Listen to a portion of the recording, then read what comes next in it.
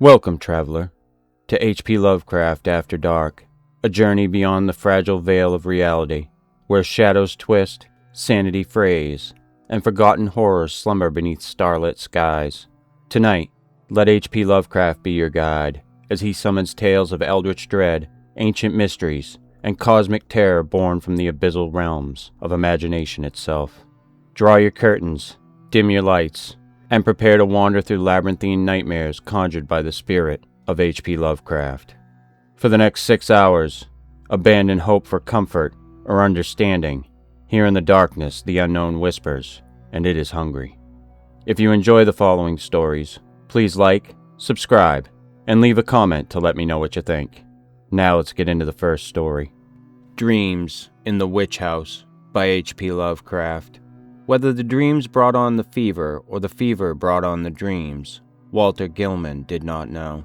Behind everything crouched the brooding, festering horror of the ancient town, and of the moldy, unhallowed garret gable where he wrote and studied and wrestled with figures and formula when he was not tossing on the meager iron bed. His ears were growing sensitive to a preternatural and intolerable degree, and he had long ago stopped the cheap mantel clock whose ticking had come to seem like a thunder of artillery. At night, the subtle stirring of the black city outside, the sinister scurrying of rats in the wormy partitions, and the creaking of hidden timbers in the centuried house were enough to give him a sense of strident pandemonium. The darkness always teemed with unexplained sound, and yet he sometimes shook with fear lest the noises he heard should subside and allow him to hear certain other, fainter noises, which he suspected were lurking behind them. He was in the changeless, legend-haunted city of Arkham, with its clustering gambrel roofs that sway and sag over attics where witches hid from king's men in the dark, olden days of the province. Nor was any spot in the city more steeped in macabre memory than the gable room which harbored him, for it was this house and this room which had likewise harbored old Keziah Mason, whose fright from Salem Gaol, the last, no one was ever able to explain. That was in 1692. The gaoler had gone mad and babbled of a small, white-fanged, furry thing which scuttled out of Keziah's cell, and not even Cotton Mather could explain the curves and angles smeared on the gray stone walls with some red, sticky fluid. Possibly Gilman ought not to have studied so hard. Non-Euclidean calculus and quantum physics are enough to stretch any brain, and when one mixes them with folklore and tries to trace a strange background of multi-dimensional reality behind the ghoulish hints of the gothic tales and the wild whispers of the chimney corner, one can hardly expect to be wholly free from mental tension. Gilman came from Haverhill, but it was only after he had encountered college in Arkham that he began to connect his mathematics with the fantastic legends of elder magic. Something in the air of the hoary town worked obscurely on his imagination. The professors at Miskatonic had urged him to slacken up and had voluntarily cut down his course at several points. Moreover, they had stopped him from consulting the dubious old books on forbidden secrets that were kept under lock and key in a vault at the university library. But all these precautions came late in the day, so that Gilman had some terrible hints from the dreaded Necronomicon of Abdul Alzared, the fragmentary Book of Ibon, and the suppressed Unausprechlichen Kulten of von Junst to correlate with his abstract formula on the properties of space and the linkage of dimensions known and unknown. He knew his room was in the old witch house. That, indeed, was why he had taken it. There was much in Essex County records about Keziah Mason's trial, and what she had admitted under pressure to the court of Oyer and Terminer had fascinated Gilman beyond all reason. She had told Judge Hathorne of lines and curves that could be made to point out directions leading through the walls of space to other spaces beyond, and had implied that such lines and curves were frequently used at certain midnight meetings in the dark valley of the White Stone beyond Meadow Hill, and on the unpeopled island in the river. She had spoken also of the Black Man, of her oath, and of her new secret name of Nahab. Then she had drawn those devices on the walls of her cell and vanished. Gilman believed strange things about Keziah, and had felt a queer thrill on learning that her dwelling, was still standing after more than 235 years.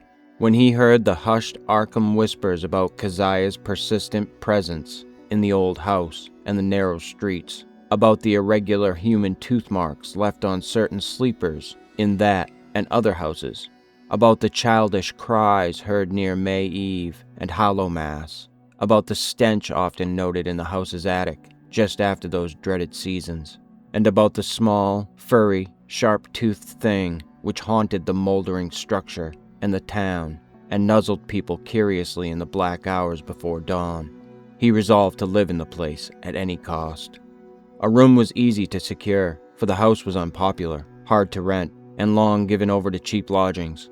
Gilman could not have told what he expected to find there, but he knew he wanted to be in the building where some circumstances had more or less suddenly given a mediocre old woman of the 17th century an insight into mathematical depths, perhaps beyond the utmost modern delvings of Planck, Heisenberg, Einstein, and de Sitter. He studied the timber and plaster walls for traces of cryptic designs at every accessible spot where the paper had peeled, and within a week managed to get the eastern attic room, where Keziah was held to have practiced her spells. It had been vacant from the first, for no one had ever been willing to stay there long.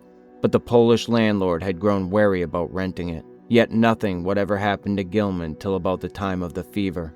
No ghostly Keziah flitted through the somber halls and chambers, no small furry thing crept into his dismal eyrie to nuzzle him, and no record of witches' incantations rewarded his constant search.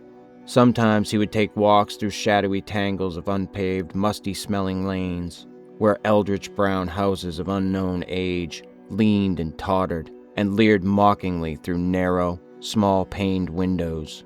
Here he knew strange things had happened once, and there was a faint suggestion behind the surface that everything of that monstrous past might not, at least in the darkest, narrowest, and most intricately crooked alleys, have utterly perished. He also rowed out twice to the ill-regarded island in the river, and made a sketch of the singular angles described by the moss-grown rows of gray standing stones, whose origin was so obscure and immemorial. Gilman's room was of good size, but queerly irregular shape, the north wall slanting perceptibly inward from the outer to the inner end, while the low ceiling slanted gently downward in the same direction. Aside from an obvious rat hole and the signs of other stopped-up ones, there was no access, nor any appearance of a former avenue of access, to the space which must have existed between the slanting wall and the straight outer wall on the house's north side, though a view from the exterior shewed where a window had been boarded up at a very remote date. The loft above the ceiling, which must have had a slanting floor, was likewise inaccessible.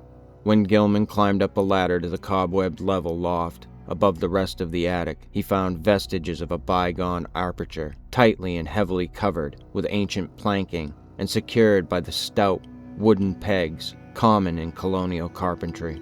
No amount of persuasion, however, could induce the stolid landlord to let him investigate either of these two closed spaces. As time wore along, his absorption in the irregular wall and ceiling of his room increased, for he began to read into the odd angles a mathematical significance which seemed to offer vague clues regarding their purpose. Old Keziah, he reflected, must have had excellent reasons for living in a room with peculiar angles. For was it not through certain angles that she had claimed to have gone outside the boundaries of the world of space we know? His interest gradually veered away from the unplumbed voids beyond the slanting surfaces, since it now appeared that the purpose of those surfaces concerned the side he was already on.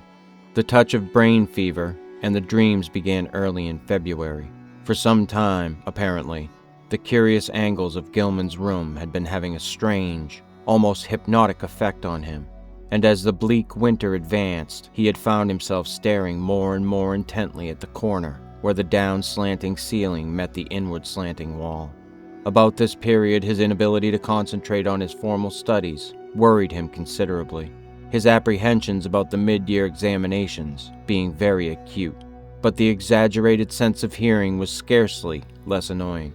Life had become an insistent and almost unendurable cacophony, and there was that constant, terrifying impression of other sounds, perhaps from regions beyond life, trembling on the very brink of audibility.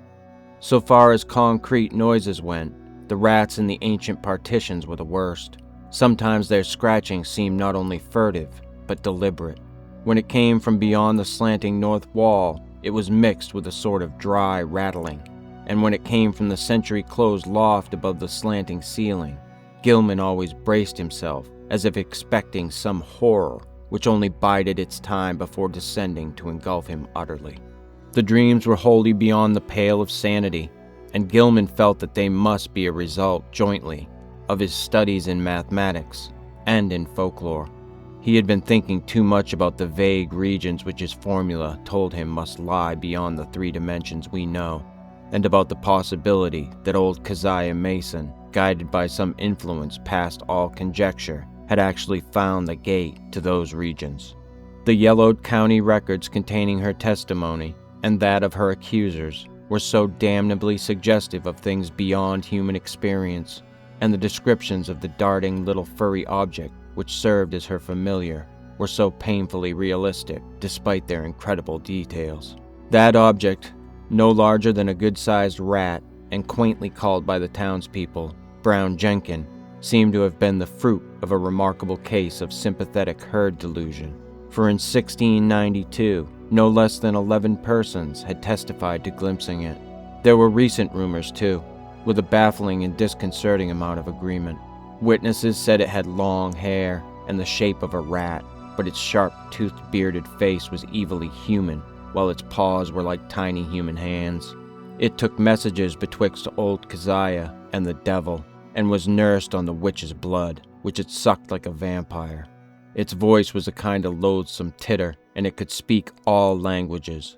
Of all the bizarre monstrosities in Gilman's dreams, nothing filled him with greater panic and nausea than this blasphemous and diminutive hybrid, whose image flitted across his vision in a form 1,000-fold more hateful than anything his waking mind had deduced from the ancient records and the modern whispers. Gilman's dreams consisted largely in plunges through limitless abysses of inexplicably colored twilight and bafflingly disordered sound, abysses whose material and gravitational properties, and whose relation to his own entity, he could not even begin to explain. He did not walk or climb, fly or swim, crawl or wriggle, yet always experienced a mode of motion, partly voluntary and partly involuntary. Of his own condition he could not well judge, for sight of his arms, legs, and torso seemed always cut off by some odd disarrangement of perspective. But he felt that his physical organization and faculties were somehow marvelously transmuted and obliquely projected, though not without a certain grotesque relationship to his normal proportions and properties.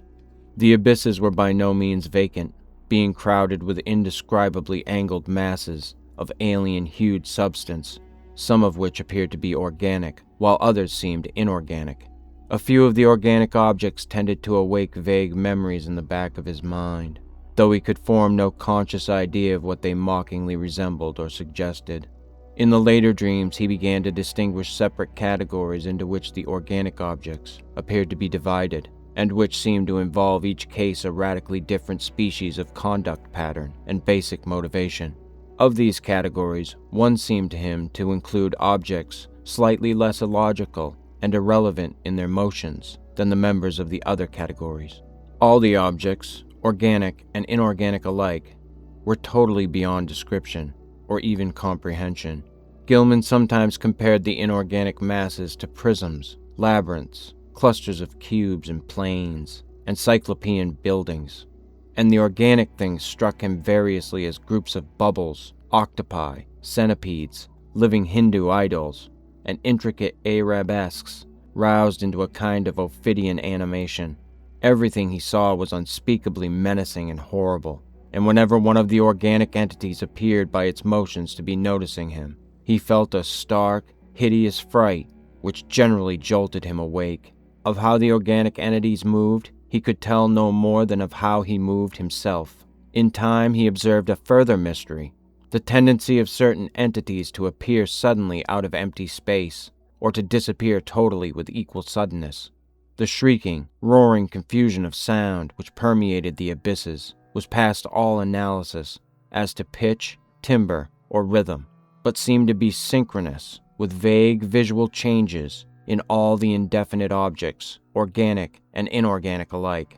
Gilman had a constant sense of dread that it might rise to some unbearable degree of intensity during one or another of its obscure, relentlessly inevitable fluctuations. But it was not in these vortices of complete alienage that he saw Brown Jenkin. That little shocking horror was reserved for certain lighter, sharper dreams, which assailed him just before he dropped into the fullest depths of sleep. He would be lying in the dark fighting to keep awake, when a faint, lambent glow would seem to shimmer around the centuried room, shewing in a violet mist the convergence of angled planes, which had seized his brain so insidiously. The horror would appear to pop out of the rat hole in the corner and patter toward him over the sagging, wide-planked floor with evil expectancy in its tiny, bearded human face. But mercifully, this dream always melted away before the object got close enough to nuzzle him. It had hellishly long, sharp canine teeth. Gilman tried to stop up the rat hole every day, but each night, the real tenants of the partitions would gnaw away the obstruction, whatever it might be. Once he had the landlord nail tin over it, but the next night the rats gnawed a fresh hole, in making which they pushed or dragged out into the room a curious little fragment of bone. Gilman did not report his fever to the doctor, for he knew he could not pass the examinations, if ordered to the college infirmary when every moment was needed for cramming. As it was, he failed in Calculus D and advanced general psychology, though not without hope of making up lost ground before the end of the term. It was in March when the fresh element entered his lighter preliminary dreaming, and the nightmare shape of Brown Jenkin began to be companioned by the nebulous blur which grew more and more to resemble a bent, old woman. This addition disturbed him more than he could account for, but finally he decided that it was like an ancient crone whom he had twice actually encountered in the dark tangle of lanes near the abandoned wharves. On those occasions, the evil, sardonic, and seemingly unmotivated stare of the beldam had set him almost shivering, especially the first time, when an overgrown rat darting across the shadowed mouth of a neighboring alley had made him think irritationally of Brown Jenkin. Now, he reflected, those nervous fears were being mirrored in his disordered dreams. That the influence of the old house was unwholesome, he could not deny, but traces of his early morbid interest still held him there.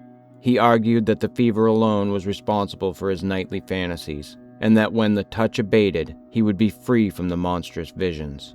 Those visions, however, were of abhorrent vividness and convincingness, and whenever he awaked, he retained a vague sense of having undergone much more than he remembered. He was hideously sure that in unrecalled dreams he had talked with both Brown Jenkin and the old woman, and that they had been urging him to go somewhere with them and to meet a third being of greater potency. Toward the end of March he began to pick up in his mathematics, though other studies bothered him increasingly. He was getting an intuitive knack for solving Riemannian equations, and astonished Professor Upham by his comprehension of fourth-dimensional and other problems, which had floored all the rest of the class. One afternoon there was a discussion of possible freakish curvatures in space, and of theoretical points of approach, or even contact between our part of the cosmos and various other regions, as distant as the farthest stars, or the transgalactic gulfs themselves, or even as fabulously remote as the tentatively conceivable cosmic units beyond the whole Einsteinian space-time continuum. Gilman's handling of this theme filled everyone with admiration, even though some of his hypothetical illustrations caused an increase in the always plentiful gossip about his nervous and solitary eccentricity.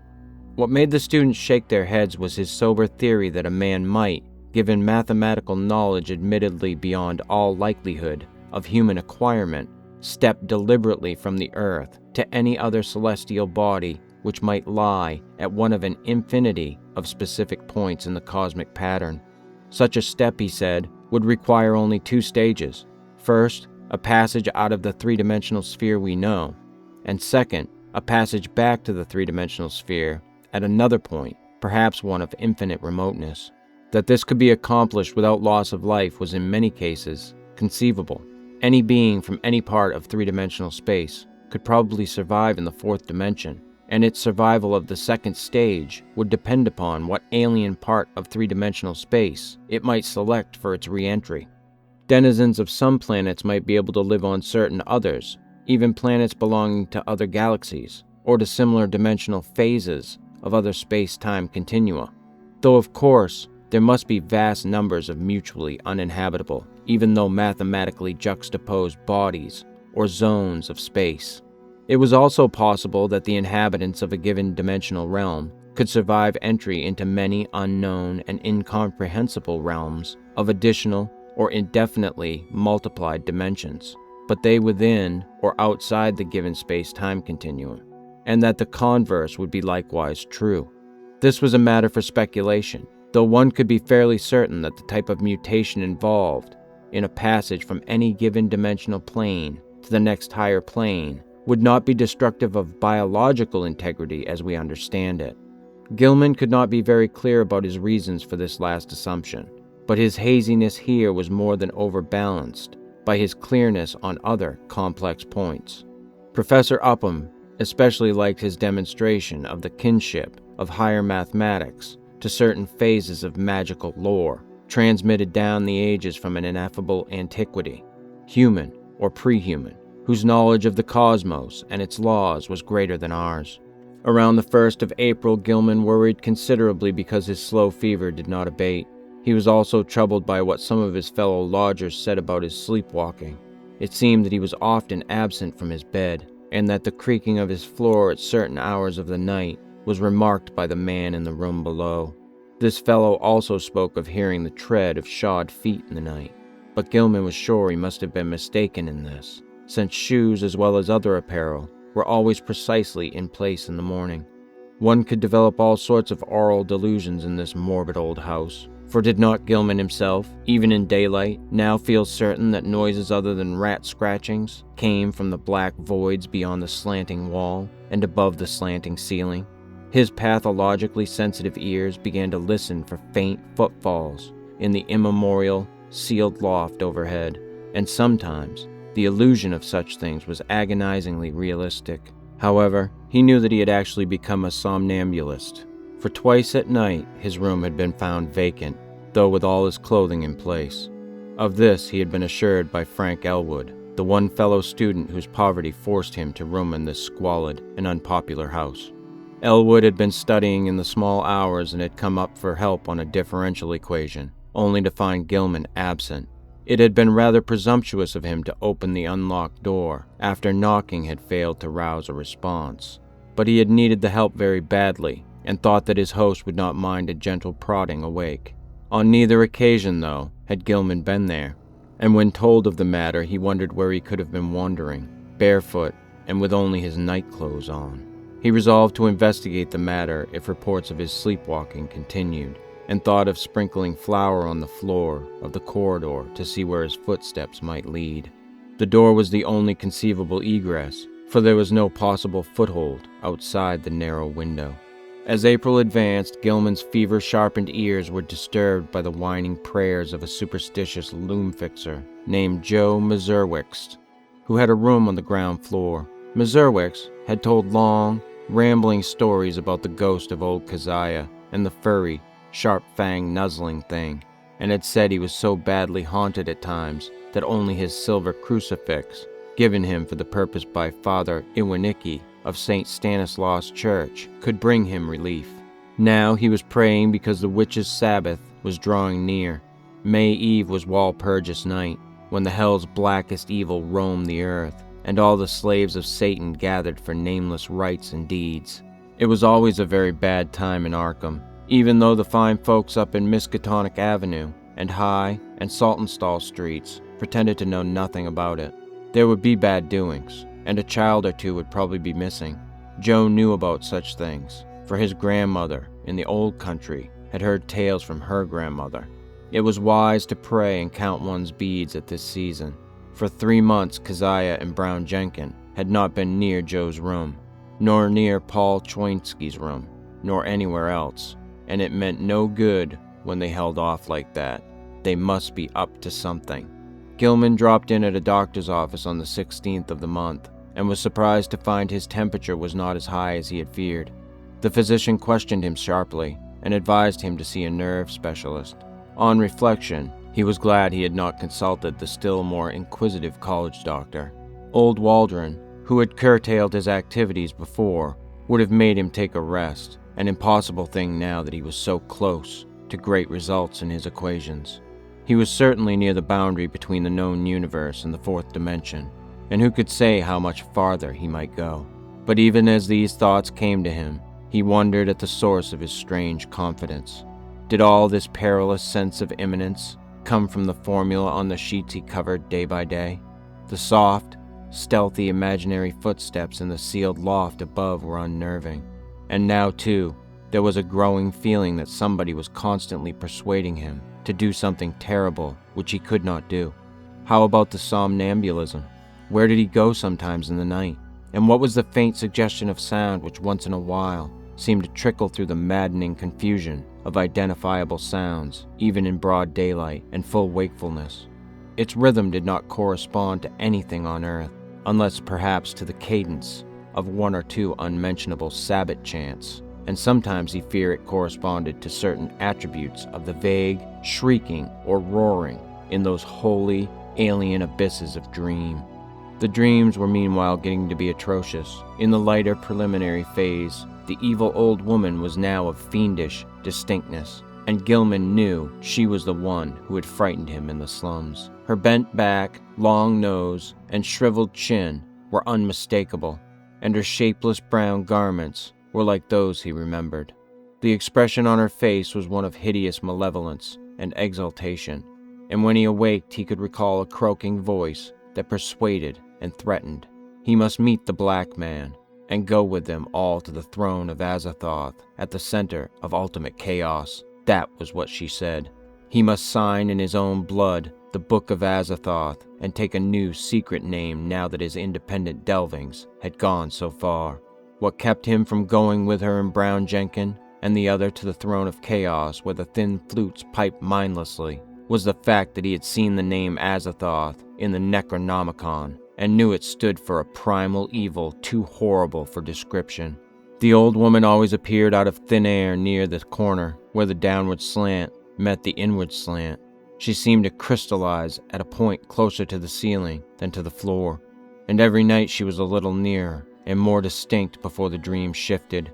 Brown Jenkin, too, was always a little nearer at the last, and its yellowish-white fangs glistened shockingly in that unearthly violet phosphorescence. Its shrill, loathsome tittering stuck more and more in Gilman's head, and he could remember in the morning how it had pronounced the words Azathoth and Nyarlathotep. In the deeper dreams, everything was likewise more distinct, and Gilman felt that the twilight abysses around him were those of the fourth dimension. Those organic entities whose motions seemed least flagrantly irrelevant and unmotivated were probably projections of life forms from our own planet, including human beings.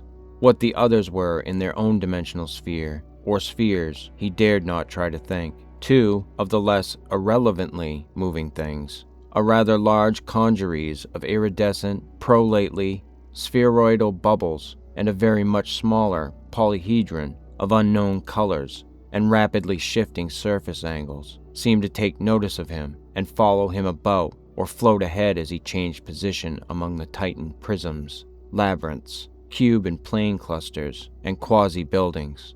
And all the while the vague shrieking and roaring waxed louder and louder, as if approaching some monstrous climax of utterly unendurable intensity. During the night of April 19th to 20th, the new development occurred. Gilman was half involuntarily moving about in the twilight abysses, with the bubble mass and the small polyhedron floating ahead, when he noticed the peculiarly regular angles formed by the edges of some gigantic, neighboring prism clusters. In another second, he was out of the abyss and standing tremulously on a rocky hillside, bathed in intense, diffused green light. He was barefooted and in his night clothes, and when he tried to walk, discovered that he could scarcely lift his feet. A swirling vapor hid everything but the immediate sloping terrain from sight, and he shrank from the thought of the sounds that might surge out of that vapor.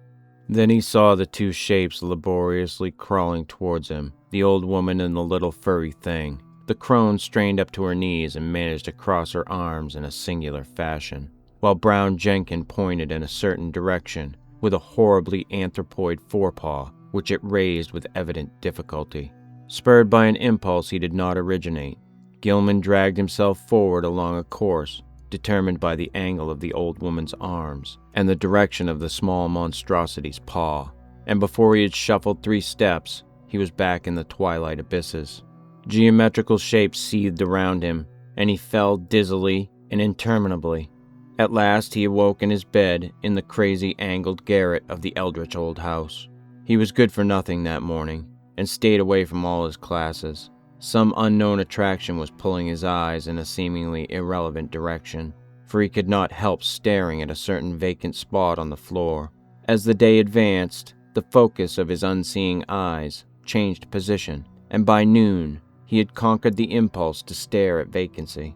About 2 o'clock he went out for lunch, and as he threaded the narrow lanes of the city, he found himself turning always to the southeast. Only an effort halted him at a cafeteria in Church Street, and after a meal, he felt the unknown pull still more strongly.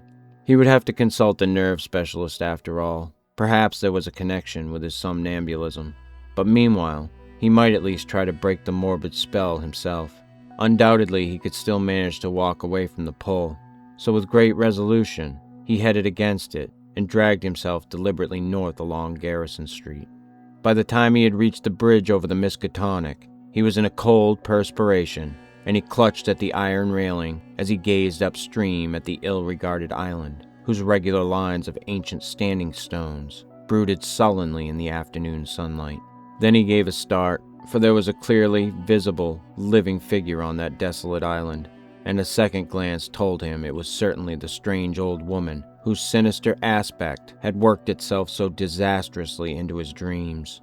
The tall grass near her was moving too, as if some other living thing were crawling close to the ground. When the old woman began to turn toward him, he fled precipitately off the bridge and into the shelter of the town's labyrinthine waterfront alleys. Distant though the island was, he felt that a monstrous and invincible evil could flow from the sardonic stare of that bent, ancient figure in brown. The southeastward pull still held, and only with tremendous resolution could Gilman drag himself into the old house and up the rickety stairs. For hours he sat silent and aimless, with his eyes shifting gradually westward. About 6 o'clock his sharpened ears caught the whining prayers of Joe Mazurwick's 2 floors below, and in desperation he seized his hat and walked out into the sunset golden streets, letting the now directly southward pull carry him where it might. An hour later darkness found him in the open fields beyond Hangman's Brook, with the glimmering spring stars shining ahead. The urge to walk was gradually changing to an urge to leap mystically into space, and suddenly he realized just where the source of the pull lay. It was in the sky. A definite point among the stars had a claim on him and was calling him. Apparently it was a point somewhere between Hydra and Argo Navis, and he knew that he had been urged toward it ever since he had awakened soon after dawn. In the morning it had been underfoot, afternoon found it rising in the southeast, and now it was roughly south, but wheeling toward the west. What was the meaning of this new thing? Was he going mad? How long would it last? Again, mustering his resolution, Gilman turned and dragged himself back to the sinister old house. Mazurwick's was waiting for him at the door, and seemed both anxious and reluctant to whisper some fresh bit of superstition. It was about the witchlight. Joe had been out celebrating the night before. It was Patriots' Day in Massachusetts, and had come home after midnight. Looking up at the house from outside, he had thought at first that Gilman's window was dark, but then he had seen the faint, violet glow within.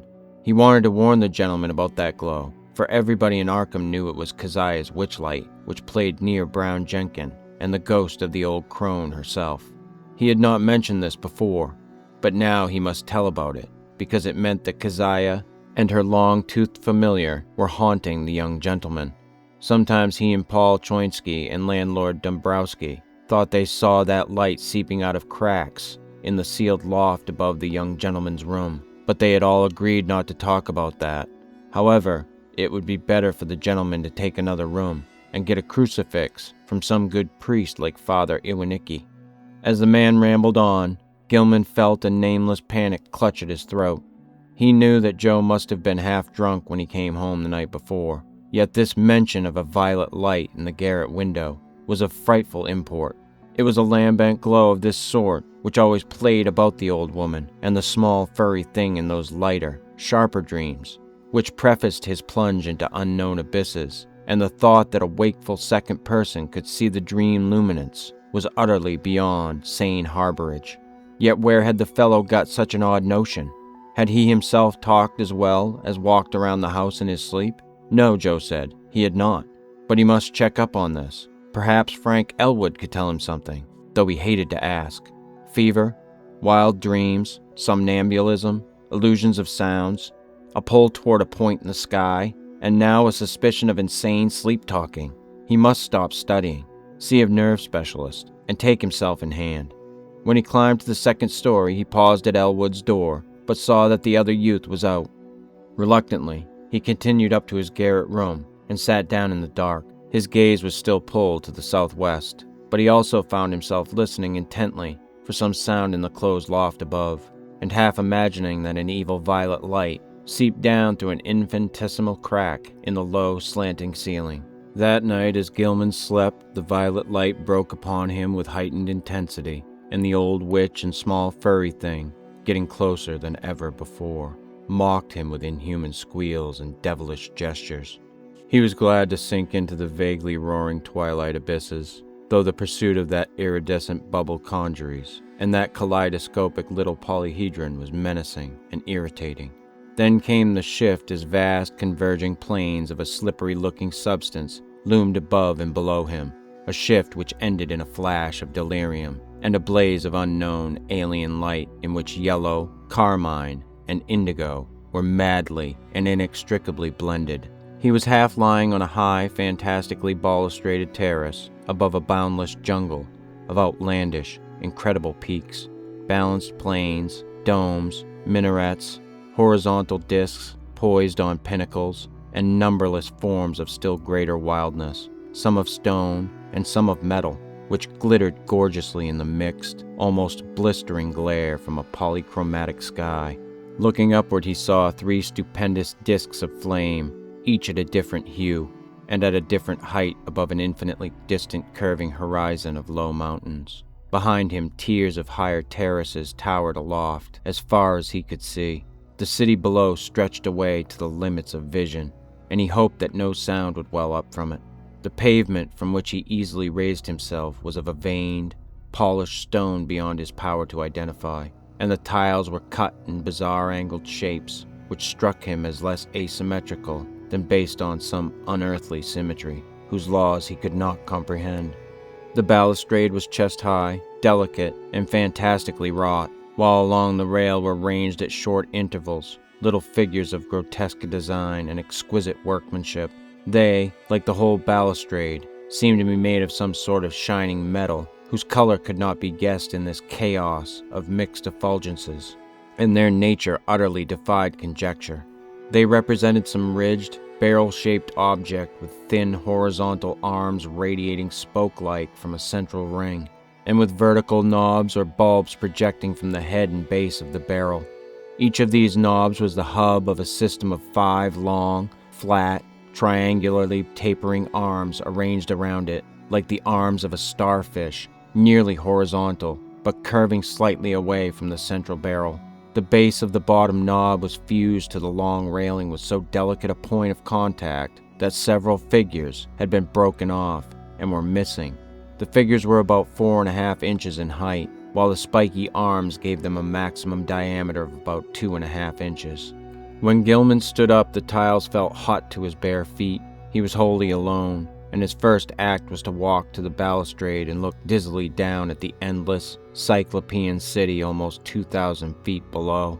As he listened, he thought a rhythmic confusion of faint, musical pipings covering a wide tonal range welled up from the narrow streets beneath, and he wished he might discern the denizens of the place. The sight turned him giddy after a while, so that he would have fallen to the pavement had he not clutched instinctively at the lustrous balustrade. His right hand fell on one of the projecting figures, the touch seeming to steady him slightly. It was too much, however, for the exotic delicacy of the metalwork, and the spiky figure snapped off under his grasp. Still half dazed, he continued to clutch it as his other hand seized a vacant space on the smooth railing. But now his oversensitive ears caught something behind him, and he looked back across the level terrace.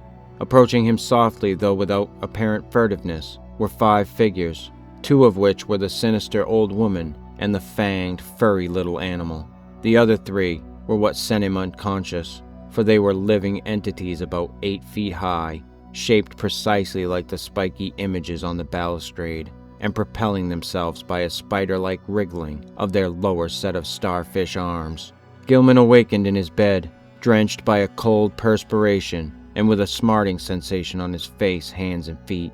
Springing to the floor, he washed and dressed in frantic haste, as if it were necessary for him to get out of the house as quickly as possible. He did not know where he wished to go, but felt that once more he would have to sacrifice his classes. The odd pull toward that spot in the sky between Hydra and Argo had abated, but another, of even greater strength, had taken its place. Now he felt he must go north, infinitely north. He dreaded to cross the bridge that gave a view of the desolate island in the Miskatonic, so went over the Peabody Avenue Bridge. Very often he stumbled, for his eyes and ears were chained to an extremely lofty point in the blank blue sky.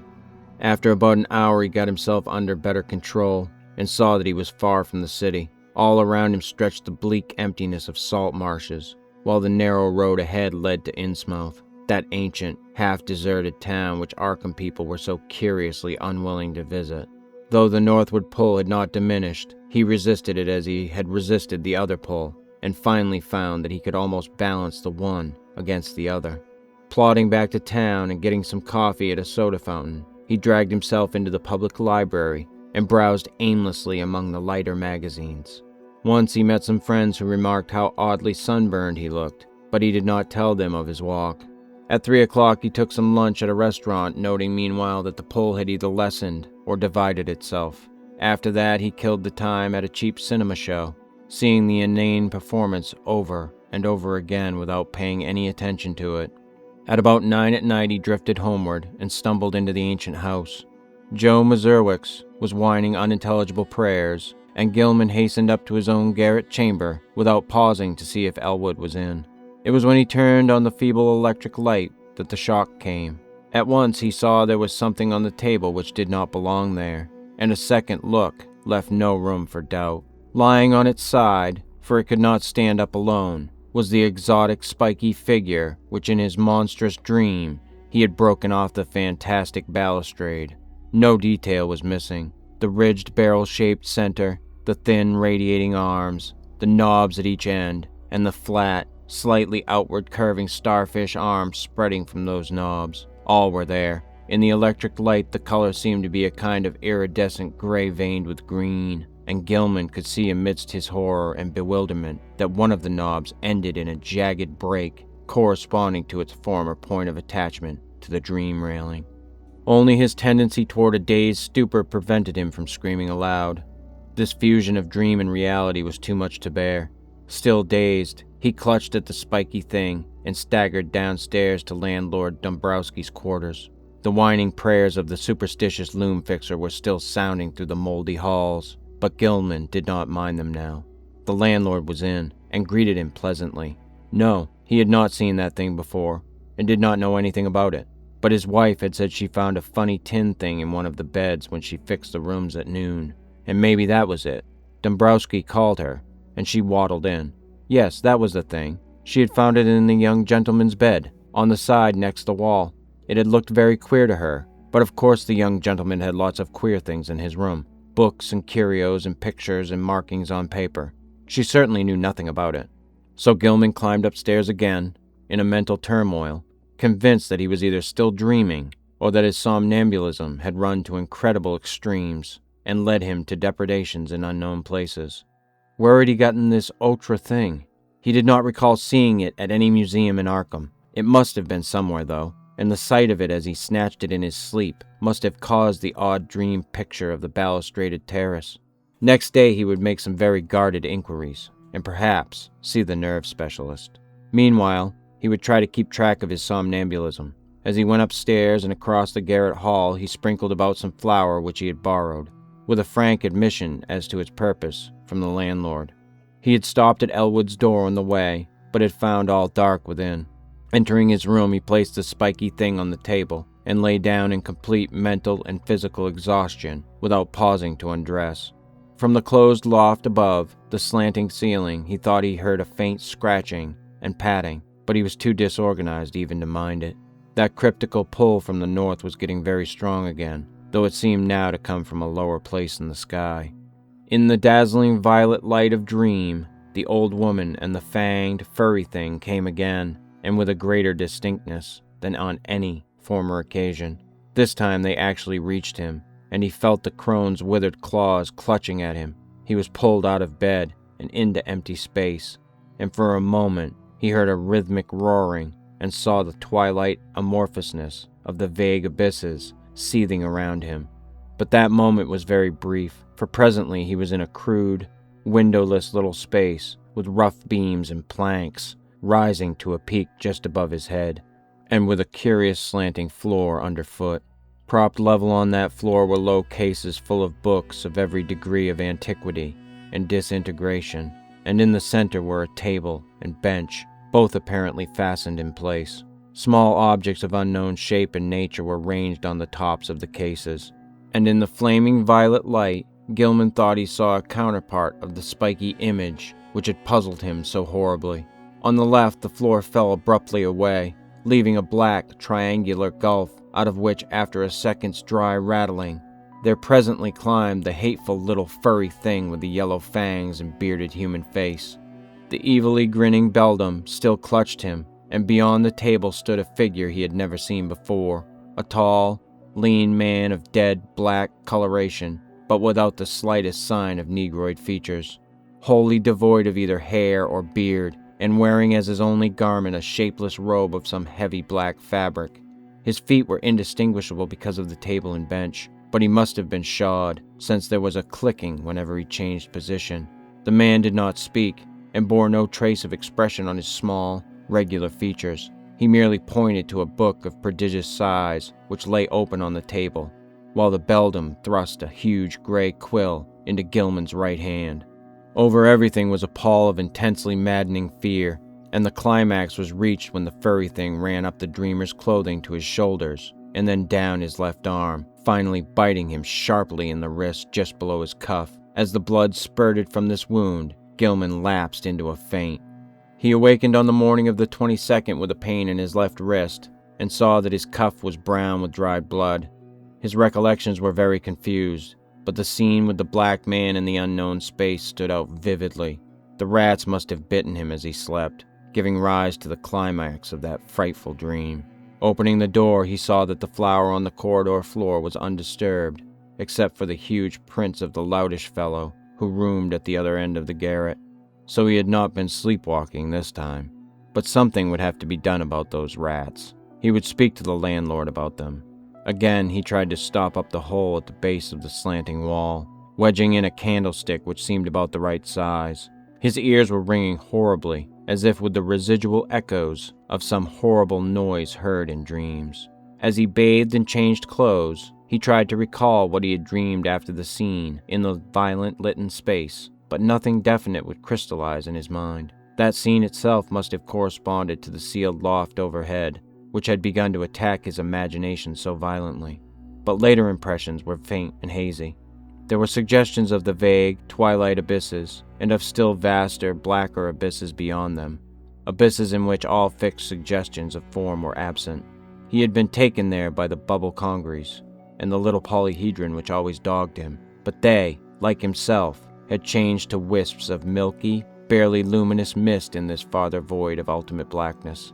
Something else had gone on ahead, a larger wisp, which now and then condensed into nameless approximations of form, and he thought that their progress had not been in a straight line, but rather along the alien curves and spirals of some ethereal vortex, which obeyed laws unknown to the physics and mathematics of any conceivable cosmos.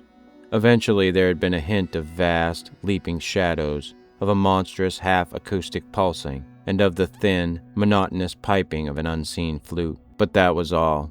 Gilman decided he had picked up that last conception from what he had read in the Necronomicon about the mindless entity, Azathoth, which rules all time and space from a curiously environed black throne at the center of chaos.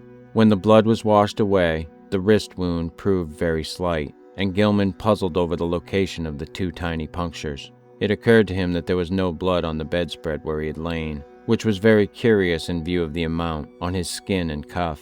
Had he been sleepwalking within his room? And had the rat bitten him as he sat in some chair, or paused in some less rational position? He looked in every corner for the brownish drops or stains, but did not find any.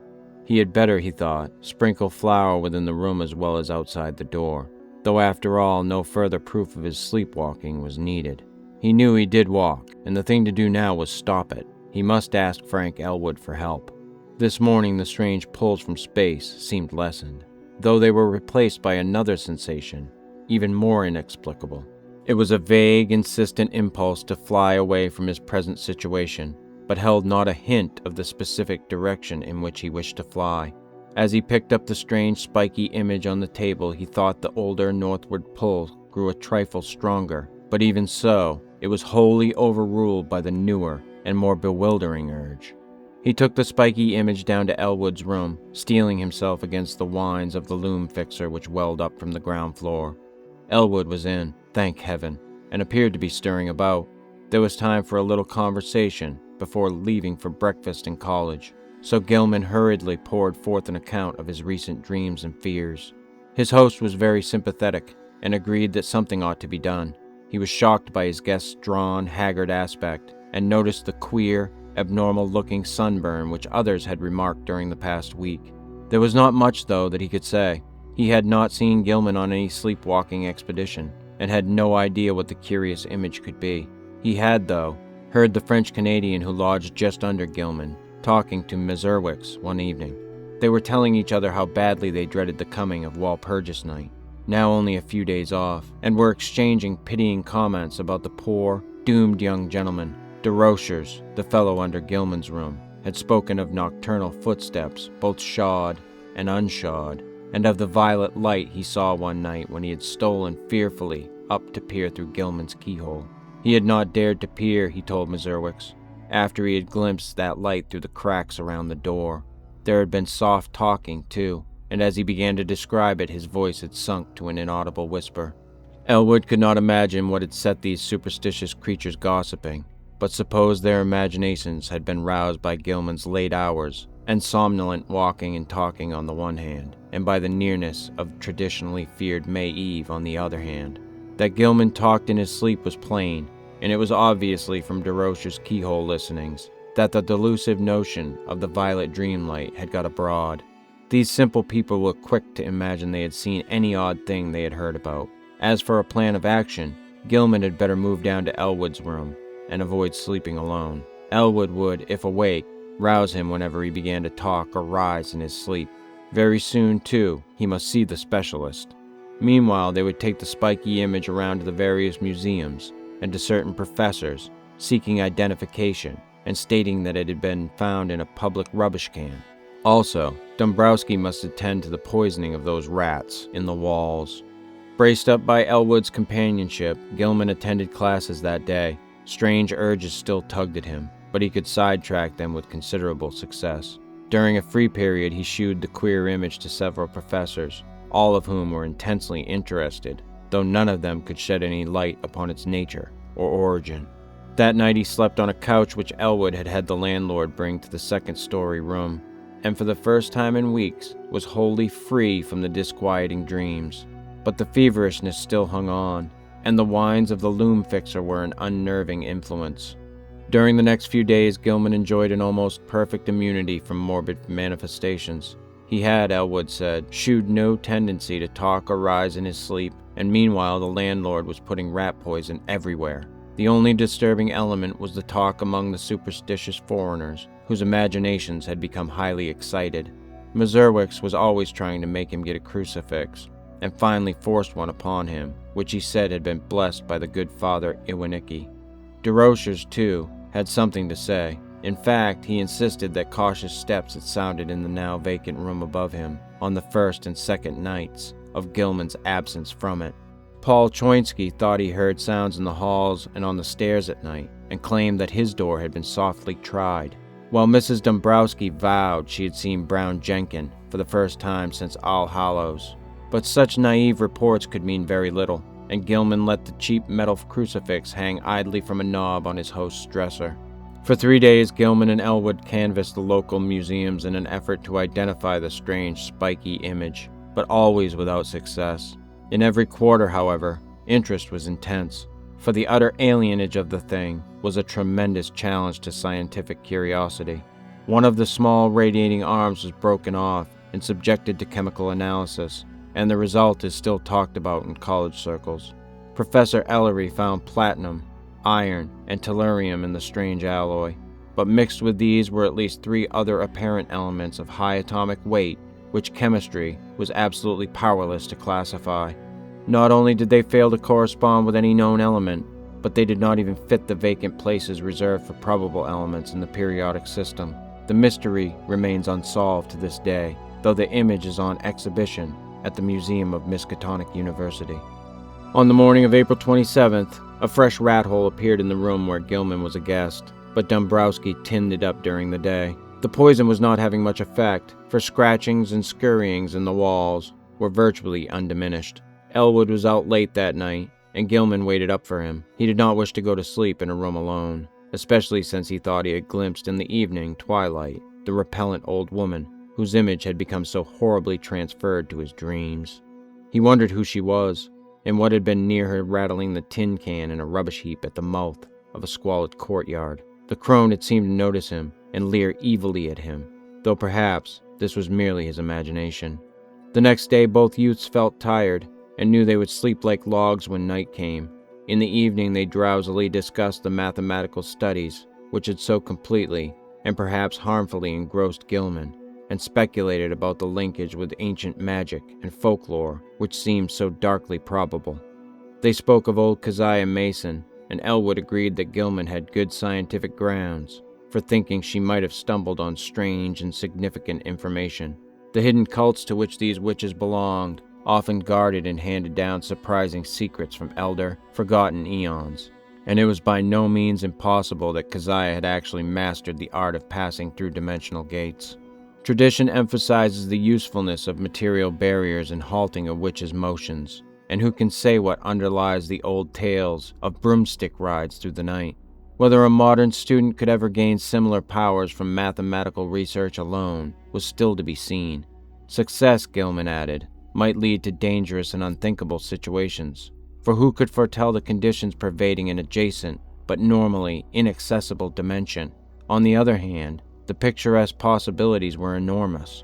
Time could not exist in certain belts of space, and by entering and remaining in such a belt, one might preserve one's life and age indefinitely, never suffering organic metabolism or deterioration except for slight amounts incurred during visits to one's own or similar planes. One might, for example, pass into a timeless dimension and emerge at some remote period of the Earth's history as young as before. Whether anybody had ever managed to do this, one could hardly conjecture with any degree of authority. Old legends are hazy and ambiguous, and in historic times all attempts at crossing forbidden gaps seemed complicated by strange and terrible alliances with beings and messengers from outside. There was the immemorial figure of the deputy or messenger of hidden and terrible powers, the Black Man of the witch cult, and the Nyarlathotep of the Necronomicon. There was, too, the baffling problem of the lesser messengers or intermediaries, the quasi-animals and queer hybrids which legend depicts as witches' familiars. As Gilman and Elwood retired, too sleepy to argue further, they heard Joe Mazurwix reel into the house half drunk and shuddered at the desperate wildness of his whining prayers. That night, Gilman saw the violet light again. In his dream, he heard a scratching and gnawing in the partitions, and thought that someone fumbled clumsily at the latch. Then he saw the old woman and the small, furry thing advancing toward him over the carpeted floor. The beldam's face was alight with inhuman exultation, and the little yellow-toothed morbidity tittered mockingly as it pointed at the heavily sleeping form of Elwood on the other couch across the room. A paralysis of fear stifled all attempts to cry out. As once before, the hideous crone seized Gilman by the shoulders, yanking him out of bed and into empty space. Again the infinitude of the shrieking twilight abysses flashed past him, but in another second he thought he was in a dark, muddy, unknown alley of fetid odors, with the rotting walls of ancient houses towering up on every hand. Ahead was the robed black man he had seen in the peaked space in the other dream, while from a lesser distance the old woman was beckoning and grimacing imperiously. Brown Jenkin was rubbing itself with a kind of affectionate playfulness around the ankles of the black man, which the deep mud largely concealed. There was a dark open doorway on the right, to which the black man silently pointed. Into this the grimacing crone started, dragging Gilman after her by his pajama sleeve. There were evil-smelling staircases, which creaked ominously, and on which the old woman seemed to radiate a faint violet light, and finally a door leading off a landing. The crone fumbled with the latch and pushed the door open, motioning to Gilman to wait and disappearing inside the black aperture. The youth's oversensitive ears caught a hideous strangled cry, and presently the beldam came out of the room bearing a small, senseless form which she thrust at the dreamer, as if ordering him to carry it. The sight of this form, and the expression on its face, broke the spell. Still too dazed to cry out, he plunged recklessly down the noisome staircase and into the mud outside, halting only when seized and choked by the waiting black man. As consciousness departed, he heard the faint, shrill tittering of the fanged, rat-like abnormality. On the morning of the 29th, Gilman awaked to a maelstrom of horror. The instant he opened his eyes, he knew something was terribly wrong, for he was back in his old garret room with the slanting wall and ceiling, sprawled on the now unmade bed. His throat was aching inexplicably, and as he struggled to a sitting posture, he saw with growing fright that his feet and pajama bottoms were brown with caked mud. For the moment his recollections were hopelessly hazy, but he knew at least that he must have been sleepwalking. Elwood had been lost too deeply in slumber to hear him and stop him. On the floor were confused muddy prints, but oddly enough they did not extend all the way to the door. The more Gilman looked at them, the more peculiar they seemed, for in addition to those he could recognize as his, there were some smaller, almost round markings, such as the legs of a large chair or table might make, except that most of them tend to be divided into halves. There were also some curious muddy rat tracks leading out of a fresh hole and back into it again. Utter bewilderment and the fear of madness racked Gilman as he staggered to the door and saw that there were no muddy prints outside. The more he remembered of his hideous dream, the more terrified he felt, and it added to his desperation to hear Joe Mazurwick's chanting mournfully 2 floors below. Descending to Elwood's room, he roused his still sleeping host and began to tell of how he had found himself, but Elwood could form no idea of what might really have happened.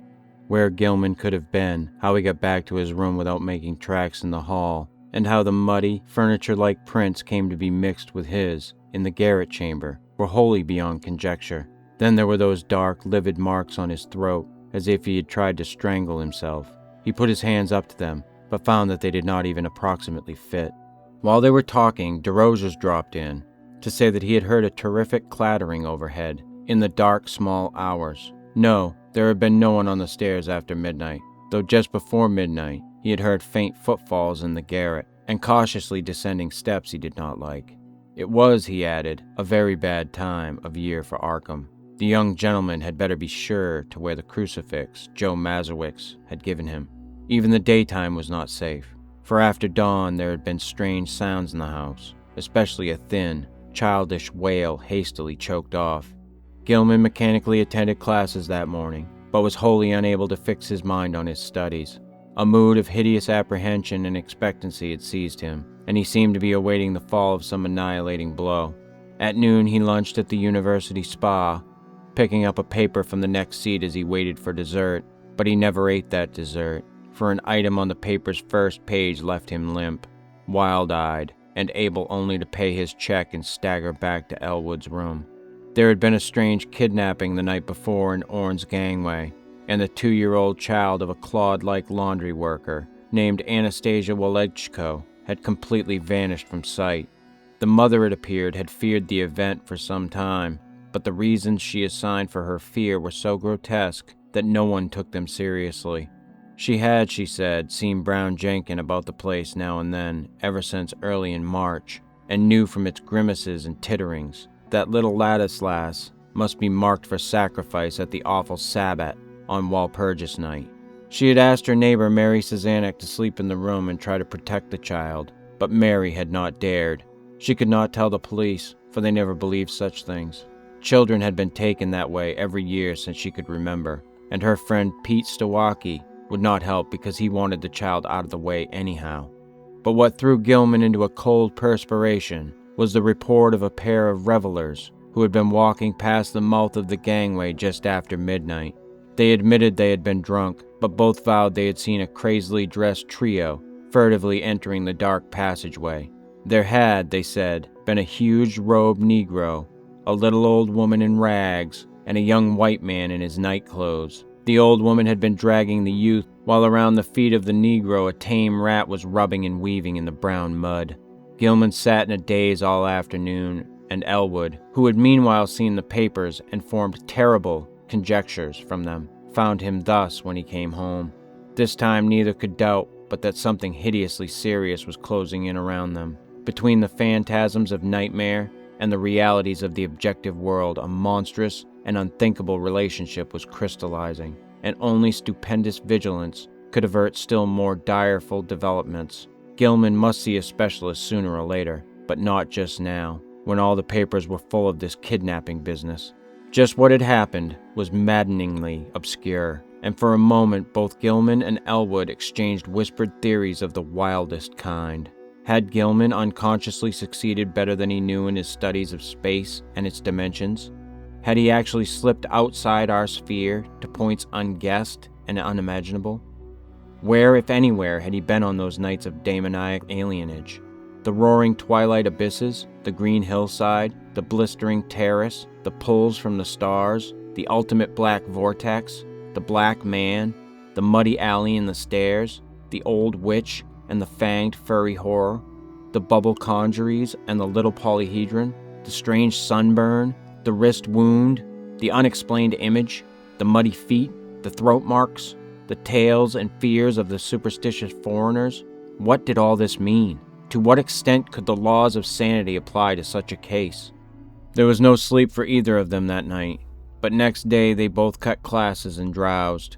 This was April 30th, and with the dusk would come the hellish Sabbath time which all the foreigners and the superstitious old folk feared.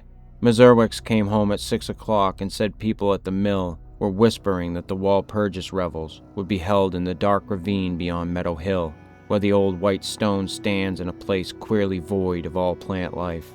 Some of them had even told the police and advised them to look there for the missing Walechko child, but they did not believe anything would be done.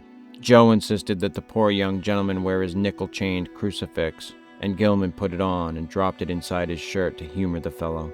Late at night the two youths sat drowsing in their chairs, lulled by the rhythmical praying of the loom fixer on the floor below. Gilman listened as he nodded. His preternaturally sharpened hearing seemed to strain for some subtle, dreaded murmur beyond the noises in the ancient house.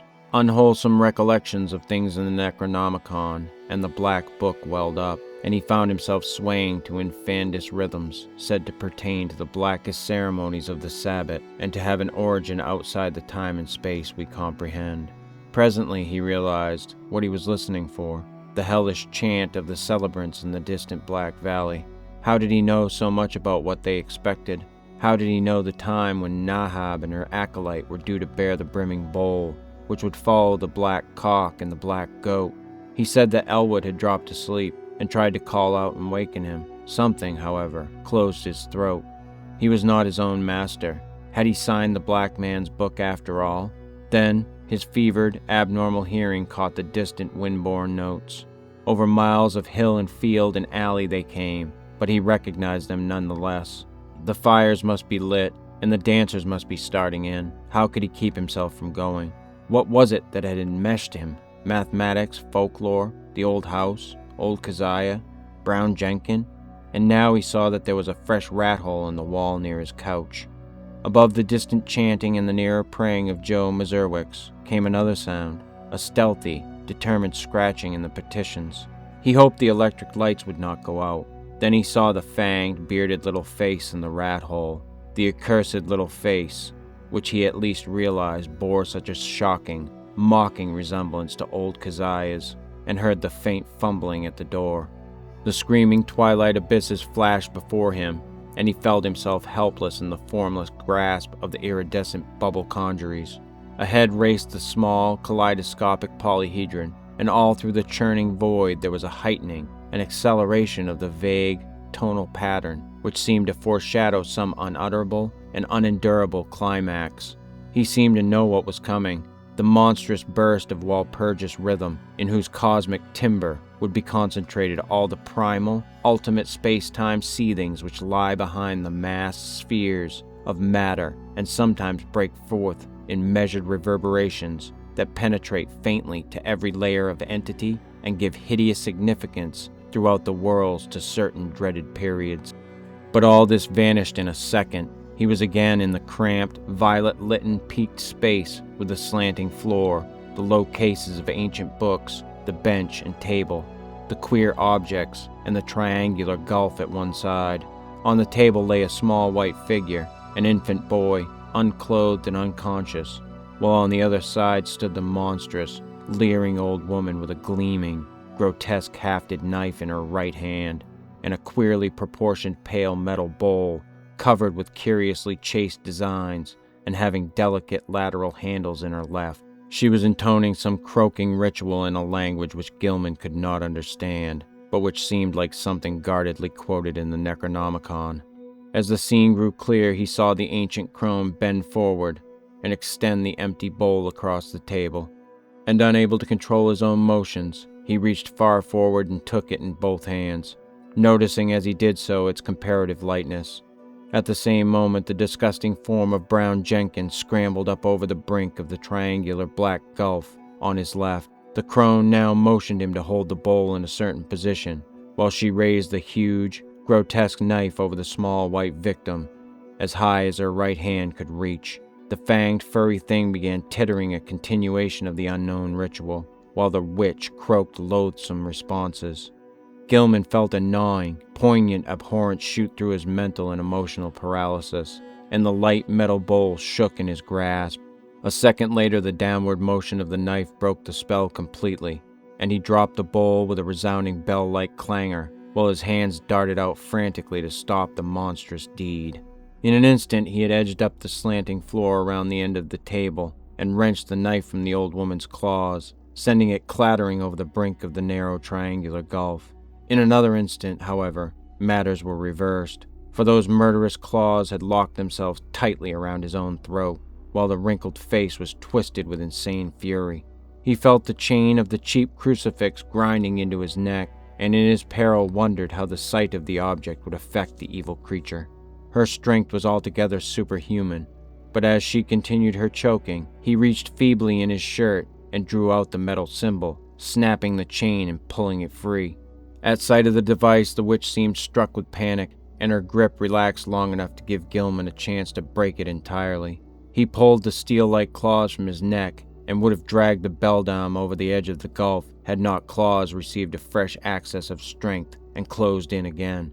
This time he resolved to reply in kind, and his own hands reached out for the creature's throat. Before she saw what he was doing, he had the chain of the crucifix twisted about her neck, and a moment later he had tightened it enough to cut off her breath. During her last struggle, he felt something bite at his ankle, and saw that Brown Jenkin had come to her aid. With one savage kick, he sent the morbidity over the edge of the gulf, and heard it whimper on some level far below.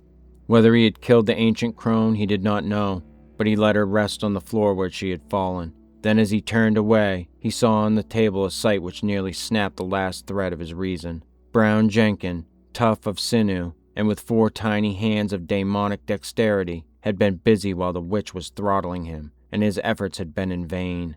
What he had prevented the knife from doing to the victim's chest, the yellow fangs of the furry blasphemy had done to her wrist, and the bowl, so lately on the floor, stood full beside the small, lifeless body. In his dream delirium, Gilman heard the hellish, alien rhythm chant of the Sabbath coming from an infinite distance, and knew the black man must be there. Confused memories mixed themselves with his mathematics, and he believed his subconscious mind held the angles which he needed to guide him back to the normal world. Alone and unaided for the first time, he felt sure he was in the immemorial sealed loft above his own room, but whether he could ever escape through the slanting floor or the long-stopped egress he doubted greatly. Besides, would not an escape from a dream loft bring him merely into a dream house, an abnormal projection of the actual place he sought? He was wholly bewildered as to the relation betwixt dream and reality in all his experiences. The passage through the vague abysses would be frightful, for the Walpurgis rhythm would be vibrating, and at last he would have to hear the hitherto veiled cosmic pulsing, which he so mortally dreaded. Even now he could detect a low, monstrous shaking, whose tempo he suspected all too well. At Sabbath time, it always mounted and reached through to the worlds to summon the initiate to nameless rites. Half the chants of the Sabbath were patterned on this faintly overheard pulsing, which no earthly ear could endure in its unveiled spatial fullness. Gilman wondered, too, whether he could trust his instinct to take him back to the right part of space. How could he be sure he would not land on that green-litten hillside of a far planet, on the tessellated terrace above the city of tentacled monsters, somewhere beyond the galaxy, or in the spiral black vortices of that ultimate void of chaos, wherein reigns the mindless Daemon Sultan, Azathoth. Just before he made the plunge, the violet light went out and left him in utter blackness. The witch, old Keziah, Nahab, that must have meant her death, and mixed with the distant chant of the Sabbath and the whimpers of Brown Jenkin in the gulf below, he thought he heard another and wilder whine from unknown depths. Joe Mazurwick's, the prayers against the crawling chaos now turning to an inexplicably triumphant shriek, words of sardonic actuality impinging on vortices of febrile dream. Ea, Shub Niggurath, the goat with 1,000 young. They found Gilman on the floor of his queerly angled old garret room long before dawn, for the terrible cry had brought DeRogers and Choinsky and Dombrowski and Mazurwick's at once, and had even wakened the soundly sleeping Elwood in his chair. He was alive and with open, staring eyes, but seemed largely unconscious. On his throat were the marks of murderous hands, and on his left ankle was a distressing rat bite. His clothing was badly rumpled, and Joe's crucifix was missing. Elwood trembled, afraid even to speculate on what new form his friend's sleepwalking had taken. Mazurwick seemed half dazed because of a sign he said he had in response to his prayers, and he crossed himself frantically when the squealing and whimpering of a rat sounded from beyond the slanting partition. When the dreamer was settled on his couch in Elwood's room, they sent for Dr. Malkowski, a local practitioner who would repeat no tales where they might prove embarrassing, and he gave Gilman 2 hypodermic injections, which caused him to relax in something like natural drowsiness. During the day, the patient regained consciousness at times and whispered his newest dream disjointedly to Elwood. It was a painful process, and at its very start brought out a fresh and disconcerting fact. Gilman, whose ears had so lately possessed an abnormal sensitiveness, was now stone deaf. Dr. Malkowski, summoned again in haste, told Elwood that both eardrums were ruptured, as if by the impact of some stupendous sound intense beyond all human conception or endurance. How such a sound could have been heard in the last few hours without arousing all the Miskatonic Valley was more than the honest physician could say. Elwood wrote his part of the colloquy on paper, so that a fairly easy communication was maintained. Neither knew what to make of the whole chaotic business, and decided it would be better if they thought as little as possible about it. Both, though, agreed that they must leave this ancient and accursed house as soon as it could be arranged. Evening papers spoke of a police raid on some curious revelers in a ravine beyond Meadow Hill just before dawn, and mentioned that the white stone there was an object of age-long superstitious regard. Nobody had been caught, but among the scattering fugitives had been glimpsed a huge Negro, In another column, it was stated that no trace of the missing child, Ladislas Walechko, had been found. The crowning horror came that very night. Elwood will never forget it, and was forced to stay out of college the rest of the term because of the resulting nervous breakdown. He had thought he heard rats in the partitions all the evening, but paid little attention to them. Then, long after both he and Gilman had retired, the atrocious shrieking began.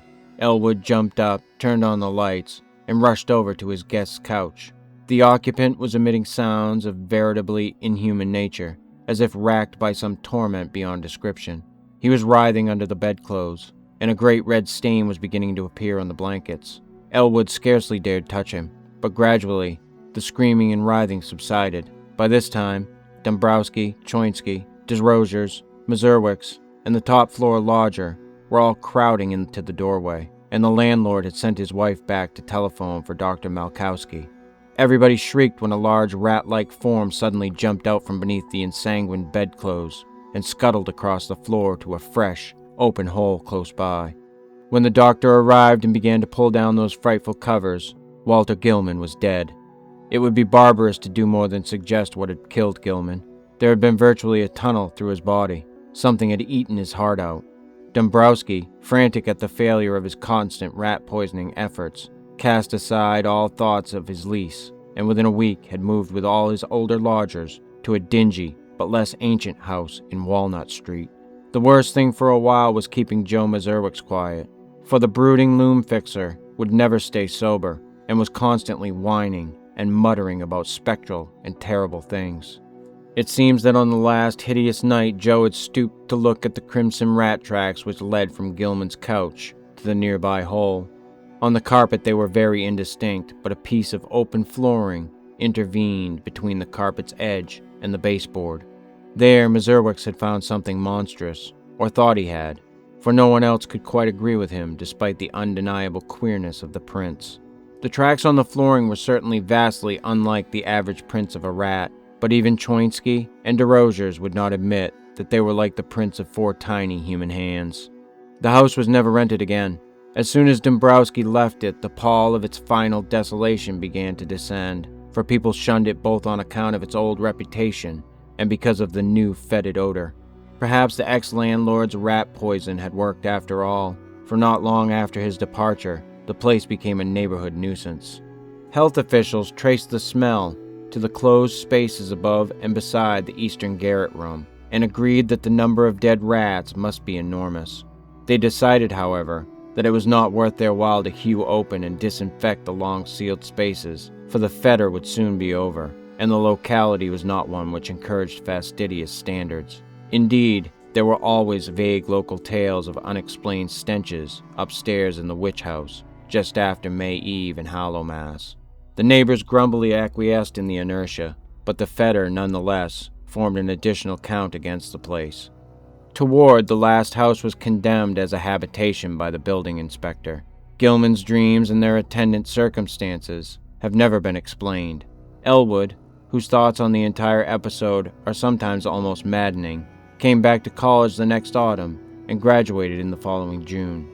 He found the spectral gossip of the town much diminished, and it is indeed a fact that, notwithstanding certain reports of a ghostly tittering in the deserted house, which lasted almost as long as that edifice itself, no fresh appearances either of old Keziah or of Brown Jenkin have been muttered of since Gilman's death.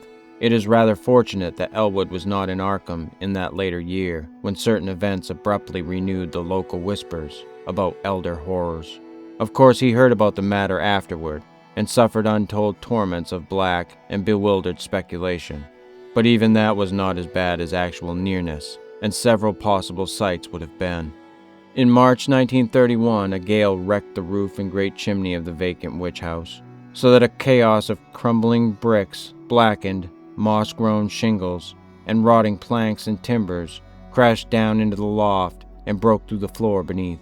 The whole attic story was choked with debris from above, but no one took the trouble to touch the mess before the inevitable raising of the decrepit structure. The ultimate step came in the following December, and it was when Gilman's old room was cleared out by reluctant, apprehensive workmen that the gossip began. Among the rubbish which had crashed through the ancient slanted ceiling were several things which made the workmen pause and call in the police. Later, the police in turn called in the coroner and several professors from the university. There were bones, badly crushed and splintered, but clearly recognizable as human, whose manifestly modern date conflicted puzzlingly with the remote period at which their only possible lurking place, the low, slant-floored loft overhead, had supposedly been sealed from all human access. The coroner's physician decided that some belonged to a small child, while certain others, found mixed with the shreds of rotten brownish cloth, belonged to a rather undersized, bent female of advanced years. Careful sifting of debris also disclosed many tiny bones of rats caught in the collapse, as well as older rat bones gnawed by small fangs, in a fashion now and then highly productive of controversy and reflection. Other objects found included the mingled fragments of many books and papers, together with a yellowish dust left from the total disintegration of still older books and papers. All without exception appeared to deal with black magic in its most advanced and horrible forms, and the evidently recent date of certain items is still a mystery, as unsolved as the modern human bones. An even greater mystery is the absolute homogeneity of the crabbed, archaic writing found on a wide range of papers, whose conditions and watermarks suggest age differences of at least 150 to 200 years. To some, though, the greatest mystery of all is the variety of utterly inexplicable objects whose shapes, materials, types of workmanship, and purposes baffle all conjecture, found scattered amidst the wreckage in evidently diverse states of injury. One of these things, which excited several Miskatonic professors profoundly, is a badly damaged monstrosity, plainly resembling the strange image which Gilman gave to the college museum, save that it is larger, wrought of some peculiar bluish stone instead of metal, and possessed of a singularly angled pedestal with undecipherable hieroglyphics. Archaeologists and anthropologists are still trying to explain the bizarre designs chased on a crushed bowl of light metal, whose inner side bore ominous brownish stains when found. Foreigners and credulous grandmothers are equally garrulous about the modern nickel crucifix, with the broken chain mixed in the rubbish, and shiveringly identified by Joe Mazurwick as that which he'd given poor Gilman many years before. Some believe this crucifix was dragged up to the sealed loft by rats, while others think it must have been on the floor in some corner of Gilman's old room all the time. Still others, including Joe himself, have theories too wild and fantastic for sober credence. When the slanting wall of Gilman's room was torn out, the once sealed triangular space between that partition and the house's north wall was found to contain much less structural debris, even in proportion to its size, than the room itself, though it had a ghastly layer of older materials, which paralyzed the wreckers with horror. In brief, the floor was a veritable ossuary of the bones of small children, some fairly modern, but others extending back in infinite gradations to a period so remote that crumbling was almost complete. On this deep bony layer rested a knife of great size, obvious antiquity, and grotesque, ornate, and exotic design, above which the debris was piled. In the midst of the debris, wedged between a fallen plank and a cluster of cemented bricks from the ruined chimney, was an object destined to cause more bafflement, veiled fright, and openly superstitious talk in Arkham than anything else discovered in the haunted and accursed building. This object was the partly crushed skeleton of a huge, diseased rat, whose abnormalities of form are still a topic of debate and source of singular reticence among the members of Miskatonic's Department of Comparative Anatomy. Very little concerning this skeleton is leaked out, but the workmen who found it whisper in shocked tones about the long, brownish hairs with which it was associated. The bones of the tiny paws, it is rumored, imply prehensile characteristics more typical of a diminutive monkey than of a rat, while the small skull, with its savage yellow fangs, is of utmost anomalousness, appearing from certain angles like a miniature, monstrously degraded parody of a human skull.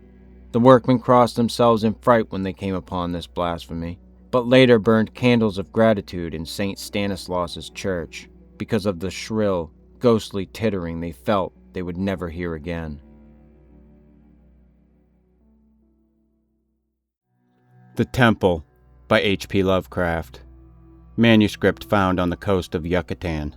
August 20th, 1917. I, Karl Heinrich Graf von Altberg Ehrenstein, Lieutenant Commander in the Imperial German Navy and in charge of the submarine U-29, deposit this bottle and record in the Atlantic Ocean at a point to me unknown, but probably about north latitude 20 degrees, west longitude 35 degrees, where my ship lies disabled on the ocean floor.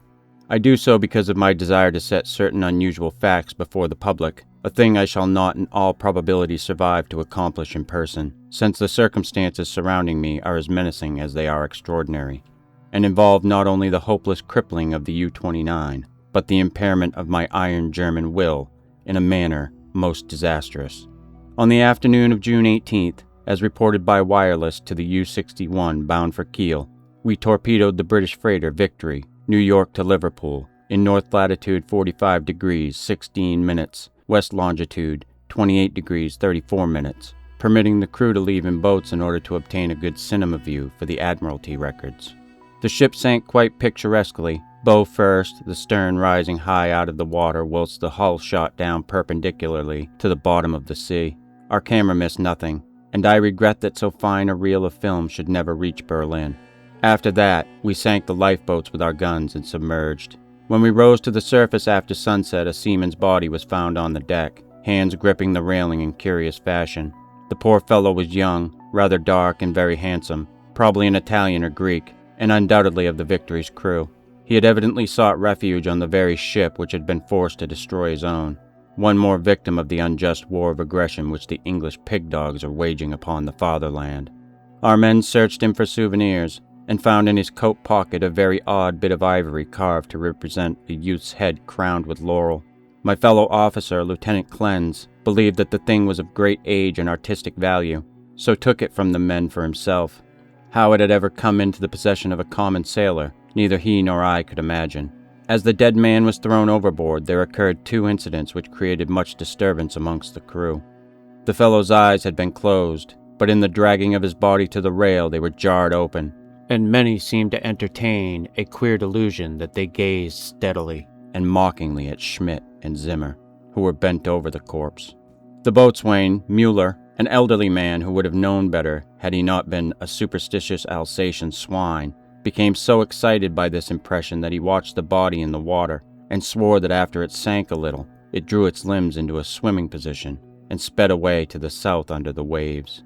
Clenz and I did not like these displays of peasant ignorance, and severely reprimanded the men, particularly Mueller. The next day a very troublesome situation was created by the indisposition of some of the crew. They were evidently suffering from the nervous strain of our long voyage, and had had bad dreams.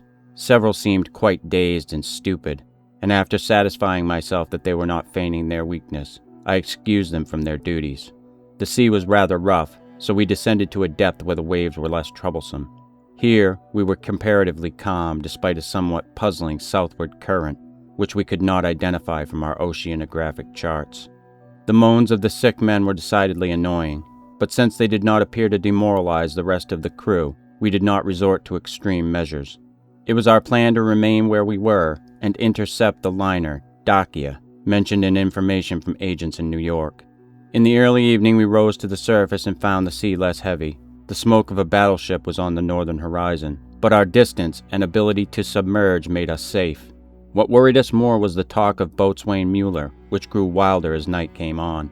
He was in a detestably childish state, and babbled of some illusion of dead bodies drifting past the undersea portholes, bodies which looked at him intensely, and which he recognized in spite of bloating as having seen dying during some of our victorious German exploits.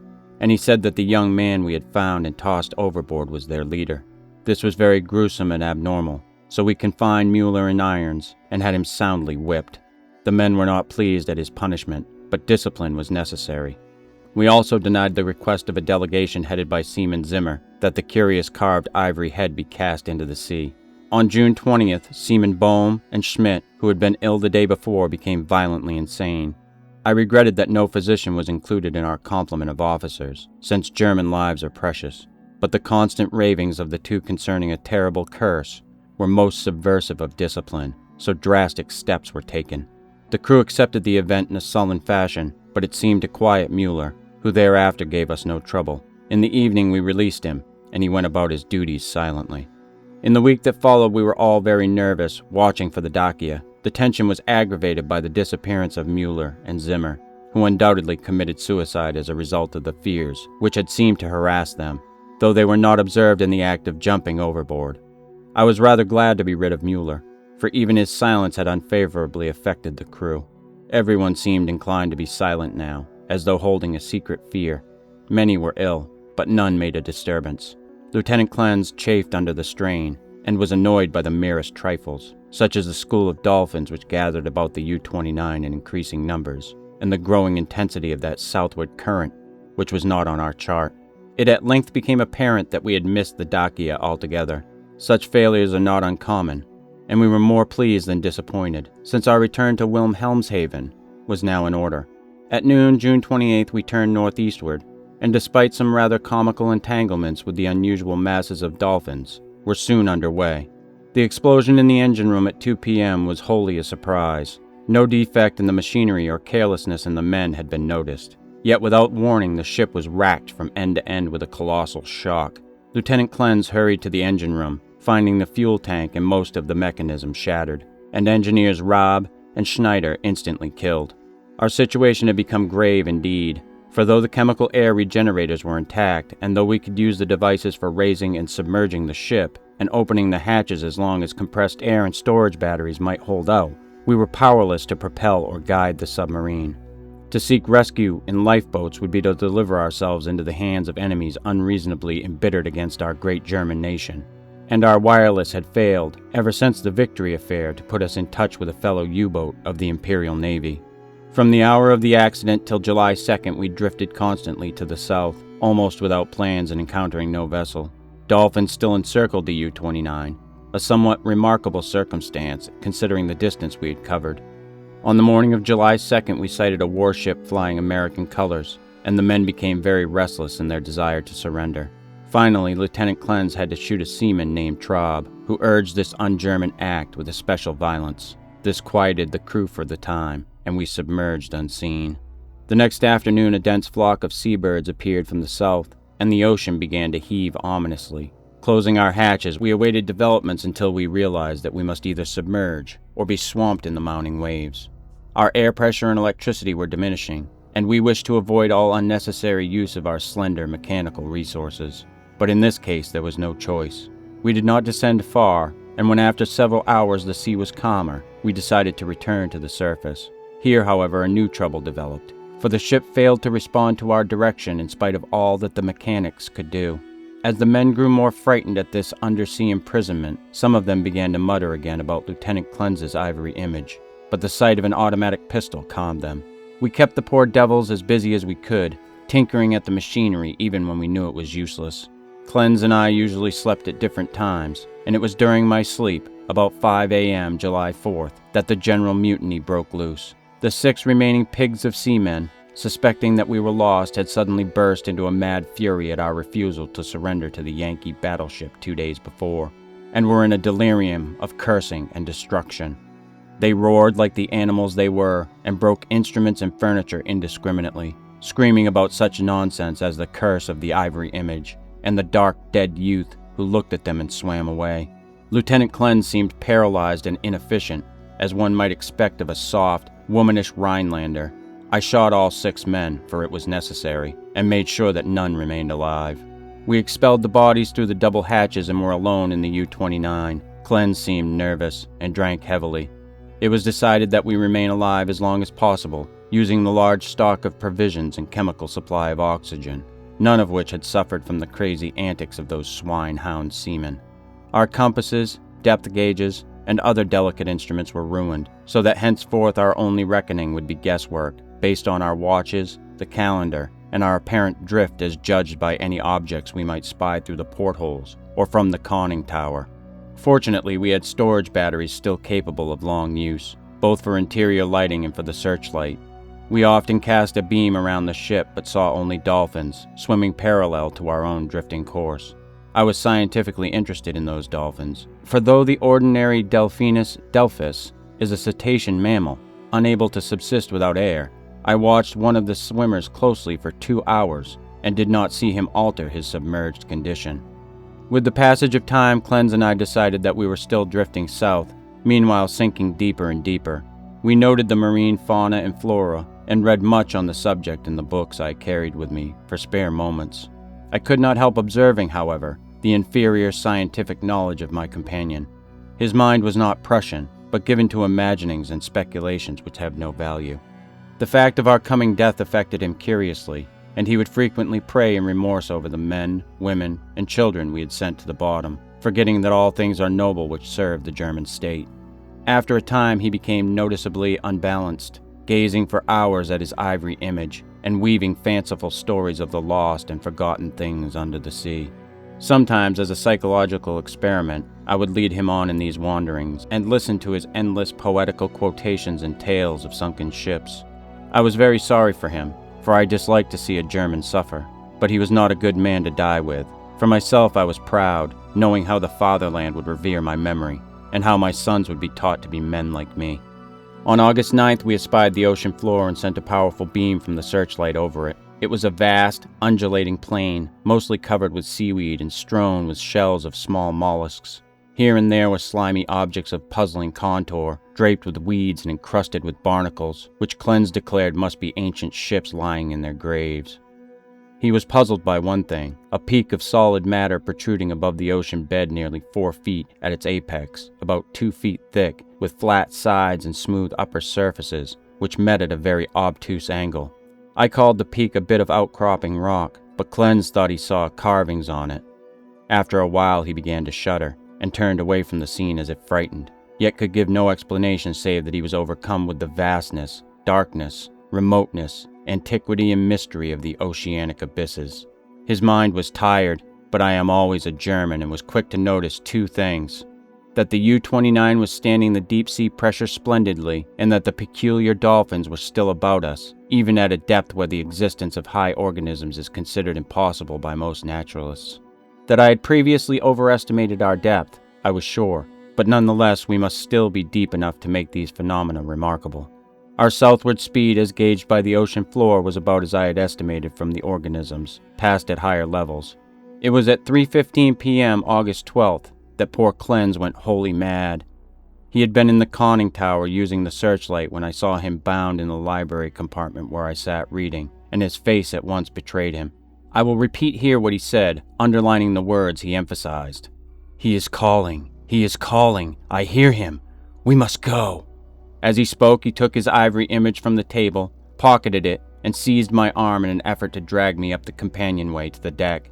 In a moment I understood that he meant to open the hatch and plunge with me into the water outside, a vagary of suicidal and homicidal mania for which I was scarcely prepared. As I hung back and attempted to soothe him, he grew more violent, saying, "Come now, do not wait until later. It is better to repent and be forgiven than to defy and be condemned." Then I tried the opposite of the soothing plan and told him he was mad, pitifully demented, but he was unmoved and cried, "If I am mad, it is mercy. May the gods pity the man who in his callousness can remain sane to the hideous end. Come and be mad whilst he still calls with mercy." This outburst seemed to relieve a pressure in his brain, for as he finished he grew much milder, asking me to let him depart alone if I would not accompany him. My course at once became clear. He was a German but only a Rhinelander, and a commoner, and he was now a potentially dangerous madman. By complying with his suicidal request, I could immediately free myself from one who was no longer a companion but a menace. I asked him to give me the ivory image before he went, but this request brought from him such uncanny laughter that I did not repeat it. Then I asked him if he wished to leave any keepsake or lock of hair for his family in Germany, in case I should be rescued, but again he gave me that strange laugh. So as he climbed the ladder, I went to the levers, and allowing proper time intervals, operated the machinery which sent him to his death.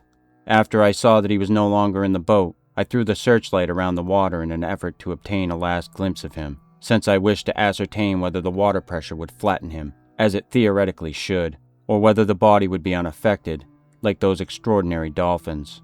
I did not, however, succeed in finding my late companion, for the dolphins were massed thickly and obscuringly about the conning tower. That evening I regretted that I had not taken the ivory image surreptitiously from poor Cleanse's pocket as he left, for the memory of it fascinated me. I could not forget the youthful, beautiful head with its leafy crown, though I am not by nature an artist. I was also sorry that I had no one with whom to converse. Cleanse, though not my mental equal, was much better than no one. I did not sleep well that night, and wondered exactly when the end would come. Surely I had little enough chance of rescue. The next day I ascended to the conning tower and commenced the customary searchlight explorations. Northward, the view was much the same as it had been all the 4 days since we had sighted the bottom, but I perceived that the drifting of the U-29 was less rapid. As I swung the beam around to the south, I noticed that the ocean floor ahead fell away in a marked declivity, and bore curiously regular blocks of stone in certain places, disposed as if in accordance with definite patterns. The boat did not at once descend to match the greater ocean depth, so I was soon forced to adjust the searchlight to cast a sharply downward beam. Owing to the abruptness of the change, a wire was disconnected, which necessitated a delay of many minutes for repairs, but at length the light streamed on again, flooding the marine valley below me. I am not given to emotion of any kind, but my amazement was very great when I saw what lay revealed in that electrical glow, and yet as one reared in the best culture of Prussia, I should not have been amazed, for geology and tradition alike tell us of great transpositions in oceanic and continental areas. What I saw was an extended and elaborate array of ruined edifices, all of magnificent though unclassified architecture, and in various stages of preservation. Most appeared to be of marble, gleaming whitely in the rays of the searchlight, and the general plan was of a large city at the bottom of a narrow valley, with numerous isolated temples and villas on the steep slopes above. Roofs were fallen and columns were broken, but there still remained an air of immemorial ancient splendor, which nothing could efface.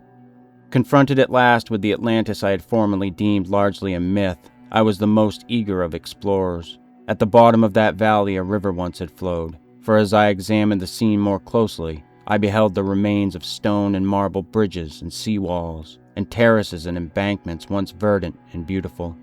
In my enthusiasm I became nearly as idiotic and sentimental as poor Cleanse, and was very tardy in noticing that the southward current had ceased at last, allowing the U-29 to settle slowly down upon the sunken city as an aeroplane settles upon a town of the upper earth. I was slow too in realizing that the school of unusual dolphins had vanished. In about 2 hours the boat rested in a paved plaza close to the rocky wall of the valley. On one side I could view the entire city as it sloped from the plaza down to the old riverbank.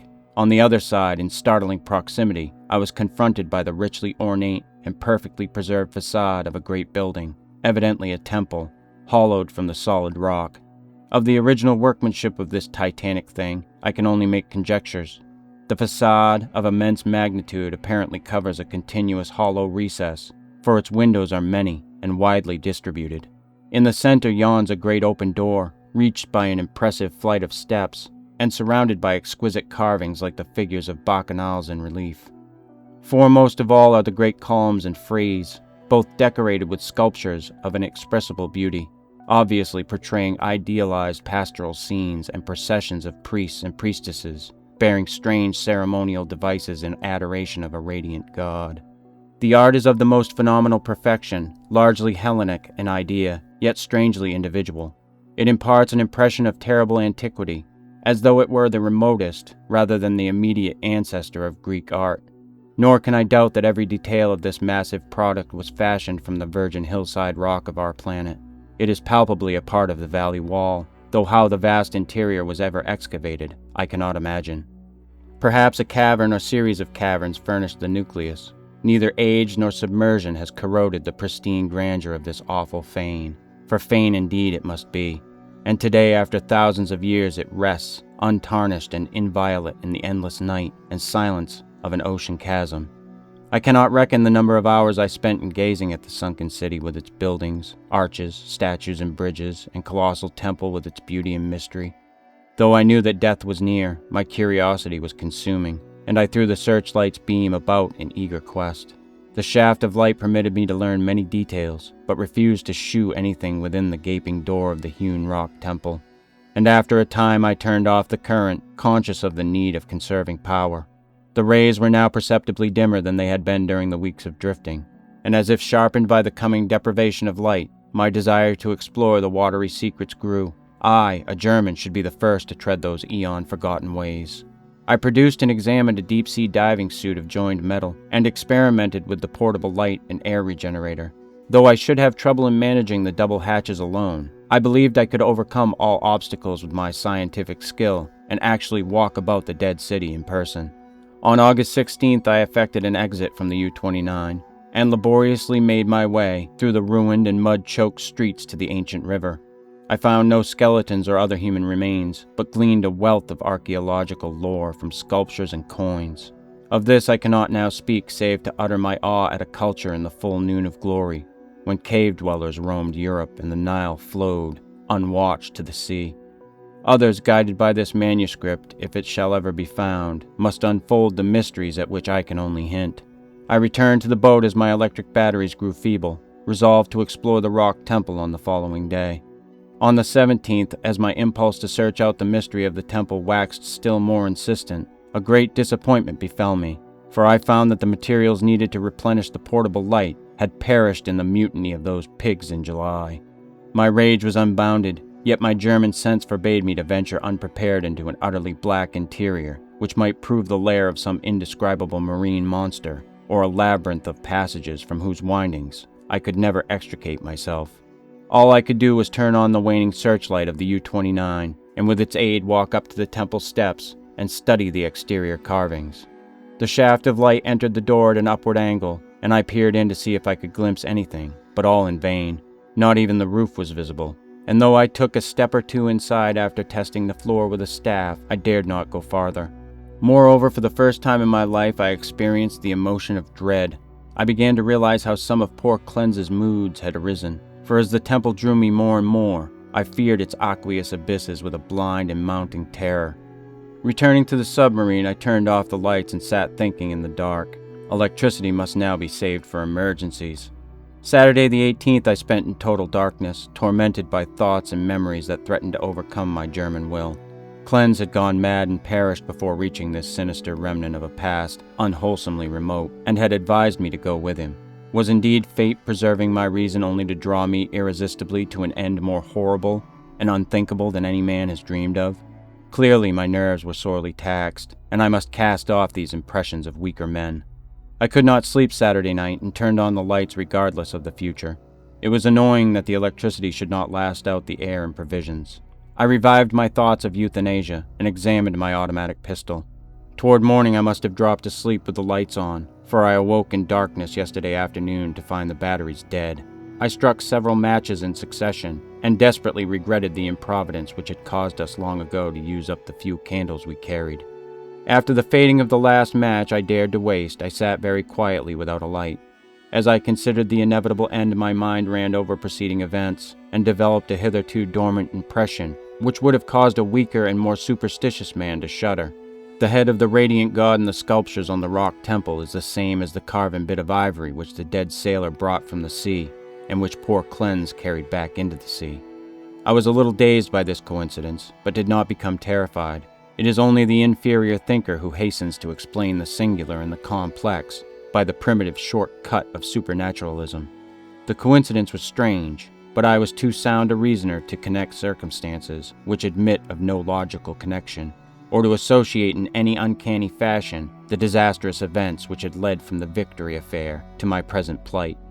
Feeling the need for more rest, I took a sedative and secured some more sleep. My nervous condition was reflected in my dreams, for I seemed to hear the cries of drowning persons, and to see the dead faces pressing against the portholes of the boat. And among the dead faces was the living, mocking face of the youth with the ivory image. I must be careful how I record my awaking today, for I am unstrung, and much hallucination is necessarily mixed with fact. Psychologically, my case is most interesting, and I regret that it cannot be observed scientifically by a competent German authority. Upon opening my eyes, my first sensation was an overmastering desire to visit the rock temple, a desire which grew every instant, yet which I automatically sought to resist through some emotion of fear which operated in the reverse direction. Next there came to me the impression of light amidst the darkness of dead batteries, and I seemed to see a sort of phosphorescent glow in the water through the porthole, which opened toward the temple. This aroused my curiosity, for I knew of no deep-sea organism capable of emitting such luminosity. But before I could investigate, there came a third impression, which because of its irrationality caused me to doubt the objectivity of anything my senses might record. It was an aural delusion, a sensation of rhythmic, melodic sound as of some wild yet beautiful chant or choral hymn, coming from the outside through the absolutely soundproof hull of the U-29.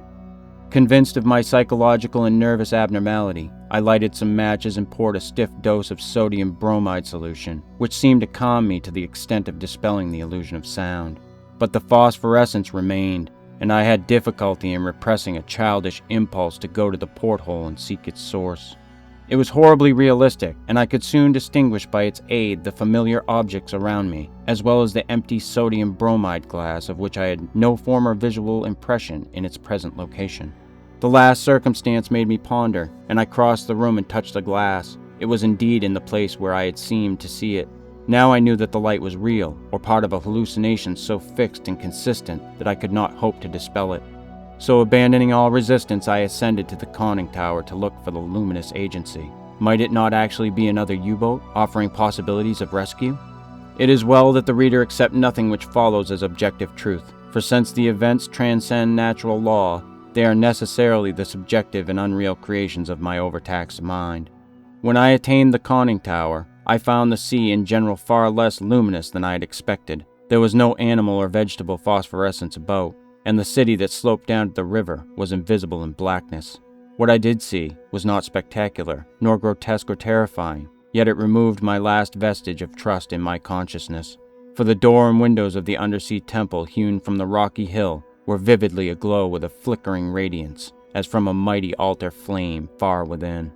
Later incidents are chaotic. As I stared at the uncannily lighted door and windows, I became subject to the most extravagant visions. Visions so extravagant that I cannot even relate them. I fancied that I discerned objects in the temple, objects both stationary and moving, and seemed to hear again the unreal chant that had floated to me when first I awaked. And over all rose thoughts and fears which centered in the youth from the sea, and the ivory image whose carving was duplicated on the phrase and columns of the temple before me. I thought of poor Cleanse and wondered where his body rested, with the image he had carried back into the sea. He had warned me of something, and I had not heeded, but he was a soft-headed Rhinelander who went mad at troubles a Prussian could bear with ease. The rest is very simple. My impulse to visit and enter the temple has now become an inexplicable and imperious command which ultimately cannot be denied.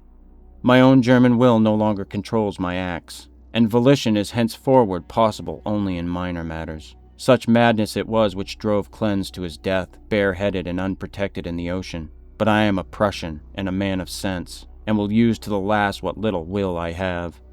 When first I saw that I must go, I prepared my diving suit, helmet, and air regenerator for instant donning, and immediately commenced to write this hurried chronicle in the hope that it may someday reach the world. I shall seal the manuscript in a bottle and entrust it to the sea as I leave the U-29 forever. I have no fear, not even from the prophecies of the madman Cleanse. What I have seen cannot be true, and I know that this madness of my own will at most lead only to suffocation when my air is gone. The light in the temple is a sheer delusion, and I shall die calmly like a German, in the black and forgotten depths. This demoniac laughter which I hear as I write comes only from my own weakening brain, so I will carefully don my diving suit and walk boldly up the steps into that primal shrine, that silent secret of unfathomed waters and uncounted years.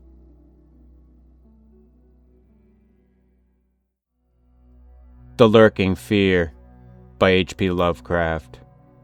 Chapter 1. The Shadow on the Chimney. There was thunder in the air on the night I went to the deserted mansion atop Tempest Mountain to find the Lurking Fear. I was not alone, for foolhardiness was not then mixed with that love of the grotesque and the terrible which has made my career a series of quests for strange horrors in literature and in life.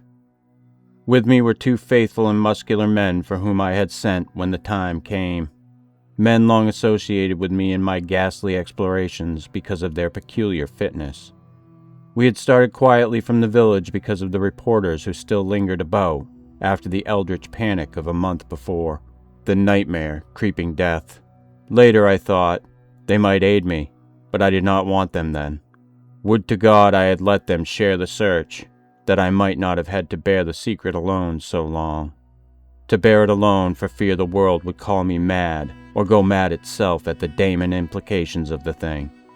Now that I am telling it anyway, lest the brooding make me a maniac, I wish I had never concealed it, for I, and I only, know what manner of fear lurked on that spectral and desolate mountain.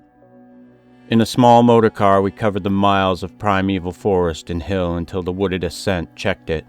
The country bore an aspect more than usually sinister as we viewed it by night and without the accustomed crowds of investigators, so that we were often tempted to use the acetylene headlight despite the attention it might attract. It was not a wholesome landscape after dark, and I believe I would have noticed its morbidity, even had I been ignorant of the terror that stalked there. Of wild creatures there were none. They are wise when death leers close.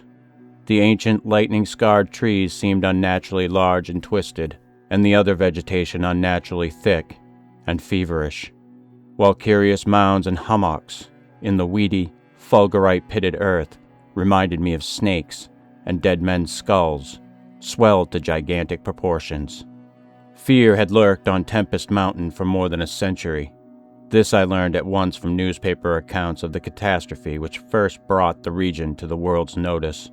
The place is a remote, lonely elevation in that part of the Catskills, where Dutch civilization once feebly and transiently penetrated, leaving behind as it receded only a few ruined mansions and a degenerate squatter population inhabiting pitiful hamlets on isolated slopes.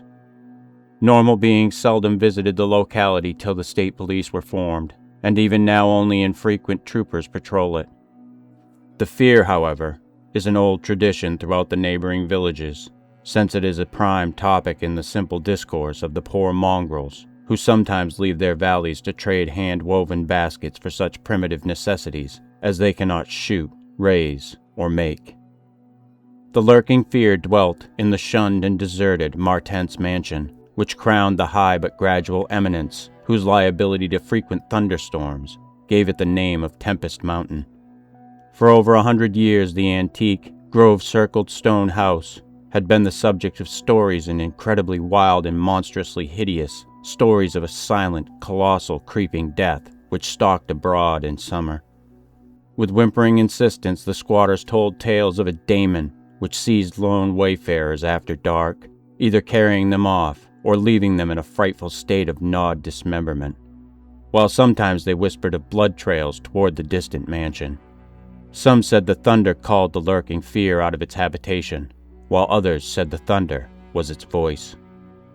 No one outside the backwoods had believed these varying and conflicting stories, with their incoherent, extravagant descriptions of the half-glimpsed fiend, yet not a farmer or villager doubted that the Martens mansion was ghoulishly haunted.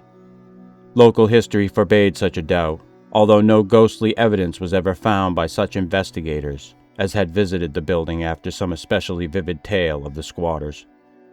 Grandmothers told strange myths of the Martens specter, myths concerning the Martens family itself, its queer hereditary dissimilarity of eyes, its long, unnatural annals, and the murder which had cursed it.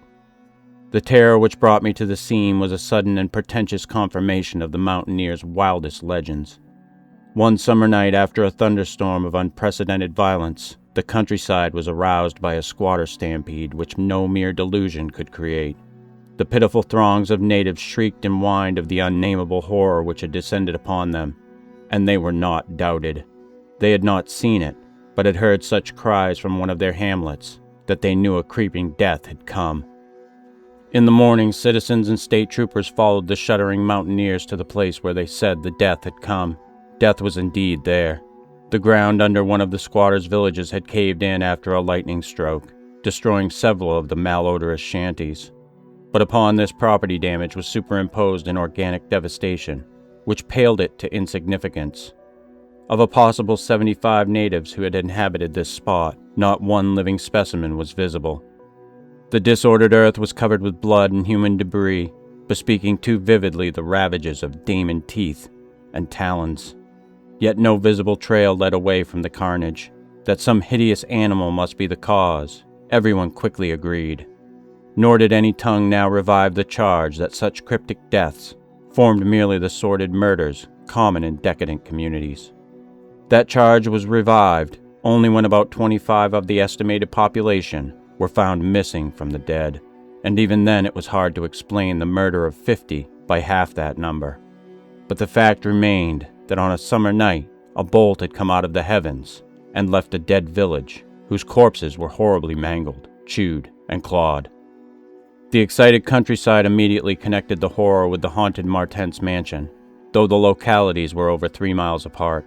The troopers were more skeptical, including the mansion only casually in their investigations, and dropping it altogether when they found it thoroughly deserted.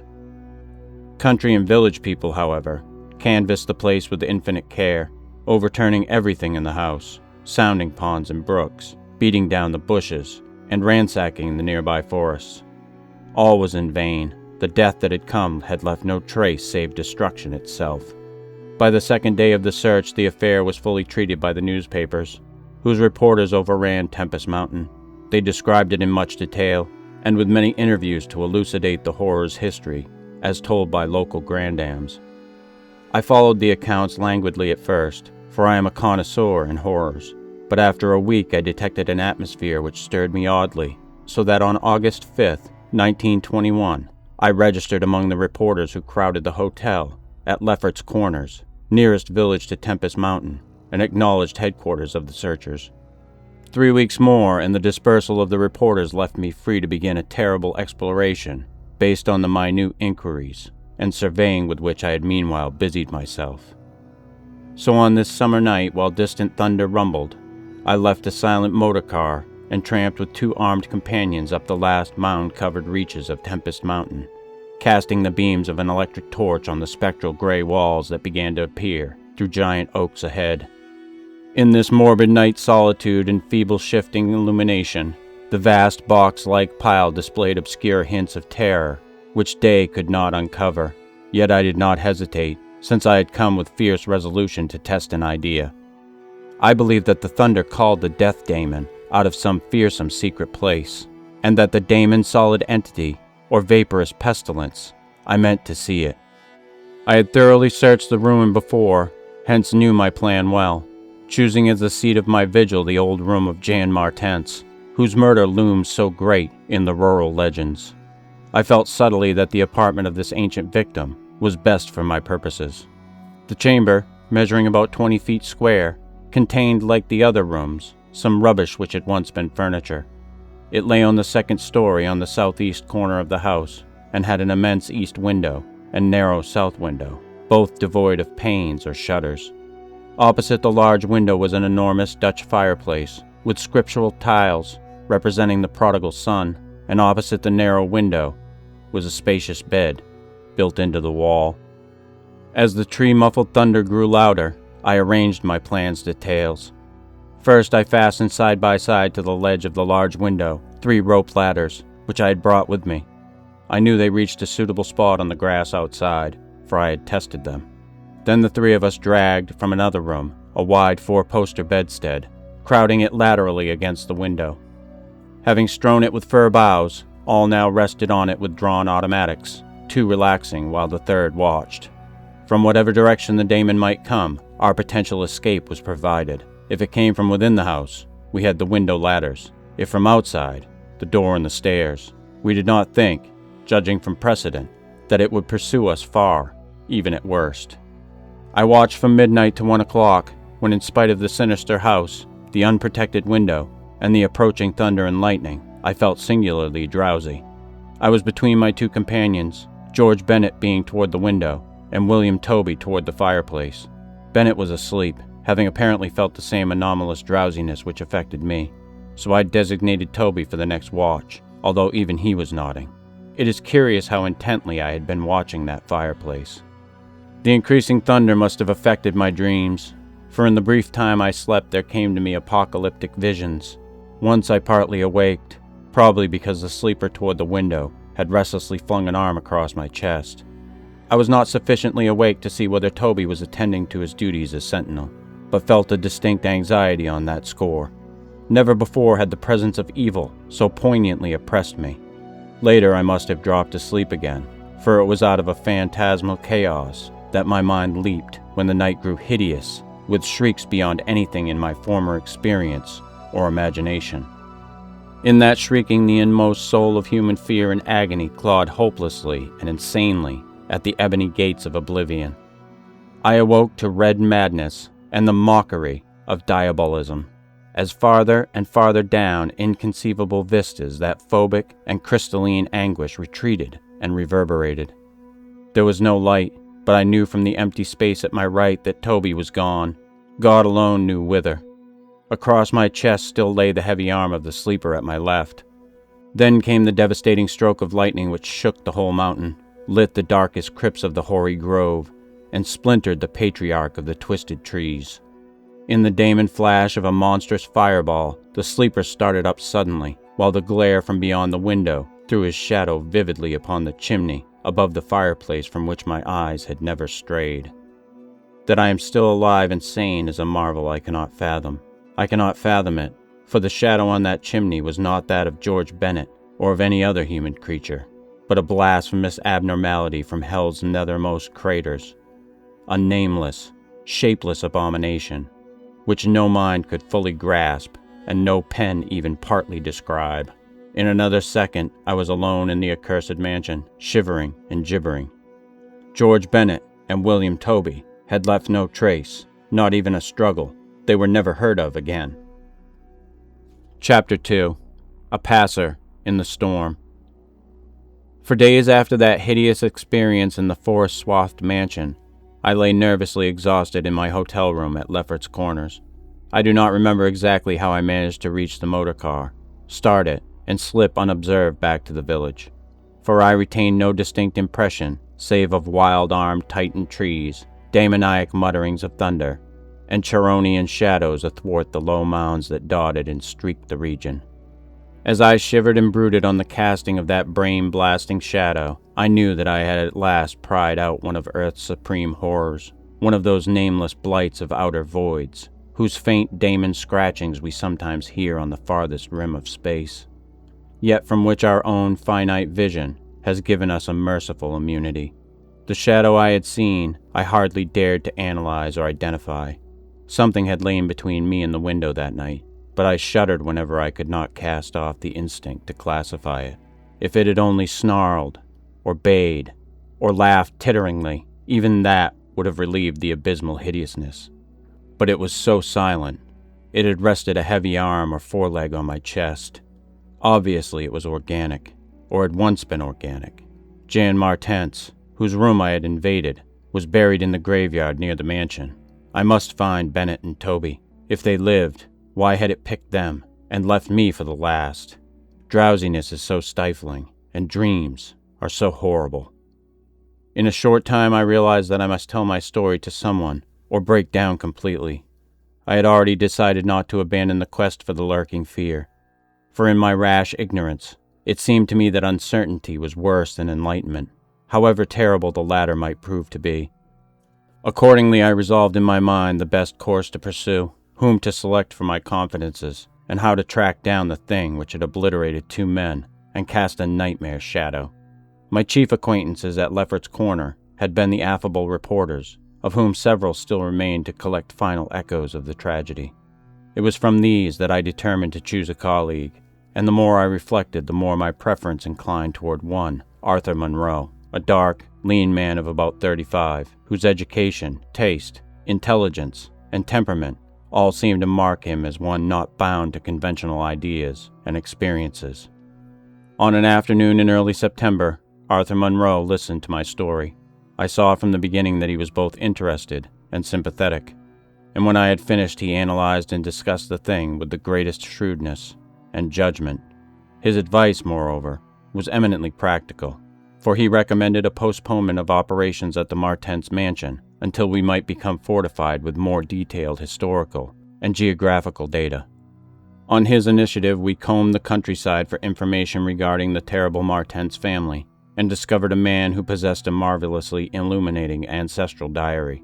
We also talked at length with such of the mountain mongrels as had not fled from the terror and confusion to remoter slopes, and arranged to proceed our culminating task, the exhaustive and definitive examination of the mansion in the light of its detailed history, with an equally exhaustive and definitive examination of spots associated with the various tragedies of squatter legend. The results of this examination were not at first very enlightening. though our tabulation of them seemed to reveal a fairly significant trend, namely, that the number of reported horrors was by far the greatest in areas either comparatively near the avoided house or connected with it by stretches of morbidly overnourished forest. There were, it is true, exceptions indeed. The horror which had caught the world's ear had happened in a treeless space, remote alike from the mansion and from any connecting woods.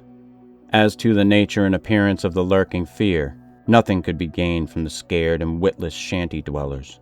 In the same breath they called it a snake and a giant, a thunder devil and a bat, a vulture and a walking tree. We did, however, deem ourselves justified in assuming that it was a living organism, highly susceptible to electrical storms. And although certain of the stories suggested wings, we believe that its aversion for open spaces made land locomotion a more probable theory. The only thing really incompatible with the latter view was the rapidity with which the creature must have traveled in order to perform all the deeds attributed to it. When we came to know the squatters better, we found them curiously likable in many ways. Simple animals they were, gently descending the evolutionary scale because of their unfortunate ancestry, and stultifying isolation. They feared outsiders, but slowly grew accustomed to us, finally helping vastly when we beat down all the thickets and tore out all the partitions of the mansion in our search for the lurking fear. When we asked them to help us find Bennett and Toby, they were truly distressed, for they wanted to help us, yet knew that these victims had gone as wholly out of the world as their own missing people. That great numbers of them had actually been killed and removed, just as the wild animals had long been exterminated. We were of course thoroughly convinced, and we waited apprehensively for further tragedies to occur. By the middle of October we were puzzled by our lack of progress. Owing to the clear nights, no demoniac aggressions had taken place, and the completeness of our vain searches of house and country almost drove us to regard the lurking fear as a non-material agency. We feared that the cold weather would come on and halt our explorations, for all agreed that the daemon was generally quiet in winter. Thus there was a kind of haste and desperation in our last daylight canvass of the horror-visited hamlet, a hamlet now deserted because of the squatters' fears. As the afternoon advanced, it became increasingly difficult to see, and we heard the rumble of a thunderstorm gathering over Tempest Mountain. This sound in such a locality naturally stirred us, though less than it would have done at night. As it was, we hoped desperately that the storm would last until well after dark, and with that hope turned from our aimless hillside searching toward the nearest inhabited hamlet to gather a body of squatters as helpers in the investigation. Timid as they were, a few of the younger men were sufficiently inspired by our protective leadership to promise such help. We had hardly more than turned, however, when there descended such a blinding sheet of torrential rain that shelter became imperative. The extreme, almost nocturnal darkness of the sky caused us to stumble sadly, but guided by the frequent flashes of lightning, and by our minute knowledge of the hamlet, we soon reached the least porous cabin of the lot, a heterogeneous combination of logs and boards whose still existing door and single tiny window both faced Maple Hill. Barring the door after us against the fury of the wind and rain, we put in place the crude window shutter which our frequent searches had taught us where to find. It was dismal sitting there on rickety boxes in the pitchy darkness, but we smoked pipes and occasionally flashed our pocket lamps about. Now and then we could see the lightning through the cracks in the wall. The afternoon was so incredibly dark that each flash was extremely vivid. The stormy vigil reminded me shudderingly of my ghastly night on Tempest Mountain. My mind turned to that odd question which had kept recurring ever since the nightmare thing had happened, and again I wondered why the daemon, approaching the three watchers either from the window or the interior, had begun with the men on each side and left the middleman till the last, when the Titan fireball had scared it away. Why had it not taken its victims in natural order, with myself second, from whichever direction it had approached? With what manner of far-reaching tentacles did it prey? Or did it know that I was the leader and save me for a fate worse than that of my companions? In the midst of these reflections, and as if dramatically arranged to intensify them, there fell nearby a terrific bolt of lightning, followed by the sound of sliding earth. At the same time, the wolfish wind rose to demoniac crescendos of ululation. We were sure that the lone tree on Maple Hill had been struck again, and Monroe rose from his box, and went to the tiny window to ascertain the damage. When he took down the shutter, the wind and rain howled deafeningly in, so that I could not hear what he said, but I waited while he leaned out and tried to fathom nature's pandemonium. Gradually, a calming of the wind and dispersal of the unusual darkness told of the storm's passing. I had hoped it would last into the night to help our quest, but a furtive sunbeam from a knothole behind me removed the likelihood of such a thing. Suggesting to Monroe that we had better get some light, even if more showers came, I unbarred and opened the crude door. The ground outside was a singular mass of mud and pools, with fresh heaps of earth from the slight landslide, but I saw nothing to justify the interest which kept my companion silently leaning out the window. Crossing to where he leaned, I touched his shoulder, but he did not move. Then, as I playfully shook him and turned him around, I felt the strangling tendrils of a cancerous horror whose roots reached into illimitable pasts and fathomless abysms of the night that broods beyond time. For Arthur Monroe was dead, and on what remained of his chewed and gouged head there was no longer a face. Chapter 3. What the Red Glare Meant. On the tempest-racked night of November 8th, 1921, with a lantern which cast charnel shadows, I stood digging alone and idiotically in the grave of Jan Martens. I had begun to dig in the afternoon because a thunderstorm was brewing, and now that it was dark and the storm had burst above the maniacally thick foliage, I was glad. I believe that my mind was partly unhinged by events since August 5th, the Damon shadow in the mansion, the general strain and disappointment, and the thing that had occurred at the hamlet in an October storm. After that thing I had dug a grave for one whose death I could not understand. I knew that others could not understand either, so I let them think Arthur Monroe had wandered away. They searched, but found nothing. The squatters might have understood, but I dared not frighten them more. I myself seemed strangely callous. That shock at the mansion had done something to my brain, and I could think of only the quest for a horror, now grown to cataclysmic stature in my imagination, a quest which the fate of Arthur Monroe made me vow to keep silent and solitary. The scene of my excavations would alone have been enough to unnerve any ordinary man. Baleful primal trees of unholy size, age, and grotesqueness leered above me like the pillars of some hellish druidic temple, muffling the thunder, hushing the clawing wind, and admitting but little rain. Beyond the scarred trunks in the background, illumined by the faint flashes of filtering lightning, rose the damp ivied stones of the deserted mansion, while somewhat nearer was the abandoned Dutch garden, whose walks and beds were polluted by a white, fungus-fetid, overnourished vegetation that never saw full daylight. And nearest of all was the graveyard, where deformed trees tossed insane branches as their roots displaced unhallowed slabs and sucked venom from what lay below. Now and then, beneath the brown pall of the leaves that rotted and festered in the antediluvian forest darkness, I could trace the sinister outlines of some of those low mounds which characterized the lightning-pierced region. History had led me to this archaic grave. History, indeed, was all I had after everything else ended in mocking Satanism. I now believed that the lurking fear was no material thing, but a wolf-fanged ghost that rode the midnight lightning, and I believed because of the masses of local tradition I had unearthed in my search with Arthur Monroe, that the ghost was that of Jan Martens, who died in 1762. That is why I was digging idiotically in his grave. The Martens mansion was built in 1670 by Gerrit Martens, a wealthy New Amsterdam merchant who disliked the changing order under British rule, and had constructed this magnificent domicile on a remote woodland summit whose untrodden solitude and unusual scenery pleased him. The only substantial disappointment encountered in this site was that which concerned the prevalence of violent thunderstorms in summer. When selecting the hill and building his mansion, Mynheer Martens had laid these frequent natural outbursts to some peculiarity of the year, but in time he perceived that the locality was especially liable to such phenomena. At length, having found these storms injurious to his health, he fitted up a cellar into which he could retreat from their wildest pandemonium. Of Gerrit Martens's descendants, less is known than of himself, since they were all reared in hatred of the English civilization and trained to shun such of the colonists as accepted it. Their life was exceedingly secluded, and people declared that their isolation had made them heavy of speech and comprehension. In appearance, all were marked by a peculiar inherited dissimilarity of eyes, one generally being blue and the other brown. Their social contacts grew fewer and fewer, till at last they took to intermarrying with the numerous menial class about the estate.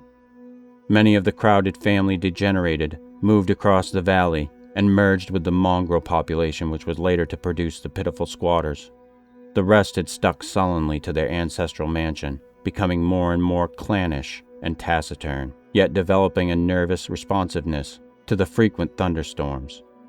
Most of this information reached the outside world through young Jan Martens, who from some kind of restlessness joined the colonial army when news of the Albany Convention reached Tempest Mountain. He was the first of Garrett's descendants to see much of the world, and when he returned in 1760 after 6 years of campaigning, he was hated as an outsider by his father, uncles, and brothers, in spite of his dissimilar Martens eyes. No longer could he share the peculiarities and prejudices of the Martenses, while the very mountain thunderstorms failed to intoxicate him as they had before. Instead, his surroundings depressed him, and he frequently wrote to a friend in Albany of plans to leave the paternal roof. In the spring of 1763, Jonathan Gifford, the Albany friend of Jan Martens, became worried by his correspondent's silence, especially in view of the conditions and quarrels at the Martens mansion. Determined to visit Jan in person, he went into the mountains on horseback. His diary states that he reached Tempest Mountain on September 20th, finding the mansion in great decrepitude. The sullen, odd-eyed Martenses, whose unclean animal aspect shocked him, told him in broken gutturals that Jan was dead. He had, they insisted, been struck by lightning the autumn before, and now lay buried behind the neglected sunken gardens. They shewed the visitor the grave, barren and devoid of markers. Something in the Martenses' manner gave Gifford a feeling of repulsion and suspicion, and a week later he returned with spade and mattock to explore the sepulchral spot. He found what he expected, a skull crushed cruelly as if by savage blows. So returning to Albany, he openly charged the Martenses with the murder of their kinsman. Legal evidence was lacking, but the story spread rapidly round the countryside, and from that time the Martenses were ostracized by the world. No one would deal with them, and their distant manor was shunned as an accursed place. Somehow they managed to live on independently by the products of their estate, for occasional lights glimpsed from faraway hills attested their continued presence. These lights were seen as late as 1810, but toward the last they became very infrequent. Meanwhile there grew up about the mansion and the mountain a body of diabolic legendry. The place was avoided with double assiduousness, and invested with every whispered myth tradition could supply. It remained unvisited till 1816, when the continued absence of lights was noticed by the squatters. At that time a party made investigations, finding the house deserted and partly in ruins. There were no skeletons about, so that departure rather than death was inferred. The clan seemed to have left several years before, and improvised penthouses shewed how numerous it had grown prior to its migration. Its cultural level had fallen very low, as proved by decaying furniture and scattered silverware, which must have long been abandoned when its owners left. But though the dreaded Martenses were gone, the fear of the haunted house continued, and grew very acute when new and strange stories arose among the mountain decadents. There it stood, deserted, feared, and linked with the vengeful ghost of Jan Martens. There it still stood on the night I dug in Jan Martens's grave. I have described my protracted digging as idiotic, and such it indeed was, in object and method. The coffin of Jan Martens had soon been unearthed. It now held only dust and nitre, but in my fury to exhume his ghost, I delved irrationally and clumsily down beneath where he had lain. God knows what I expected to find. I only felt that I was digging in the grave of a man whose ghost stalked by night. It is impossible to say what monstrous depth I had attained when my spade, and soon my feet, broke through the ground beneath. The event, under the circumstances, was tremendous, for in the existence of a subterranean space here, my mad theories had terrible confirmation. My slight fall had extinguished the lantern, but I produced an electric pocket lamp and viewed the small horizontal tunnel which led away indefinitely in both directions. It was amply large enough for a man to wriggle through, and though no sane person would have tried it at that time, I forgot danger, reason, and cleanliness in my single-minded fever to unearth the lurking fear. Choosing the direction toward the house, I scrambled recklessly into the narrow burrow, squirming ahead blindly and rapidly, and flashing but seldom the lamp I kept before me. What language can describe the spectacle of a man lost in infinitely abysmal earth, pawing, twisting, wheezing, scrambling madly through sunken convolutions of immemorial blackness, without an idea of time, safety, direction, or definite object? There is something hideous in it, but that is what I did. I did it for so long that life faded to a far memory, and I became one with the moles and grubs of nighted depths. Indeed, it was only by accident that after interminable writhings, I jarred my forgotten electric lamp alight so that it shone eerily along the burrow of caked loam that stretched and curved ahead. I had been scrambling in this way for some time, so that my battery had burned very low, when the passage suddenly inclined sharply upward, altering my mode of progress. And as I raised my glance, it was without preparation that I saw glistening in the distance 2 demoniac reflections of my expiring lamp, 2 reflections glowing with a baneful and unmistakable effulgence, and provoking maddeningly nebulous memories.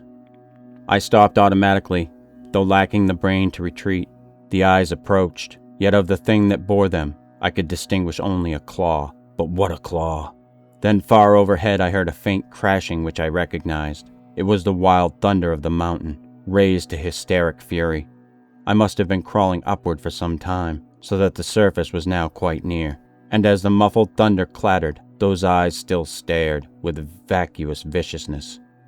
Thank God I did not then know what it was, else I should have died, but I was saved by the very thunder that had summoned it, for after a hideous wait, there burst from the unseen outside sky one of those frequent mountainward bolts, whose aftermath I had noticed here and there as gashes of disturbed earth and fulgurites of various sizes. With cyclopean rage it tore through the soil above the damnable pit, blinding and deafening me, yet not wholly reducing me to a coma. In the chaos of sliding, shifting earth I clawed and floundered helplessly till the rain on my head steadied me, and I saw that I had come to the surface in a familiar spot. A steep, unforested place on the southwest slope of the mountain. Recurrent sheet lightnings illumined the tumbled ground and the remains of the curious low hummock which had stretched down from the wooded higher slope.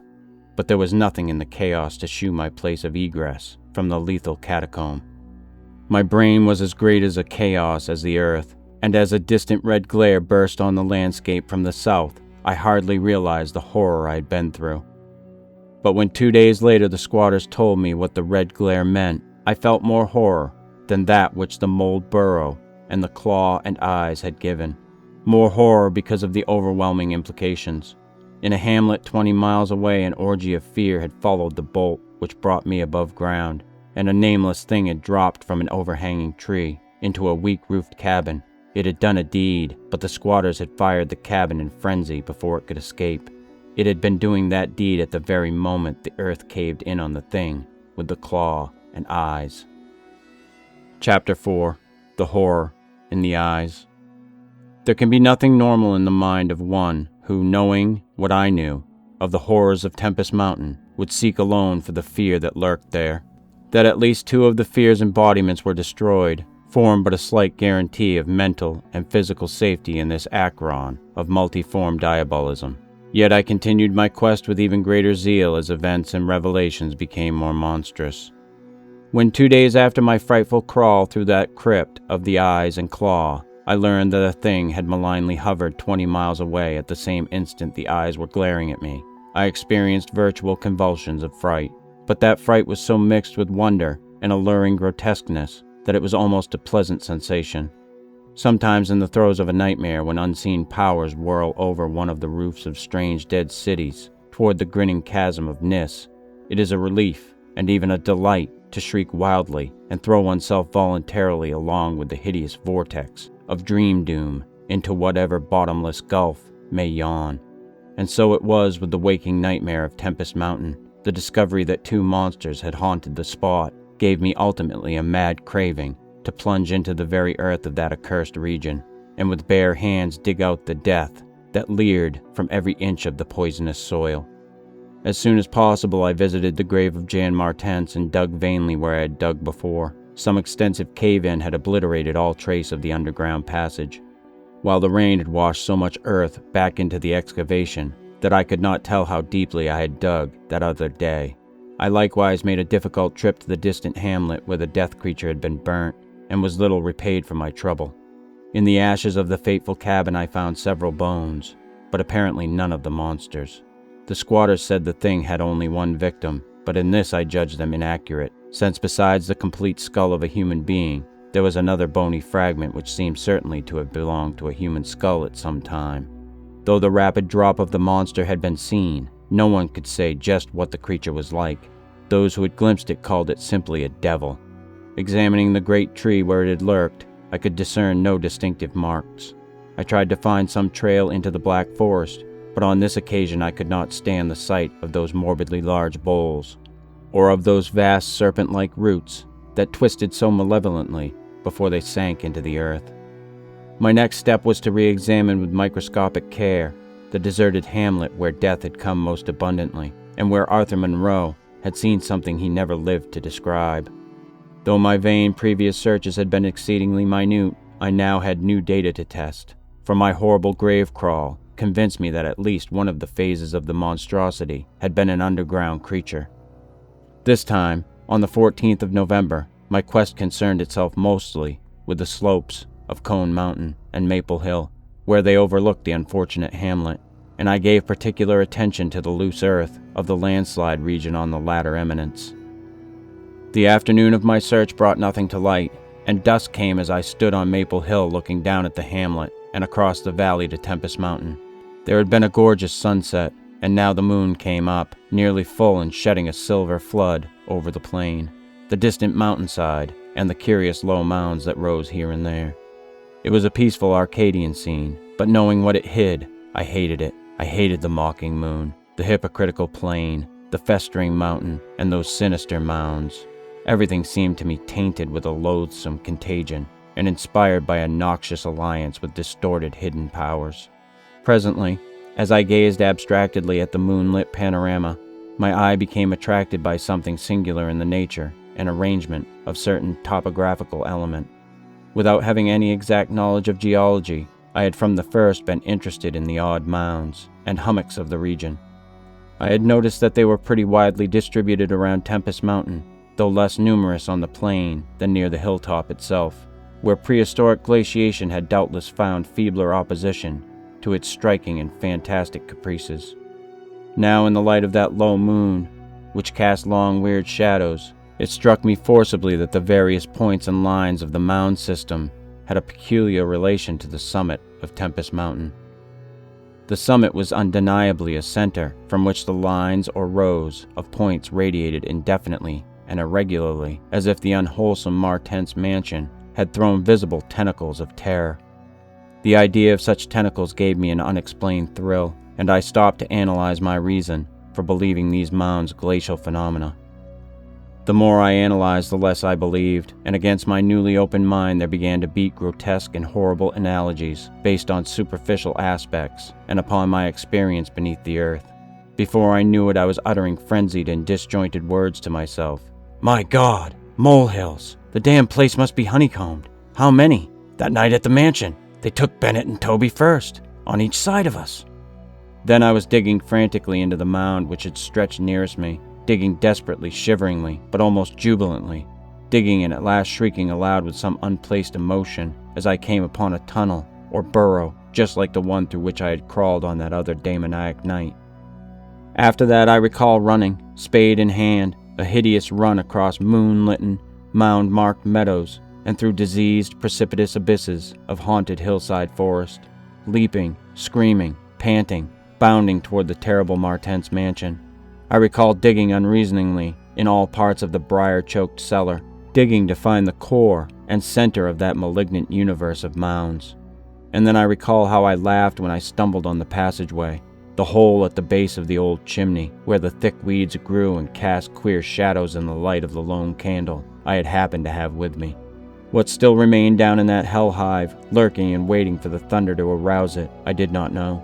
2 had been killed, perhaps that had finished it, but still there remained that burning determination to reach the innermost secret of the fear, which I had once more come to deem definite, material, and organic. My indecisive speculation whether to explore the passage alone and immediately with my pocket light, or to try to assemble a band of squatters for the quest, was interrupted after a time by a sudden rush of wind from outside which blew out the candle and left me in stark blackness. The moon no longer shone through the chinks and apertures above me, and with a sense of fateful alarm, I heard the sinister and significant rumble of approaching thunder. A confusion of associated ideas possessed my brain, leading me to grope back toward the farthest corner of the cellar. My eyes, however, never turned away from the horrible opening at the base of the chimney. And I began to get glimpses of the crumbling bricks and unhealthy weeds as faint glows of lightning penetrated the woods outside and illumined the chinks in the upper wall. Every second I was consumed with a mixture of fear and curiosity. What would the storm call forth, or was there anything left for it to call? Guided by a lightning flash, I settled myself down behind a dense clump of vegetation, through which I could see the opening without being seen. If heaven is merciful, it will someday efface from my consciousness the sight that I saw, and let me live my last years in peace.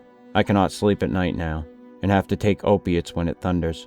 The thing came abruptly and unannounced, a daemon, rat-like, scurrying from pits remote and unimaginable, a hellish panting and stifled grunting. And then from that opening beneath the chimney a burst of multitudinous and leprous life, a loathsome night-spawned flood of organic corruption, more devastatingly hideous than the blackest conjurations of mortal madness and morbidity, seething, stewing, surging, bubbling like serpent slime. It rolled up and out of that yawning hole, spreading like a septic contagion, and streaming from the cellar at every point of egress, streaming out to scatter through the accursed midnight forests, and strew fear, madness, and death. God knows how many there were. There must have been thousands. To see the stream of them in that faint, intermittent lightning was shocking. When they had thinned out enough to be glimpsed as separate organisms, I saw that they were dwarfed, deformed hairy devils or apes, monstrous and diabolic caricatures of the monkey tribe. They were so hideously silent. There was hardly a squeal when one of the last stragglers turned with the skill of long practice to make a meal in accustomed fashion on a weaker companion.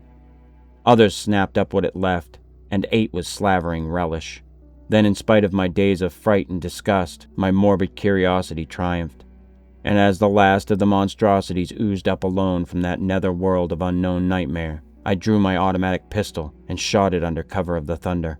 Shrieking, slithering, torrential shadows of red viscous madness chasing one another through endless, ensanguined corridors of purple fulgurous sky, formless phantasms and kaleidoscopic mutations of a ghoulish, remembered scene. Forests of monstrous overnourished oaks, with serpent roots twisting and sucking unnameable juices from an earth verminous with millions of cannibal devils, mound-like tentacles groping from underground nuclei of polypus perversion, insane lightning over malignant ivied walls and daemon arcades choked with fungus vegetation. Heaven be thanked for the instinct which led me unconscious to places where men dwell, to the peaceful village that slept under the calm stars of clearing skies. I had recovered enough in a week to send to Albany for a gang of men to blow up the Martens mansion and the entire top of Tempest Mountain with dynamite, stop up all the Discoverable mound burrows, and destroy certain overnourished trees whose very existence seemed an insult to sanity. I could sleep a little after they had done this, but true rest will never come as long as I remember that nameless secret of the lurking fear. The thing will haunt me, for who can say the extermination is complete, and that anomalous phenomena do not exist all over the world? Who can, with my knowledge, think of the Earth's unknown caverns without a nightmare dread of future possibilities? I cannot see a well or a subway entrance without shuddering. Why cannot the doctors give me something to make me sleep, or truly calm my brain when it thunders?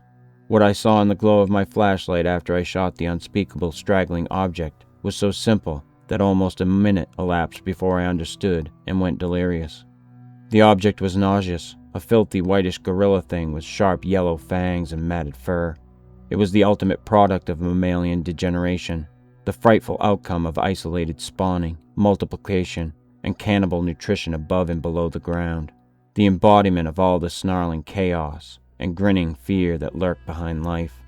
It had looked at me as it died, and its eyes had the same odd quality that marked those other eyes which had stared at me underground, and excited, cloudy recollections. One eye was blue, the other brown. They were the dissimilar Martense eyes of the old legends, and I knew in one inundating cataclysm of voiceless horror what had become of that vanished family, the terrible and thunder-crazed House of Martense.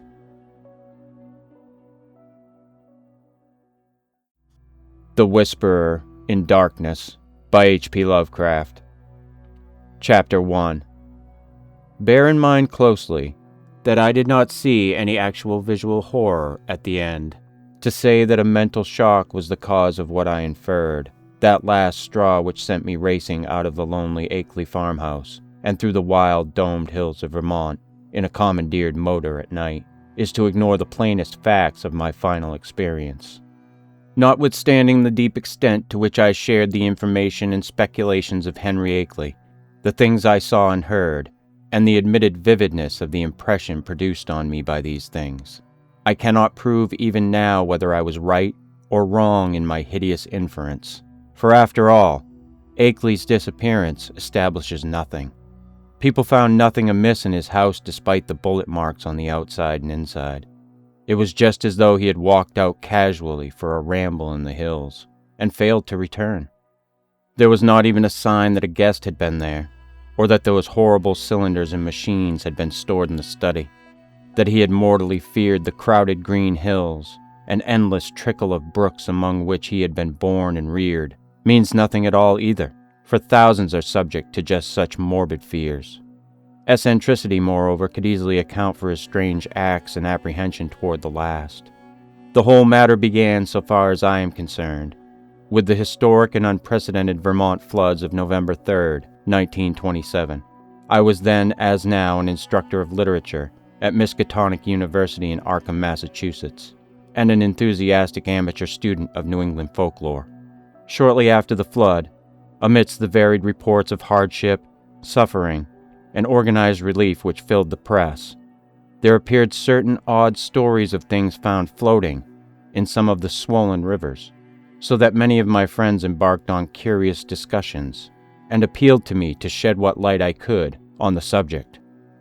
I felt flattered at having my folklore study taken so seriously, and did what I could to belittle the wild, vague tales which seemed so clearly an outgrowth of old rustic superstitions. It amused me to find several persons of education who insisted that the stratum of obscure, distorted fact might underlie the rumors. The tales thus brought to my notice came mostly through newspaper cuttings, though one yarn had an oral source and was repeated to a friend of mine in a letter from his mother in Hardwick, Vermont. The type of thing described was essentially the same in all cases, though there seemed to be 3 separate instances involved. One connected with the Winooski River near Montpelier, another attached to the West River in Windham County beyond Newfane, and a third centering in the Pazumpsic in Caledonia County above Lyndonville. Of course, many of the stray items mentioned other instances, but on analysis they all seemed to boil down to these 3. In each case, country folk reported seeing one or more very bizarre and disturbing objects in the surging waters that poured down from the unfrequented hills. And there was a widespread tendency to connect these sights with a primitive, half-forgotten cycle of whispered legend, which old people resurrected for the occasion. What people thought they saw were organic shapes, not quite like any they had ever seen before. Naturally, there were many human bodies washed along by the streams in that tragic period, but those who described these strange shapes felt quite sure that they were not human, despite some superficial resemblances in size and general outline. Nor, said the witnesses, could they have been any kind of animal known to Vermont. They were pinkish things about 5 feet long with crustaceous bodies bearing vast pairs of dorsal fins, or membranous wings, and several sets of articulated limbs, and with a sort of convoluted ellipsoid covered with multitudes of very short antennae, where a head would ordinarily be. It was really remarkable how closely the reports from different sources tended to coincide, though the wonder was lessened by the fact that the old legends, shared at one time throughout the hill country, furnished a morbidly vivid picture which might well have colored the imaginations of all the witnesses concerned. It was my conclusion that such witnesses, in every case naive and simple backwoods folk, had glimpsed the battered and bloated bodies of human beings or farm animals in the whirling currents. and had allowed the half-remembered folklore to invest these pitiful objects with fantastic attributes. The ancient folklore, while cloudy, evasive, and largely forgotten by the present generation, was of a highly singular character, and obviously reflected the influence of still earlier Indian tales. I knew it well, though I had never been in Vermont, through the exceedingly rare monograph of Eli Davenport, which embraces material orally obtained prior to 1839 among the oldest people of the state. This material, moreover, closely coincided with tales which I had personally heard from elderly rustics in the mountains of New Hampshire. Briefly summarized, it hinted at a hidden race of monstrous beings which lurked somewhere among the remoter hills, in the deep woods of the highest peaks, and the dark valleys where streams trickle from unknown sources. These beings were seldom glimpsed, but evidences of their presence were reported by those who had ventured farther than usual, up the slopes of certain mountains, or into certain deep, steep-sided gorges that even the wolves shunned. There were queer footprints or claw prints in the mud of brook margins and barren patches and curious circles of stones, with the grass around them worn away, which did not seem to have been placed or entirely shaped by nature. There were, too, certain caves of problematic depth in the sides of the hills, with mouths closed by boulders in a manner scarcely accidental, and with more than an average quota of the queer prints, leading both toward and away from them, if indeed the direction of these prints could be justly estimated. And worst of all, there were the things which adventurous people had seen very rarely in the twilight of the remotest valleys and the dense, perpendicular woods above the limits of normal hill climbing. It would have been less uncomfortable if the stray accounts of these things had not agreed so well. As it was, nearly all the rumors had several points in common, averring that the creatures were a sort of huge, light red crab with many pairs of legs, and with two great bat-like wings in the middle of the back. They sometimes walked on all their legs, and sometimes on the hindmost pair only, using the others to convey large objects of indeterminate nature. On one occasion they were spied in considerable numbers, a detachment of them wading along a shallow, woodland watercourse 3 abreast in evidently disciplined formation. Once a specimen was seen flying, launching itself from the top of a bald, lonely hill at night, and vanishing in the sky after its great flapping wings had been silhouetted an instant against the full moon. These things seemed content, on the whole, to let mankind alone, though they were at times held responsible for the disappearance of venturesome individuals, especially persons who built houses too close to certain valleys, or too high up on certain mountains. Many localities came to be known as inadvisable to settle in, the feeling persisting long after the cause was forgotten. People would look up at some of the neighboring mountain precipices with a shudder, even when not recalling how many settlers had been lost, and how many farmhouses burnt to ashes on the lower slopes of those grim, green sentinels. But while according to the earliest legends the creatures would appear to have harmed only those trespassing on their privacy, there were later accounts of their curiosity respecting men, and of their attempts to establish secret outposts in the human world. There were tales of the queer claw prints seen around farmhouse windows in the morning, and of occasional disappearances in regions outside the obviously haunted areas. Tales, besides, of buzzing voices in imitation of human speech, which made surprising offers to lone travelers on roads and cart paths in deep woods, and of children frightened out of their wits by things seen or heard, where the primal forest pressed close upon their dooryards. In the final layer of legends, the layer just preceding the decline of superstition and the abandonment of close contact with the dreaded places, there are shocked references to hermits and remote farmers who at some period of life appeared to have undergone a repellent mental change, and who were shunned and whispered about as mortals who had sold themselves to strange beings. In one of the northeastern counties, it seemed to be a fashion about 1800 to accuse eccentric and unpopular recluses of being allies or representatives of the abhorred things. As to what the things were, explanations naturally varied.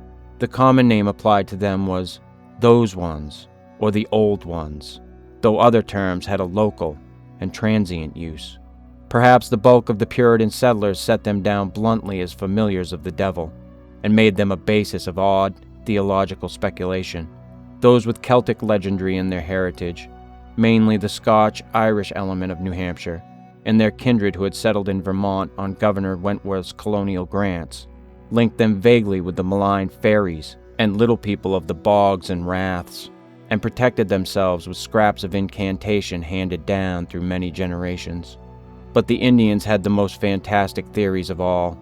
While different tribal legends differed, there was a marked consensus of belief in certain vital particulars, it being unanimously agreed that the creatures were not native to this earth. The Pennacook myths, which were the most consistent and picturesque, taught that the winged ones came from the Great Bear in the sky, and had mines in our earthly hills whence they took a kind of stone they could not get on any other world. They did not live here, said the myths, but merely maintained outposts and flew back with vast cargoes of stone to their own stars in the north. They harmed only those earth people who got too near them or spied upon them. Animals shunned them through instinctive hatred, not because of being hunted. They could not eat the things and animals of earth, but brought their own food from the stars. It was bad to get near them, and sometimes young hunters who went into their hills never came back. It was not good either to listen to what they whispered at night in the forest with voices like a bee's that tried to be like the voices of men. They knew the speech of all kinds of men, Pennacooks, Hurons, men of the 5 nations, but did not seem to have or need any speech of their own. They talked with their heads, which changed color in different ways to mean different things. All the legendary, of course, white and Indian alike, died down during the 19th century except for occasional atavistical flare-ups. The ways of the Vermonters became settled, and once their habitual paths and dwellings were established according to a certain fixed plan, they remembered less and less what fears and avoidances had determined that plan, and even that there had been any fears or avoidances. Most people simply knew that certain hilly regions were considered as highly unhealthy, unprofitable, and generally unlucky to live in, and that the farther one kept from them, the better off one usually was. In time, the ruts of custom and economic interest became so deeply cut in approved places that there was no longer any reason for going outside them, and the haunted hills were left deserted by accident rather than by design. Save during infrequent local scares, only wonder-loving grandmothers and retrospective nonagerians ever whispered of beings dwelling in those hills, and even such whisperers admitted that there was not much to fear from those things now that they were used to the presence of houses and settlements, and now that human beings let their chosen territory severely alone. All this I had known from my reading and from certain folk tales picked up in New Hampshire. Hence, when the flood time rumors began to appear, I could easily guess what imaginative background had evolved them. I took great pains to explain this to my friends, and was correspondingly amused when several contentious souls continued to insist on a possible element of truth in the reports. Such persons tried to point out that the early legends had a significant persistence and uniformity, and that the virtually unexplored nature of the Vermont hills made it unwise to be dogmatic about what might or might not dwell among them. Nor could they be silenced by my assurance that all the myths were of a well-known pattern common to most of mankind, and determined by early phases of imaginative experience, which always produced the same type of delusion. It was of no use to demonstrate to such opponents that the Vermont myths differed but little in essence from those universal legends of natural personification which filled the ancient world with fauns and dryads and satyrs, suggested the Kalakanzari of modern Greece, and gave to wild Wales and Ireland their dark hints of strange, small, and terrible hidden races of troglodytes and burrowers. No use either to point out that even more startlingly similar belief of the Nepalese hill tribes in the dreaded Migo, or abominable snowmen, who lurk hideously amidst the ice and rock pinnacles of the Himalayan summits. When I brought up this evidence, my opponents turned it against me by claiming that it must imply some actual historicity for the ancient tales, that it must argue the real existence of some queer elder earth race, driven to hiding after the advent and dominance of mankind, which might very conceivably have survived in reduced numbers to relatively recent times, or even to the present.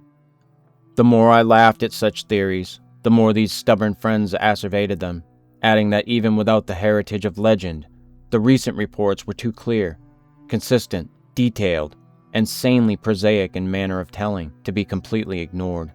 2 or 3 fanatical extremists went so far as to hint at possible meanings in the ancient Indian tales, which gave the hidden beings a non-terrestrial origin, citing the extravagant books of Charles Fort with their claims that voyagers from other worlds and outer space have often visited Earth. Most of my foes, however, were merely romanticists who insisted on trying to transfer to real life the fantastic lore of lurking little people made popular by the magnificent horror fiction of Arthur Machen. Chapter 2. As was only natural under the circumstances, this piquant debating finally got into print in the form of letters to the Arkham Advertiser, some of which were copied in the press of those Vermont regions whence the flood stories came. The Rutland Herald gave half a page of extracts from the letters on both sides, while the Brattleboro Reformer reprinted one of my long historical and mythological summaries in full, with some accompanying comments in the Pendrifter's thoughtful column, which supported and applauded my skeptical conclusions. By the spring of 1928, I was almost a well-known figure in Vermont, notwithstanding the fact that I had never set foot in the state. Then came the challenging letters from Henry Akeley, which impressed me so profoundly, and which took me for the first and last time to that fascinating realm of crowded green precipices and muttering forest streams. Most of what I now know of Henry Wentworth Akeley was gathered by correspondence with his neighbors and with his only son in California after my experience in his lonely farmhouse. He was, I discovered, the last representative on his home soil of a long, locally distinguished line of jurists, administrators, and gentlemen agriculturists. In him, however, the family mentally had veered away from practical affairs to pure scholarship, so that he had been a notable student of mathematics, astronomy, biology, anthropology, and folklore at the University of Vermont. I had never previously heard of him, and he did not give many autobiographical details in his communications, but from the first I saw he was a man of character, education, and intelligence, albeit a recluse with very little worldly sophistication. Despite the incredible nature of what he claimed, I could not help at once taking Akeley more seriously than I had taken any other challengers of my views. For one thing, he was really close to the actual phenomena, visible and tangible, that he speculated so grotesquely about, and for another thing, he was amazingly willing to leave his conclusions in a tentative state like a true man of science. He had no personal preferences to advance, and was always guided by what he took to be solid evidence. Of course, I began by considering him mistaken, but gave him credit for being intelligently mistaken, and at no time did I emulate some of his friends in attributing his ideas, and his fear of the lonely green hills, to insanity. I could see that there was a great deal to the man, and knew that what he reported must surely come from strange circumstances deserving investigation, however little it might have to do with the fantastic causes he assigned. Later on, I received from him certain material proofs, which placed the matter on a somewhat different and bewilderingly bizarre basis. I cannot do better than transcribe in full, so far as is possible, the long letter in which Akeley introduced himself, and which forms such an important landmark in my own intellectual history. It is no longer in my possession, but my memory holds almost every word of its portentous message, and again I affirm my confidence in the sanity of the man who wrote it. Here is the text, a text which reached me in the cramped, archaic-looking scrawl of one who had obviously not mingled much with the world during his sedate, scholarly life. RFD No. 2, Townsend, Wyndham Co., Vermont, May 5, 1928. Albert N. Wilmarth, Esquire, 118 Salton Street, Arkham, Mass. My dear Sir, I have read with great interest the Brattleboro Reformer's reprint, April 23, 28, of your letter on the recent stories of strange bodies seen floating in our flooded streams last fall, and on the curious folklore they so well agree with. It is easy to see why an outlander would take the position you take, and even why Pendrifter agrees with you. That is the attitude generally taken by educated persons both in and out of Vermont, and was my own attitude as a young man. I am now 57. Before my studies, both general and in Davenport's book, led me to do some exploring in parts of the hills hereabouts not usually visited. I was directed towards such studies by the queer old tales I used to hear from elderly farmers of the more ignorant sort, but now I wish I had let the whole matter alone. I might say with all proper modesty that the subject of anthropology and folklore is by no means strange to me. I took a good deal of it at college, and am familiar with most of the standard authorities, such as Tyler, Lubbock, Fraser, Quatrefages, Murray, Osborne, Keith, Boulay, G. Eliot Smith, and so on. It is no news to me that tales of hidden races are as old as all mankind. I have seen the reprints of letters from you, and those arguing with you in the Rutland Herald, and guess I know about where your controversy stands at the present time. What I desire to say now is that I am afraid your adversaries are nearer right than yourself, even though all reasons seem to be on your side. They are nearer right than they realize themselves, for of course they go only by theory and cannot know what I know. If I knew as little of the matter as they, I would not feel justified in believing as they do. I would be wholly on your side. You can see that I am having a hard time getting to the point, probably because I really dread getting to the point. But the upshot of the matter is that I have certain evidence that monstrous things do indeed live in the woods on the high hills which nobody visits. I have not seen any of the things floating in the rivers as reported, but I have seen things like them under circumstances I dread to repeat. I have seen footprints, and of late have seen them nearer my own home. I live in the old Akeley place south of Townsend Village, on the side of Dark Mountain, than I dare tell you now. And I have overheard voices in the woods at certain points that I will not even begin to describe on paper. At one place I heard them so much that I took a phonograph there, with a dictaphone attachment and wax blank, and I shall try to arrange to have you hear the record I got. I have run it on the machine for some of the old people up here, and one of the voices had nearly scared them paralyzed by reason of its likeness to a certain voice, that buzzing voice in the woods which Davenport mentions, that their grandmothers have told them about and mimicked for them. I know what most people think of a man who tells about hearing voices, but before you draw conclusions, just listen to this record and ask some of the older backwoods people what they think of it. If you can account for it normally, very well, but there must be something behind it. Ex nihilo, nihil, fit. You know. Now my object in writing you is not to start an argument, but to give you information which I think a man of your tastes will find deeply interesting. This is private. Publicly I am on your side, for certain things shew me that it does not do for people to know too much about these matters. My own studies are now wholly private, and I would not think of saying anything to attract people's attention and cause them to visit the places I have explored. It is true, terribly true, that there are non-human creatures watching us all the time, with spies among us gathering information.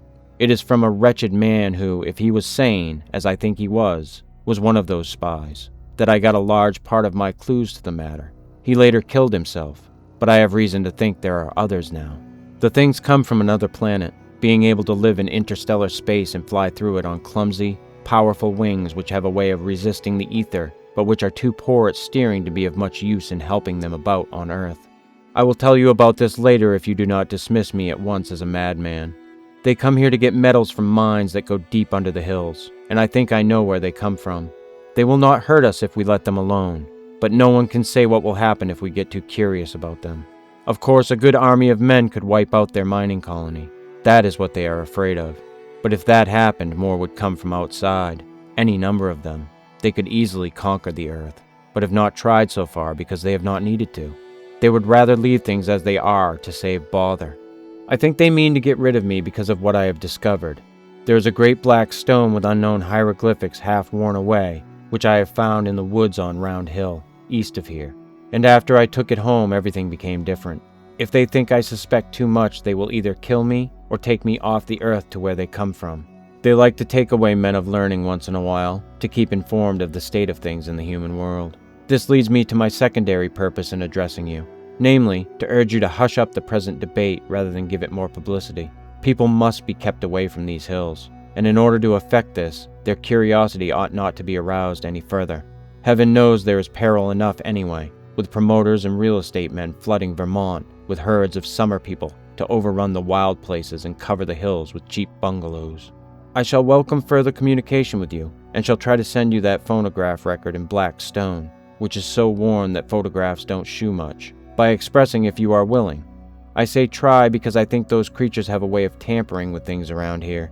There is a sullen, furtive fellow named Brown on a farm near the village, who I think is their spy. Little by little, they are trying to cut me off from our world because I know too much about their world. They have the most amazing way of finding out what I do. You may not even get this letter. I think I shall have to leave this part of the country and go to live with my son in San Diego, California if things get any worse. But it is not easy to give up the place you were born in, and where your family has lived for 6 generations. Also, I would hardly dare sell this house to anybody now that the creatures have taken notice of it. They seem to be trying to get the black stone back and destroy the phonograph record, but I shall not let them if I can help it.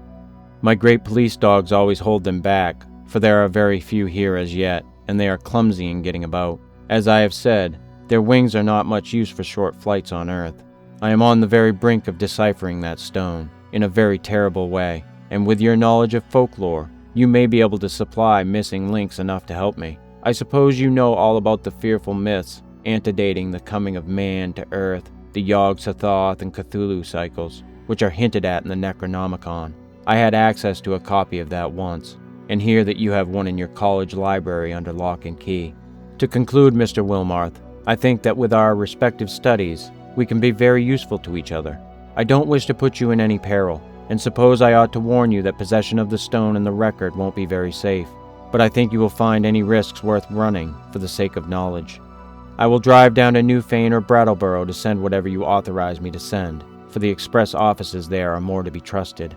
I might say that I live quite alone now, since I can't keep hired help anymore. They won't stay because of the things that try to get near the house at night, and that keep the dogs barking continually. I am glad I didn't get as deep as this into the business while my wife was alive, for it would have driven her mad. Hoping that I am not bothering you unduly, and that you will decide to get in touch with me rather than throw this letter into the wastebasket as a madman's raving. I am, yours very truly, Henry W. Akeley. P.S. I am making some extra prints of certain photographs taken by me, which I think will help to prove a number of the points I have touched on. The old people think they are monstrously true. I shall send you these very soon if you are interested. H.W.A. It would be difficult to describe my sentiments upon reading this strange document for the first time. By all ordinary rules, I ought to have laughed more loudly at these extravagances than at the far milder theories which had previously moved me to mirth. Yet something in the tone of the letter made me take it with paradoxical seriousness. Not that I believed for a moment in the hidden race from the stars which my correspondent spoke of, but that, after some grave preliminary doubts, I grew to feel oddly sure of his sanity and sincerity, and of his confrontation by some genuine, though singular and abnormal phenomenon, which he could not explain except in this imaginative way. It could not be as he thought it, I reflected, yet on the other hand it could not be otherwise than worthy of investigation. The man seemed unduly excited and alarmed about something, but it was hard to think that all cause was lacking. He was so specific and logical in certain ways, and after all, his yarn did fit in so perplexingly well with some of the old myths, even the wildest Indian legends. That he had really overheard disturbing voices in the hills, and had really found the black stone he spoke about, was wholly possible despite the crazy inferences he had made. Inferences, probably suggested by the man who had claimed to be a spy of the outer beings, and had later killed himself. It was easy to deduce that this man must have been wholly insane, but that he probably had a streak of perverse outward logic which made the naive Akeley, already prepared for such things by his folklore studies, believe his tale. As for the latest developments, it appeared from his inability to keep hired help that Akeley's humbler rustic neighbors were as convinced as he that his house was besieged by uncanny things at night. The dogs really barked, too. And then the matter of that phonograph record, which I could not but believe he had obtained in the way he said. It must mean something, whether animal noises deceptively like human speech, or the speech of some hidden night-haunting human being decayed to a state not much above that of lower animals. From this my thoughts went back to the black hieroglyphed stone, and to speculations upon what it might mean. Then, too, what of the photographs which Akeley said he was about to send, and which the old people had found so convincingly terrible? As I reread the cramped handwriting, I felt as never before that my credulous opponents might have more on their side than I had conceded. After all, there might be some queer and perhaps hereditarily misshapen outcasts in those shunned hills, even though no such race of star-born monsters as folklore claimed. And if there were, then the presence of strange bodies in the flooded streams would not be wholly beyond belief. Was it too presumptuous to suppose that both the old legends and the recent reports had this much of reality behind them? But even as I harbored these doubts, I felt ashamed that so fantastic a piece of bizarrerie as Henry Akeley's wild letter had brought them up. In the end, I answered Akeley's letter, adopting a tone of friendly interest and soliciting further particulars. His reply came almost by return mail and contained, true to promise, a number of Kodak views of scenes and objects illustrating what he had to tell.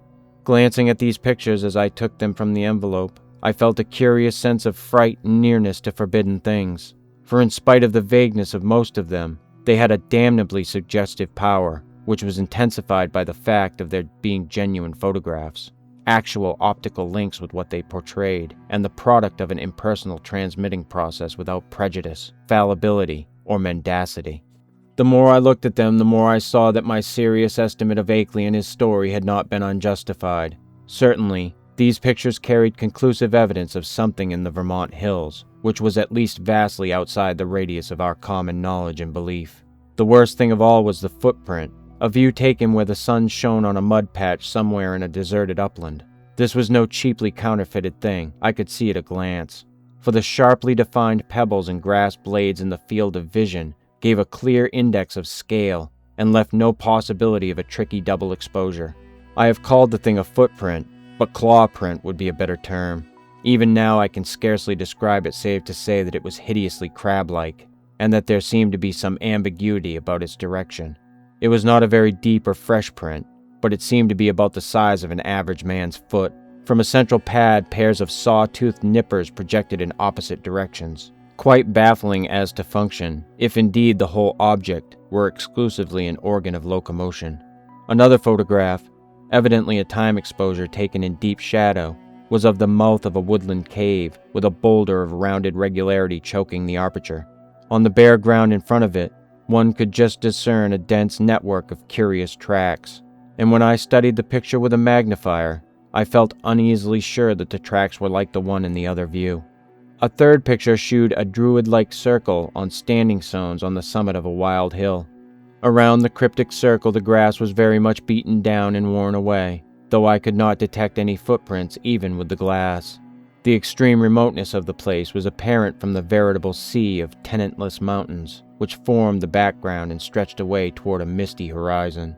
But if the most disturbing of all the views was that of the footprint, the most curiously suggestive was that of the great black stone found in the Round Hill woods. Akeley had photographed it on what was evidently his study table, for I could see rows of books and a bust of Milton in the background. The thing, as nearly as one might guess, had faced the camera vertically, with a somewhat irregularly curved surface of 1 by 2 feet. But to say anything definite about the surface or about the general shape of the whole mass almost defies the power of language.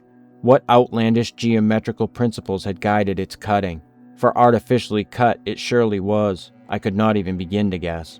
And never before had I seen anything which struck me as so strangely and unmistakably alien to this world. Of the hieroglyphics on the surface I could discern very few, but one or two that I did see gave me rather a shock. Of course they might be fraudulent, for others besides myself had read the monstrous and abhorred Necronomicon of the mad Arab, Abdul Alzared, but it nevertheless made me shiver to recognize certain ideographs which study had taught me to link with the most blood-curdling and blasphemous whispers of things that had had a kind of mad half-existence before the Earth and the other inner worlds of the solar system were made. Of the 5 remaining pictures, 3 were of swamp and hill scenes, which seemed to bear traces of hidden and unwholesome tenancy. Another was of a queer mark in the ground very near Akeley's house, which he said he had photographed the morning after a night on which the dogs had barked more violently than usual. It was very blurred, and one could really draw no certain conclusions from it, but it did seem fiendishly like that other mark or claw print photographed on the deserted upland. The final picture was of the Akeley place itself, a trim white house of 2 stories and attic, about a century and a quarter old, and with a well-kept lawn and stone-bordered path leading up to a tastefully carved Georgian doorway. There were several huge police dogs on the lawn, squatting near a pleasant-faced man with a close-cropped gray beard whom I took to be Akeley himself, his own photographer, one might infer from the tube-connected bulb in his right hand. From the pictures, I turned to the bulky, closely written letter itself, and for the next 3 hours was immersed in a gulf of unutterable horror. Where Akeley had given only outlines before, he now entered into minute details, presenting long transcripts of words overheard in the woods at night, long accounts of monstrous, pinkish forms spied in thickets at twilight on the hills, and a terrible cosmic narrative derived from the application of profound and varied scholarship to the endless bygone discourses of the mad self-styled spy who had killed himself. I found myself faced by names and terms that I had heard elsewhere in the most hideous of connections: Yugoth, Great Cthulhu, Sathuoga, Yog-Sothoth, Rylia, Nyarlathotep, Azathoth, Hastur, Yian, Lang, the Lake of Hali, Bethmura, the Yellow Sign, Lemur Cthulhos, Bran, and the Magnum Innominandum, and was drawn back through the nameless eons and inconceivable dimensions to worlds of elder, outer entity at which the crazed author of the Necronomicon had only guessed in the vaguest way. I was told of the pits of primal life and of the streams that had trickled down therefrom, and finally, of the tiny rivulet from one of those streams which had become entangled with the destinies of our own earth. My brain whirled, and where before I had attempted to explain things away, I now began to believe in the most abnormal and incredible wonders. The array of vital evidence was damnably vast and overwhelming, and the cool, scientific attitude of Akeley, an attitude removed as far as imaginable from the demented, the fanatical, the hysterical, or even the extravagantly speculative, had a tremendous effect on my thought and judgment. By the time I laid the frightful letter aside, I could understand the fears he had come to entertain, and was ready to do anything in my power to keep people away from those wild, haunted hills. Even now, when time has dulled the impression, and made me half question my own experience and horrible doubts, there are things in that letter of Akeley's which I would not quote, or even form into words on paper. I am almost glad that the letter and record of photographs are gone now, and I wish, for reasons I shall soon make clear, that the new planet beyond Neptune had not been discovered. With the reading of that letter, my public debating about the Vermont horror permanently ended. Arguments from opponents remained unanswered or put off with promises, and eventually the controversy petered out into oblivion. During late May and June, I was in constant correspondence with Akeley, though once in a while a letter would be lost, so that we would have to retrace our ground and perform considerable laborious copying. What we were trying to do as a whole was to compare notes in matters of obscure mythological scholarship and arrive at a clearer correlation of the Vermont horrors with the general body of primitive world legend. For one thing, we virtually decided that these morbidities and the hellish Himalayan Migo were one and the same order of incarnated nightmare. There were also absorbing zoological conjectures, which I would have referred to Professor Dexter in my own college but for Akeley's imperative command to tell no one of the matter before us. If I seem to disobey that command now, it is only because I think that at this stage a warning about those farther Vermont hills, and about those Himalayan peaks which bold explorers are more and more determined to ascend, is more conducive to public safety than silence would be. One specific thing we were leading up to was a deciphering of the hieroglyphics on that infamous black stone, a deciphering which might well place us in possession of secrets deeper and more dizzying than any formerly known to man. Chapter 3. Toward the end of June, the phonograph record came, shipped from Brattleboro since Akeley was unwilling to trust conditions on the branch line north of there. He had begun to feel an increased sense of espionage aggravated by the loss of some of our letters, and said much about the insidious deeds of certain men whom he considered tools and agents of the hidden beings. Most of all, he suspected the surly farmer Walter Brown, who lived alone on a run-down hillside place near the deep woods, and who was often seen loafing around corners in Brattleboro, Bellows Falls, Newfane, and South Londonderry in the most inexplicable and seemingly unmotivated way. Brown's voice, he felt convinced, was one of those he had overheard on a certain occasion in a very terrible conversation, and he had once found a footprint or claw print near Brown's house which might possess the most ominous significance. It had been curiously near some of Brown's own footprints that faced toward it. So the record was shipped from Brattleboro, whither Akeley drove in his Ford car along the lonely Vermont back roads. He confessed in an accompanying note that he was beginning to be afraid of those roads, and that he would not even go into Townsend for supplies now except in broad daylight. It did not pay, he repeated again and again, to know too much unless one were very remote from those silent and problematical hills. He would be going to California pretty soon to live with his son, though it was hard to leave a place where all one's memories and ancestral feelings centered. Before trying the record on the commercial machine, which I borrowed from the college administration building, I carefully went over all the explanatory matter in Akeley's various letters.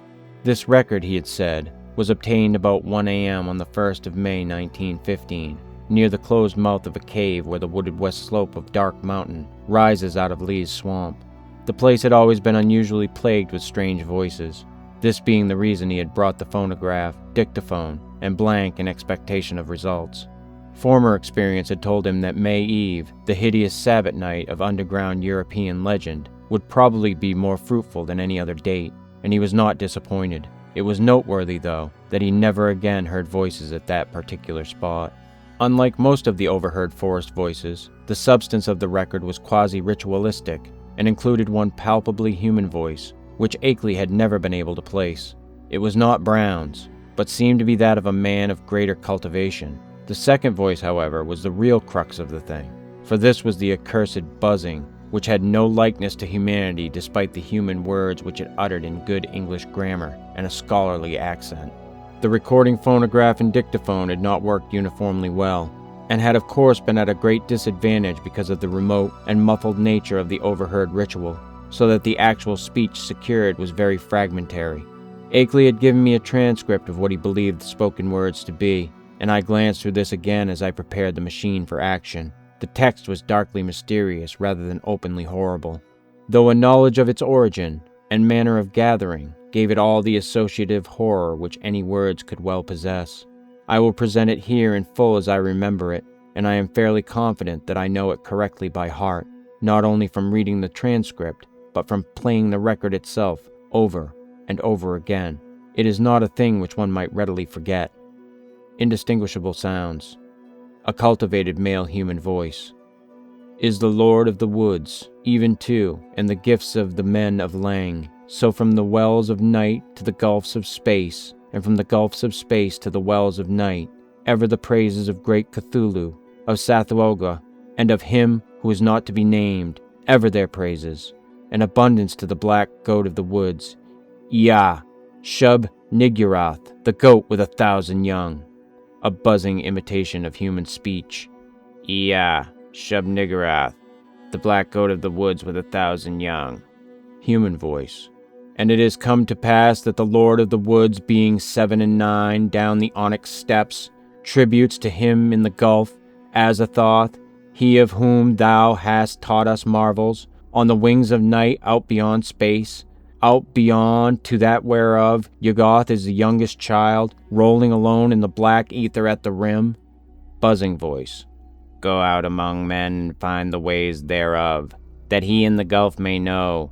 To Nyarlathotep, mighty messenger, must all things be told, and he shall put on the semblance of men, the waxen mask and the robe that hides, and come down from the world of 7 suns to mock.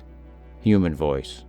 Nyarlathotep, great messenger, bringer of strange joy to Yuggoth through the void, father of the million favored ones, stalker among, speech cut off by end of record. Such were the words for which I was to listen when I started the phonograph. It was with a trace of genuine dread and reluctance that I pressed the lever and heard the preliminary scratching of the sapphire point, and I was glad that the first faint, fragmentary words were in a human voice, a mellow, educated voice which seemed vaguely Bostonian in accent, and which was certainly not that of any native of the Vermont hills. As I listened to the tantalizingly feeble rendering, I seemed to find the speech identical with Akeley's carefully prepared transcript. On it, chanted in that mellow Bostonian voice, Yah, Shub Nigurath, the goat with 1,000 young. And then I heard the other voice. To this hour I shudder retrospectively when I think of how it struck me, prepared though I was by Akeley's accounts. Those to whom I have since described the record profess to find nothing but cheap imposture or madness in it. But could they have heard the accursed thing itself, or read the bulk of Akeley's correspondence, especially that terrible and encyclopedic second letter, I know they would think differently. It is, after all, a tremendous pity that I did not disobey Akeley, and play the record for others. A tremendous pity, too, that all of his letters were lost. To me, with my first-hand impression of the actual sounds, and with my knowledge of the background and surrounding circumstances, the voice was a monstrous thing. It swiftly followed the human voice in ritualistic response. But in my imagination it was a morbid echo, winging its way across unimaginable abysses from unimaginable outer hells. It is more than 2 years now since I last ran off that blasphemous waxen cylinder, but at this moment and all other moments, I can still hear that feeble, fiendish buzzing as it reached me for the first time. "Yeah, Shub-Niggurath, the black goat of the woods with 1,000 young." But though that voice is always in my ears, I have not even yet been able to analyze it well enough for a graphic description. It was like the drone of some loathsome, gigantic insect ponderously shaped into the articulate speech of an alien species, and I am perfectly certain that the organs producing it can have no resemblance to the vocal organs of man, or indeed to those of any of the mammalia. There were singularities in timbre, range, and overtones which placed this phenomenon wholly outside the sphere of humanity and earth life. Its sudden advent the first time almost stunned me, and I heard the rest of the record through in a sort of abstracted daze. When the longer passage of buzzing came, there was a sharp intensification of that feeling of blasphemous infinity which had struck me during the shorter and earlier passage. At last, the record ended abruptly, during an unusually clear speech of the human and Bostonian voice. But I sat stupidly, staring long after the machine had automatically stopped. I hardly need say that I gave the shocking record many another playing, and that I made exhaustive attempts at analysis and comment in comparing notes with Akeley. It would be both useless and disturbing to repeat here all that we concluded, but I may hint that we agreed in believing we had secured a clue to the source of some of the most repulsive primordial customs in the cryptic elder religions of mankind. It seemed plain to us also that there were ancient and elaborate alliances between the hidden outer creatures and certain members of the human race. How extensive these alliances were, and how their state today might compare with their state in earlier ages, we had no means of guessing. Yet at best there was room for a limitless amount of horrified speculation. There seemed to be an awful, immemorial linkage in several definite stages betwixt man and nameless infinity. The blasphemies which appeared on Earth, it was hinted, came from the dark planet Yuggoth at the rim of the solar system. But this was itself merely the populous outpost of a frightful interstellar race, whose ultimate source must lie far outside even the Einsteinian space-time continuum, or greatest known cosmos. Meanwhile, we continued to discuss the Black Stone and the best way of getting it to Arkham, Akeley deeming it inadvisable to have me visit him at the scene of his nightmare studies. For some reason or other, Akeley was afraid to trust the thing to any ordinary or expected transportation route. His final idea was to take it across county to Bellows Falls and ship it on the Boston and Maine system through Keene and Winchendon and Fitchburg, even though this would necessitate his driving along somewhat lonelier and more forest-traversing hill roads than the main highway to Brattleboro. He said he had noticed a man around the express office at Brattleboro when he had sent the phonograph record, whose actions and expression had been far from reassuring. This man had seemed too anxious to talk with the clerks, and had taken the train on which the record was shipped. Akeley confessed that he had not felt strictly at ease about that record until he heard from me of its safe receipt. About this time, the second week in July, another letter of mine went astray, as I learned through an anxious communication from Akeley.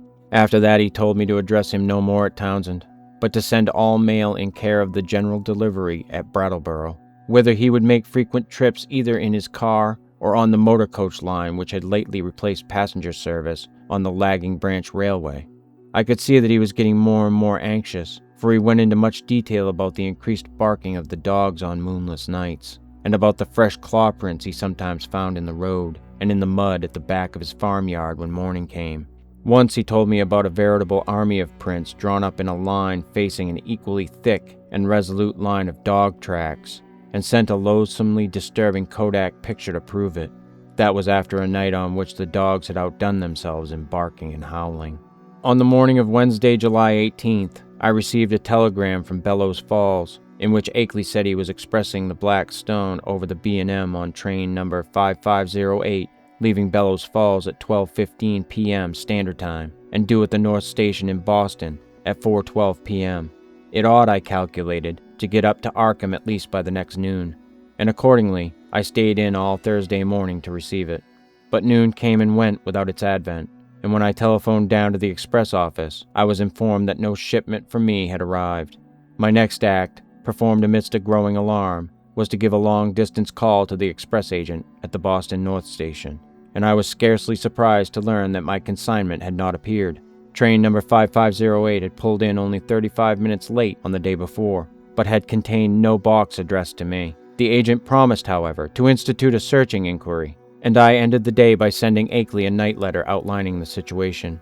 With commendable promptness, a report came from the Boston office on the following afternoon, the agent telephoning as soon as he learned the facts. It seemed that the railway express clerk on number 5508 had been able to recall an incident which might have much bearing on my loss, an argument with a very curious-voiced man, lean, sandy, and rustic-looking, when the train was waiting at Keene, New Hampshire, shortly after 1 o'clock Standard Time. The man, he said, was greatly excited about a heavy box which he claimed to expect, but which was neither on the train nor entered on the company's books. He had given the name of Stanley Adams, and had had such a queerly thick droning voice that it made the clerk abnormally dizzy and sleepy to listen to him. The clerk could not remember quite how the conversation had ended, but recalled starting into fuller awakeness when the train began to move. The Boston agent added that this clerk was a young man of wholly unquestioned veracity and reliability, of known antecedents and long with the company. That evening I went to Boston to interview the clerk in person, having obtained his name and address from the office. He was a frank, prepossessing fellow, but I saw that he could add nothing to his original account. Oddly, he was scarcely sure that he could even recognize the strange inquirer again. Realizing that he had no more to tell, I returned to Arkham and sat up till morning writing letters to Akeley, to the express company, and to the police department and station agent in Keene. I felt that the strange-voiced man who had so queerly affected the clerk must have a pivotal place in the ominous business, and hoped that Keene station employees and telegraph office records might tell something about him and about how he happened to make his inquiry, when and where he did. I must admit, however, that all my investigations came to nothing. The queer-voiced man had indeed been noticed around the Keene station in early afternoon of July 18th, and one lounger seemed to couple him vaguely with a heavy box, but he was altogether unknown, and had not been seen before or since. He had not visited the telegraph office, or received any message so far as could be learned, nor had any message which might justly be considered a notice of the Blackstone's presence on number 5508 come through the office for anyone. Naturally, Akeley joined with me in conducting these inquiries, and even made a personal trip to Keene to question the people around the station, but his attitude toward the matter was more fatalistic than mine. He seemed to find the loss of the box a portentous and menacing fulfillment of inevitable tendencies, and had no real hope at all of its recovery. He spoke of the undoubted telepathic and hypnotic powers of the hill creatures and their agents, and in one letter hinted that he did not believe the stone was on this earth any longer. For my part, I was duly enraged, for I had felt there was at least a chance of learning profound and astonishing things from the old blurred hieroglyphs. The matter would have rankled bitterly in my mind had not Akeley's immediate subsequent letters brought up a new phase of the whole horrible hill problem, which at once seized all my attention. Chapter 4. The unknown things, Akeley wrote in a script grown pitifully tremulous, had begun to close in on him with a wholly new degree of determination. The nocturnal barkings of the dogs whenever the moon was dim or absent was hideous now, and there had been attempts to molest him on the lonely roads he had to traverse by day. On the 2nd of August, while bound for the village in his car, he had found a tree trunk laid in his path at a point where the highway ran through a deep patch of woods, while the savage barking of the 2 great dogs he had with him told all too well of the things which must have been lurking near. What would have happened had the dogs not been there, he did not dare guess, but he never went out now without at least 2 of his faithful and powerful pack.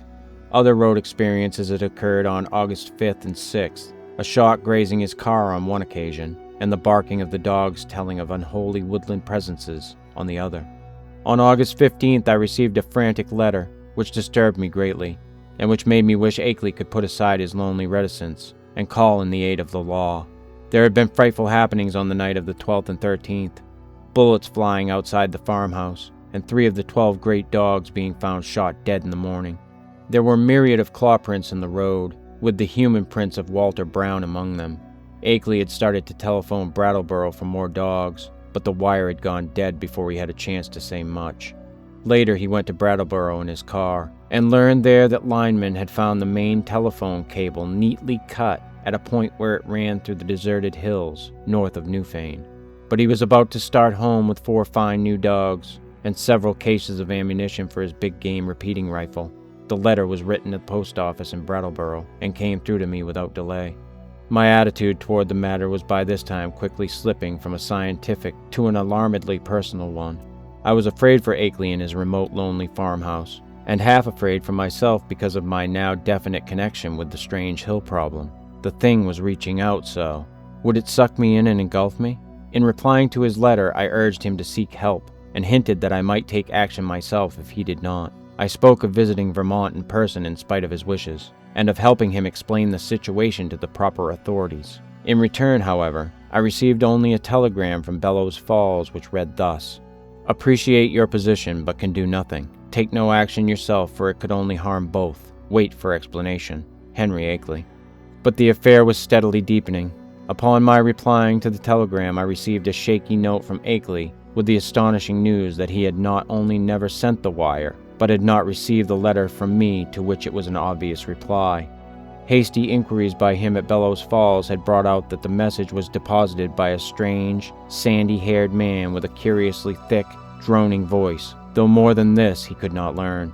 The clerk shewed him the original text as scrawled in pencil by the sender, but the handwriting was wholly unfamiliar. It was noticeable that the signature was misspelled, A-K-E-L-Y, without the second E. Certain conjectures were inevitable, but amidst the obvious crisis he did not stop to elaborate upon them. He spoke of the death of more dogs, and the purchase of still others, and of the exchange of gunfire which had become a settled feature each moonless night. Brown's prints, and the prints of at least 1 or 2 more shod human figures, were now found regularly among the claw prints in the road, and at the back of the farmyard. It was, Akeley admitted, a pretty bad business, and before long he would probably have to go to live with his California son, whether or not he could sell the old place. But it was not easy to leave the only spot one could really think of as home. He must try to hang on a little longer. Perhaps he could scare off the intruders, especially if he openly gave up all further attempts to penetrate their secrets. Writing Akeley at once, I renewed my offers of aid, and spoke again of visiting him, and helping him convince the authorities of his dire peril. In his reply, he seemed less set against the plan than his past attitude would have led one to predict, but said he would like to hold off a little while longer, long enough to get his things in order and reconcile himself to the idea of leaving an almost morbidly cherished birthplace. People looked askance at his studies and speculations, and it would be better to get quietly off without setting the countryside in a turmoil and creating widespread doubts of his own sanity. He had had enough, he admitted, but he wanted to make a dignified exit if he could.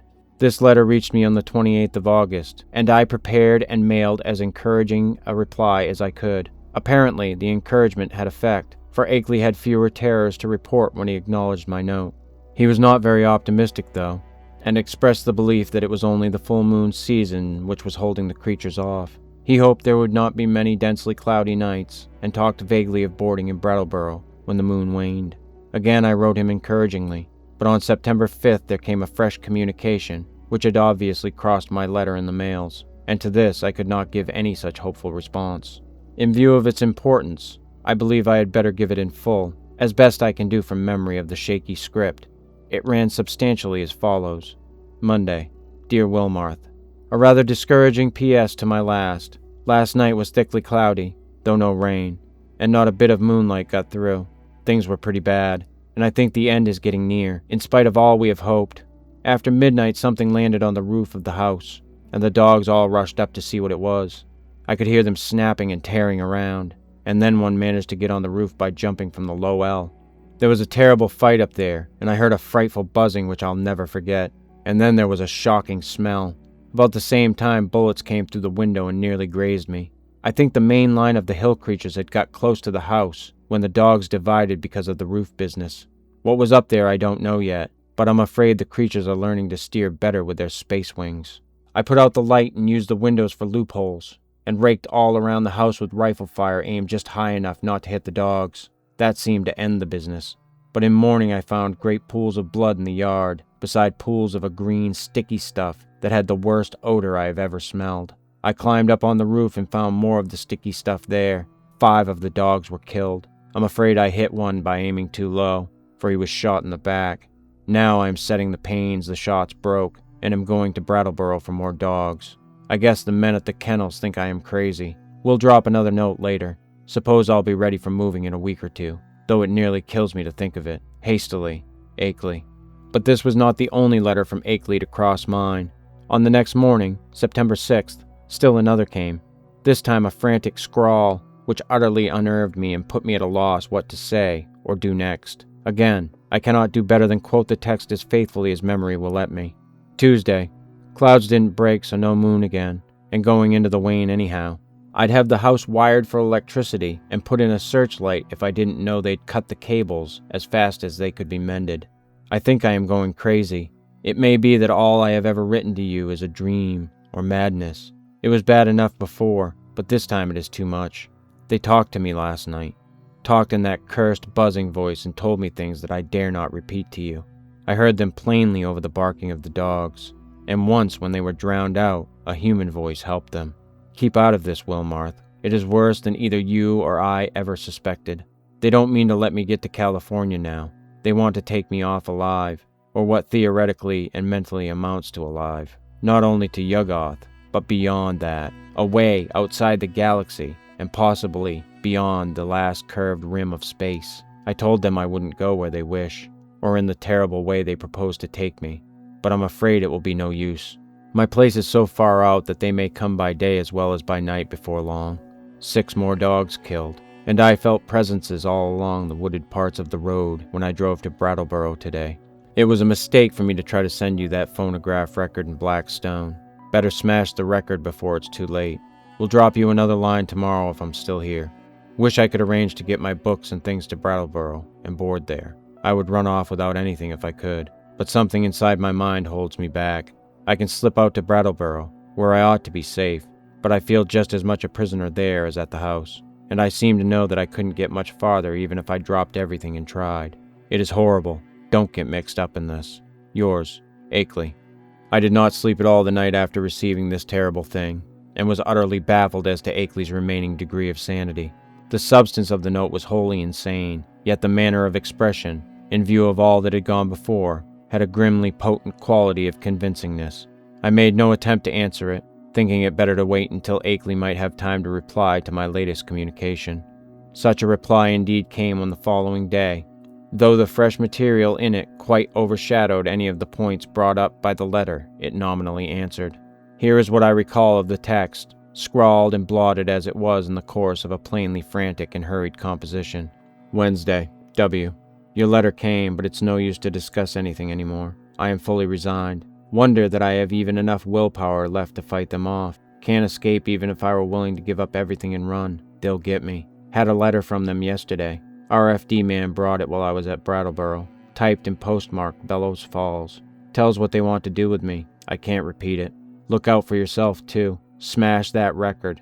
Cloudy nights keep up and moon waning all the time. Wish I dared to get help. It might brace up my willpower. But everyone who would dare to come at all would call me crazy unless there happened to be some proof. Couldn't ask people to come for no reason at all. Am all out of touch with everybody and have been for years. But I haven't told you the worst, Wilmarth. Brace up to read this, for it will give you a shock. I am telling the truth, though. It is this. I have seen and touched one of the things, or part of one of the things. God, man. But it's awful. It was dead, of course. One of the dogs had it, and I found it near the kennel this morning. I tried to save it in the woodshed to convince people of the whole thing, but it all evaporated in a few hours, nothing left. You know, all those things in the rivers were seen only on the first morning after the flood. And here's the worst. I tried to photograph it for you, but when I developed the film, there wasn't anything visible except the woodshed. What can the thing have been made of? I saw it and felt it, and they all leave footprints. It was surely made of matter, but what kind of matter? The shape can't be described. It was a great crab with a lot of pyramided fleshy rings or knots of thick, ropey stuff covered with feelers where a man's head would be. That green, sicky stuff is its blood or juice, and there are more of them due on Earth any minute. Walter Brown is missing, hasn't been seen loafing around any of his usual corners in the villages hereabouts. I must have got him with one of my shots, though the creatures always seem to try to take their dead and wounded away. Got into town this afternoon without any trouble, but I'm afraid they're beginning to hold off because they're sure of me. I'm writing this in Brattleboro, P.O. This may be goodbye.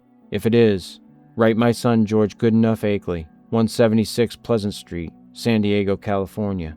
But don't come up here. Write the boy if you don't hear from me in a week, and watch the papers for news.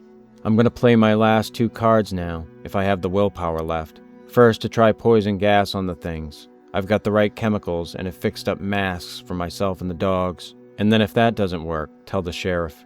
They can lock me in a madhouse if they want to. It'll be better than what the other creatures would do. Perhaps I can get them to pay attention to the prints around the house. They are faint, but I can find them every morning. Suppose, though, police would say I faked them somehow, for they all think I'm a queer character.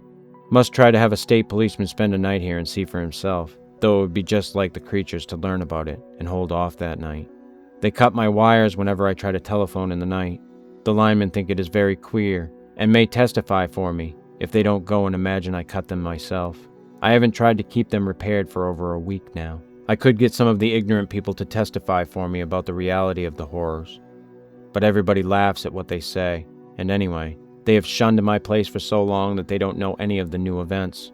You couldn't get one of those run-down farmers to come within a mile of my house for love or money. The mail carrier hears what they say and jokes me about it. God, if I only dared tell him how real it is.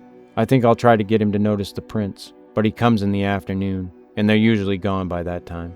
If I kept one by setting a box or a pan over it, he'd think surely it was a fake or joke. Wish I hadn't gotten to be such a hermit, so folks don't drop around as they used to. I've never dared shew the Black Stone or the Kodak pictures, or play that record, to anybody but the ignorant people. The others would say I faked the whole business and do nothing but laugh. But I may yet try shewing the pictures. They give those claw prints clearly, even if the things that made them can't be photographed. What a shame nobody else saw that thing this morning before it went to nothing. But I don't know as I care. After what I've been through, a madhouse is as good a place as any.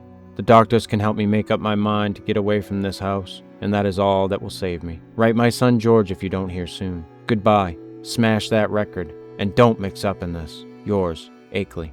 The letter frankly plunged me into the blackest of terror. I did not know what to say in answer, but scratched off some incoherent words of advice and encouragement and sent them by registered mail. I recall urging Akeley to move to Brattleboro at once and place himself under the protection of authorities, adding that I would come to that town with the phonograph record and help convince the courts of his sanity. It was time, too, I think I wrote, to alarm the people generally against this thing in their midst. It will be observed that at this moment of stress my own belief in all Akeley had told and claimed was virtually complete, though I did think his failure to get a picture of the dead monster was due not to any freak of nature, but to some excited slip of his own. Chapter 5. Then, apparently crossing my incoherent note and reaching me Saturday afternoon, September 8th, came that curiously different and calming letter, neatly typed on a new machine, that strange letter of reassurance and invitation which must have marked so prodigious a transition in the whole nightmare drama of the Lonely Hills.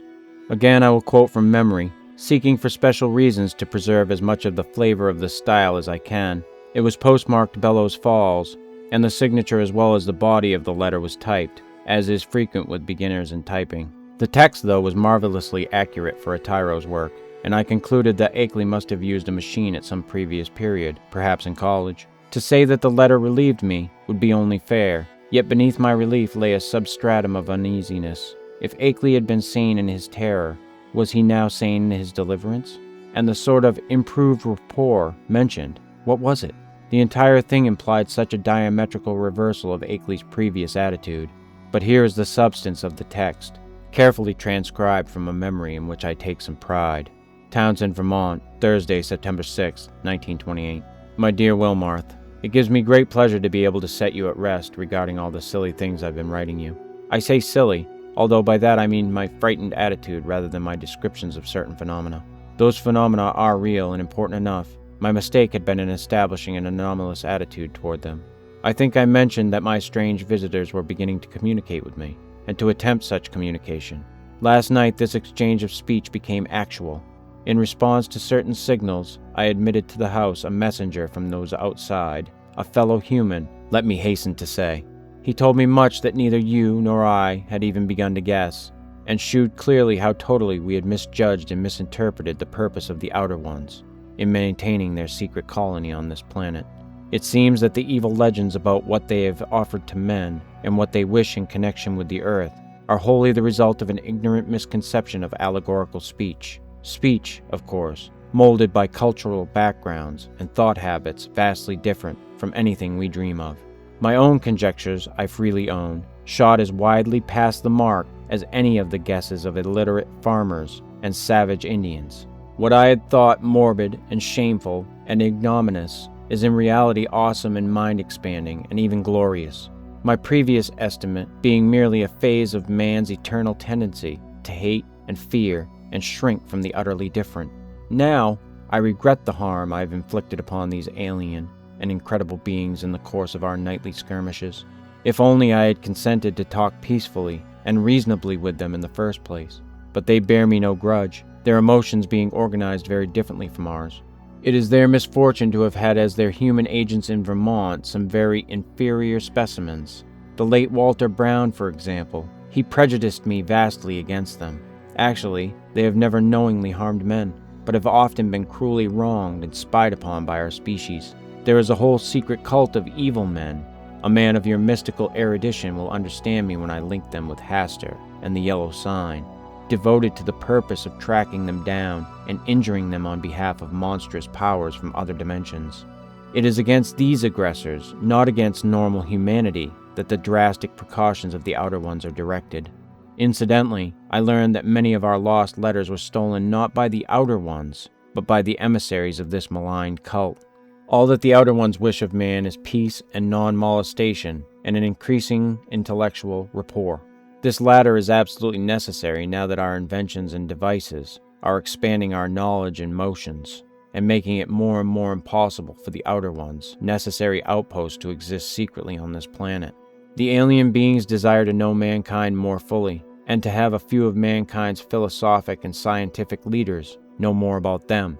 With such an exchange of knowledge, all perils will pass, and a satisfactory modus vivendi be established. The very idea of any attempt to enslave or degrade mankind is ridiculous. As a beginning of this improved rapport, the Outer Ones have naturally chosen me, whose knowledge of them is already so considerable, as their primary interpreter on Earth. Much was told me last night, facts of the most stupendous and vista-opening nature, and more will be subsequently communicated to me both orally and in writing. I shall not be called upon to make any trip outside just yet, though I shall probably wish to do so later on, employing special means and transcending everything which we have hitherto been accustomed to regard as human experience. My house will be besieged no longer. Everything has reverted to normal and the dogs will have no further occupation. In place of terror, I have been given a rich boon of knowledge and intellectual adventure which few other mortals have ever shared. The outer beings are perhaps the most marvelous organic things in or beyond all space and time, members of a cosmos-wide race of which all other life forms are merely degenerate variants. They are more vegetable than animal, if these terms can be applied to the sort of matter composing them, and have a somewhat fungoid structure, though the presence of a chlorophyll-like substance and a very singular nutritive system differentiate them altogether from true cormophytic fungi. Indeed, the type is composed of a form of matter totally alien to our part of space, with electrons having a wholly different vibration rate. That is why the beings cannot be photographed on the ordinary camera films and plates of our known universe, even though our eyes can see them.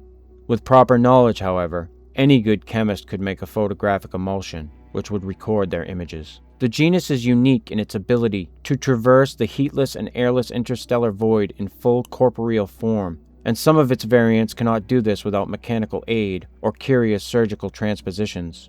Only a few of the species have the ether-resisting wings characteristic of the Vermont variety. Those inhabiting certain remote peaks in the Old World were brought in other ways. Their external resemblance to animal life and to the sort of structure we understand as material is a matter of parallel evolution rather than of close kinship.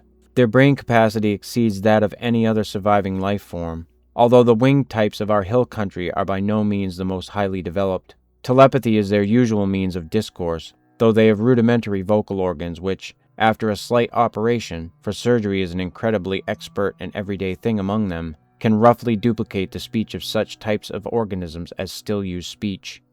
Their main immediate abode is a still undiscovered and almost lightless planet at the very edge of our solar system, beyond Neptune, and the 9th in distance from the Sun. It is, as we have inferred, the object mystically hinted at as Yuggoth in certain ancient and forbidden writings, and it will soon be the scene of a strange focusing of thought upon our world, in an effort to facilitate mental rapport. I would not be surprised if astronomers became sufficiently sensitive to these thought currents to discover Yuggoth when the outer ones wish them to do so. But Yuggoth, of course, is only the stepping stone. The main body of the beings inhabits strangely organized abysses wholly beyond the utmost reach of any human imagination. The space-time globule, which we recognize as the totality of all cosmic entity, is only an atom in the genuine infinity which is theirs. And as much of this infinity as any human brain can hold is eventually to be opened up to me, as it has been to not more than 50 other men since the human race has existed. You will probably call this raving at first, Wilmarth, but in time you will appreciate the titanic opportunity I have stumbled upon.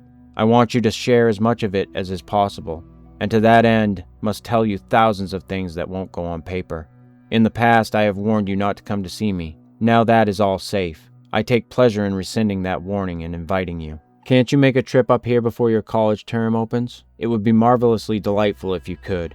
Bring along the phonograph record and all my letters to you as consultative data. We shall need them in piecing together the whole tremendous story.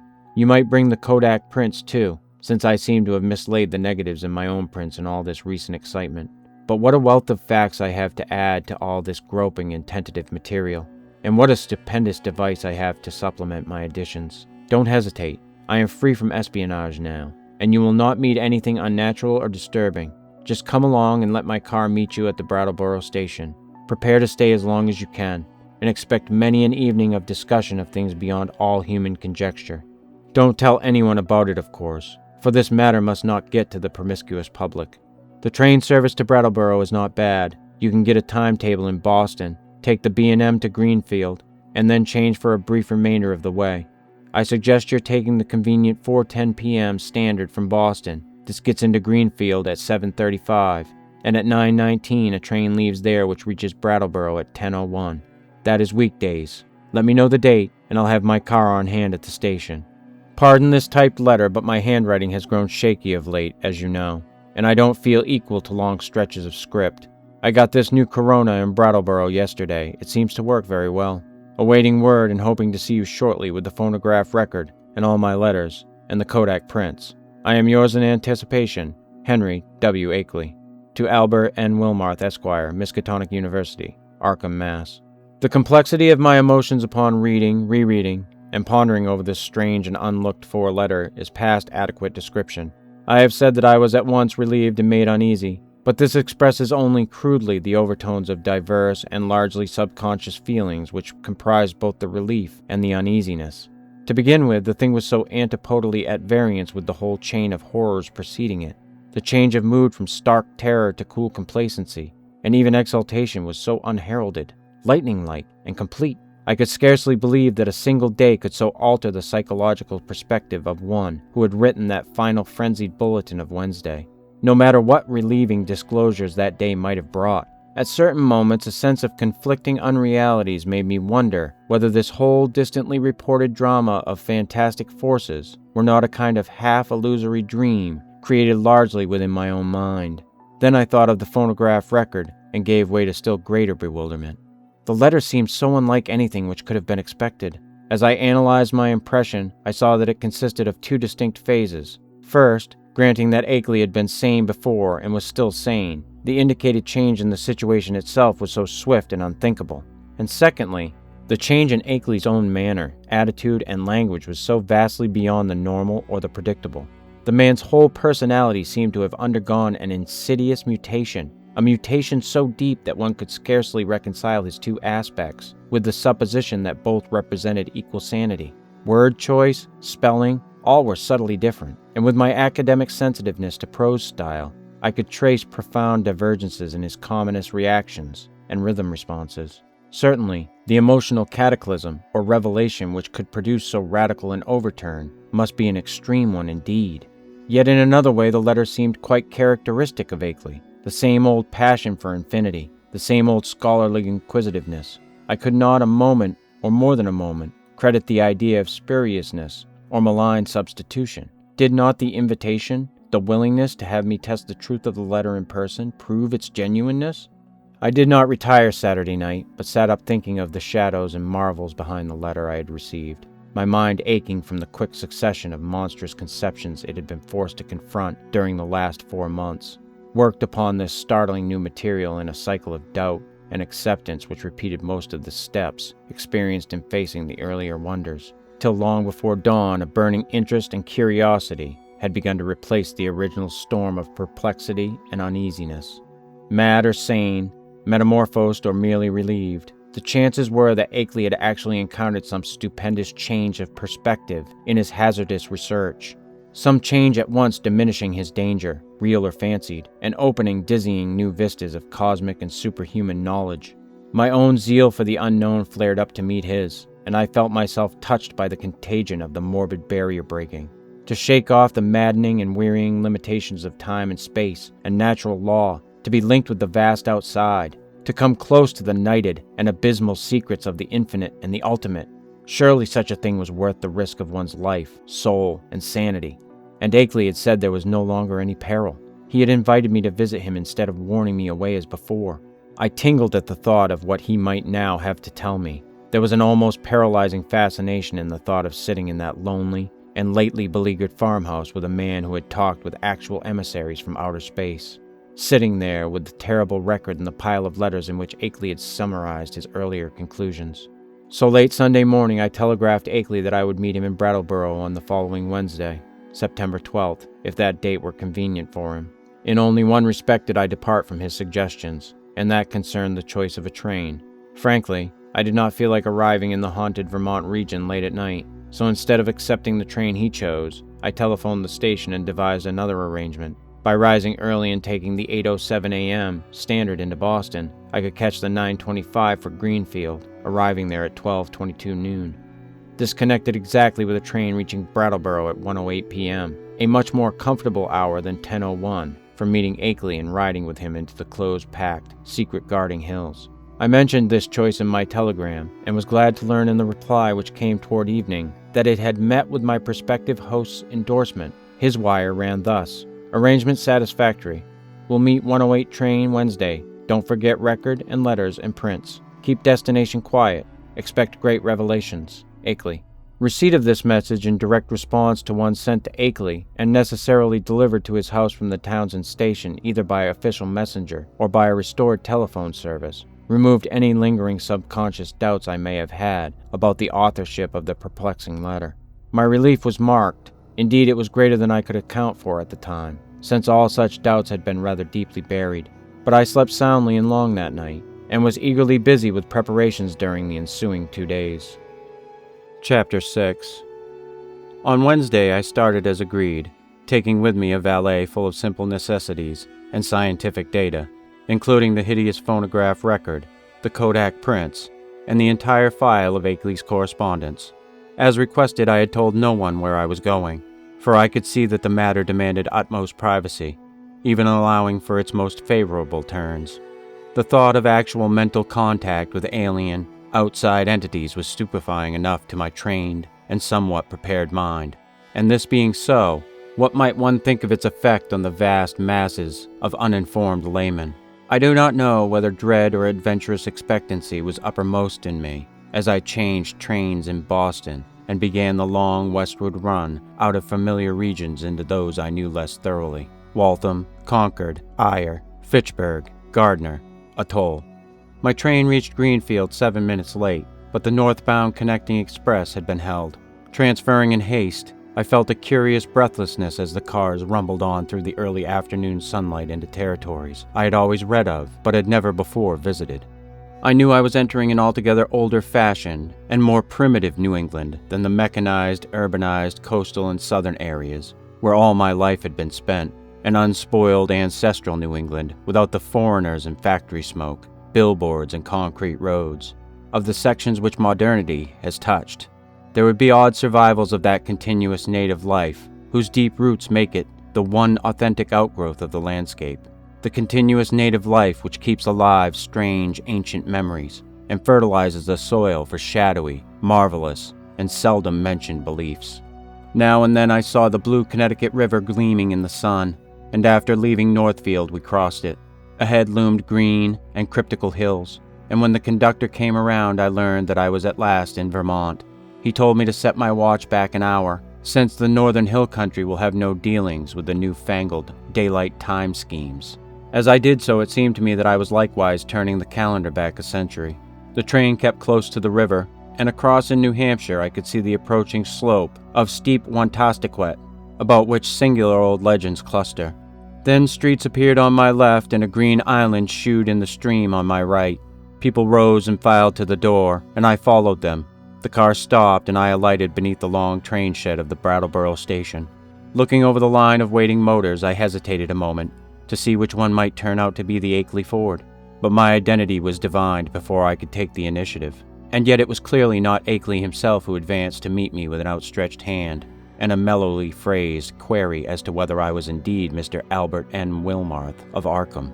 This man bore no resemblance to the bearded, grizzled Akeley of the snapshot, but was a younger and more urban person, fashionably dressed, and wearing only a small dark mustache. His cultivated voice held an odd and almost disturbing hint of vague familiarity, though I could not definitively place it in my memory. As I surveyed him, I heard him explaining that he was a friend of my prospective host's, who had come down from Townsend in his stead. Akeley, he declared, had suffered a sudden attack of some asthmatic trouble, and did not feel equal to making a trip in the outdoor air. It was not serious, however, and there was to be no change in plans regarding my visit. I could not make out just how much this Mr. Noyes, as he announced himself, knew of Akeley's researches and discoveries, though it seemed to me that his casual manner stamped him as a comparative outsider. Remembering what a hermit Akeley had been, I was a trifle surprised at the ready availability of such a friend, but did not let my puzzlement deter me from entering the motor to which he gestured me. It was not the small, ancient car I had expected from Akeley's descriptions, but a large and immaculate specimen of recent pattern, apparently Noyes' own, and bearing Massachusetts license plates with the amusing sacred codfish device of that year. My guide, I concluded, must be a summer transient in the Townsend region. Noyes climbed into the car beside me and started it at once. I was glad that he did not overflow with conversation, for some peculiar atmospheric tensity made me feel disinclined to talk. The town seemed very attractive in the afternoon sunlight as we swept up an incline and turned to the right into the main street.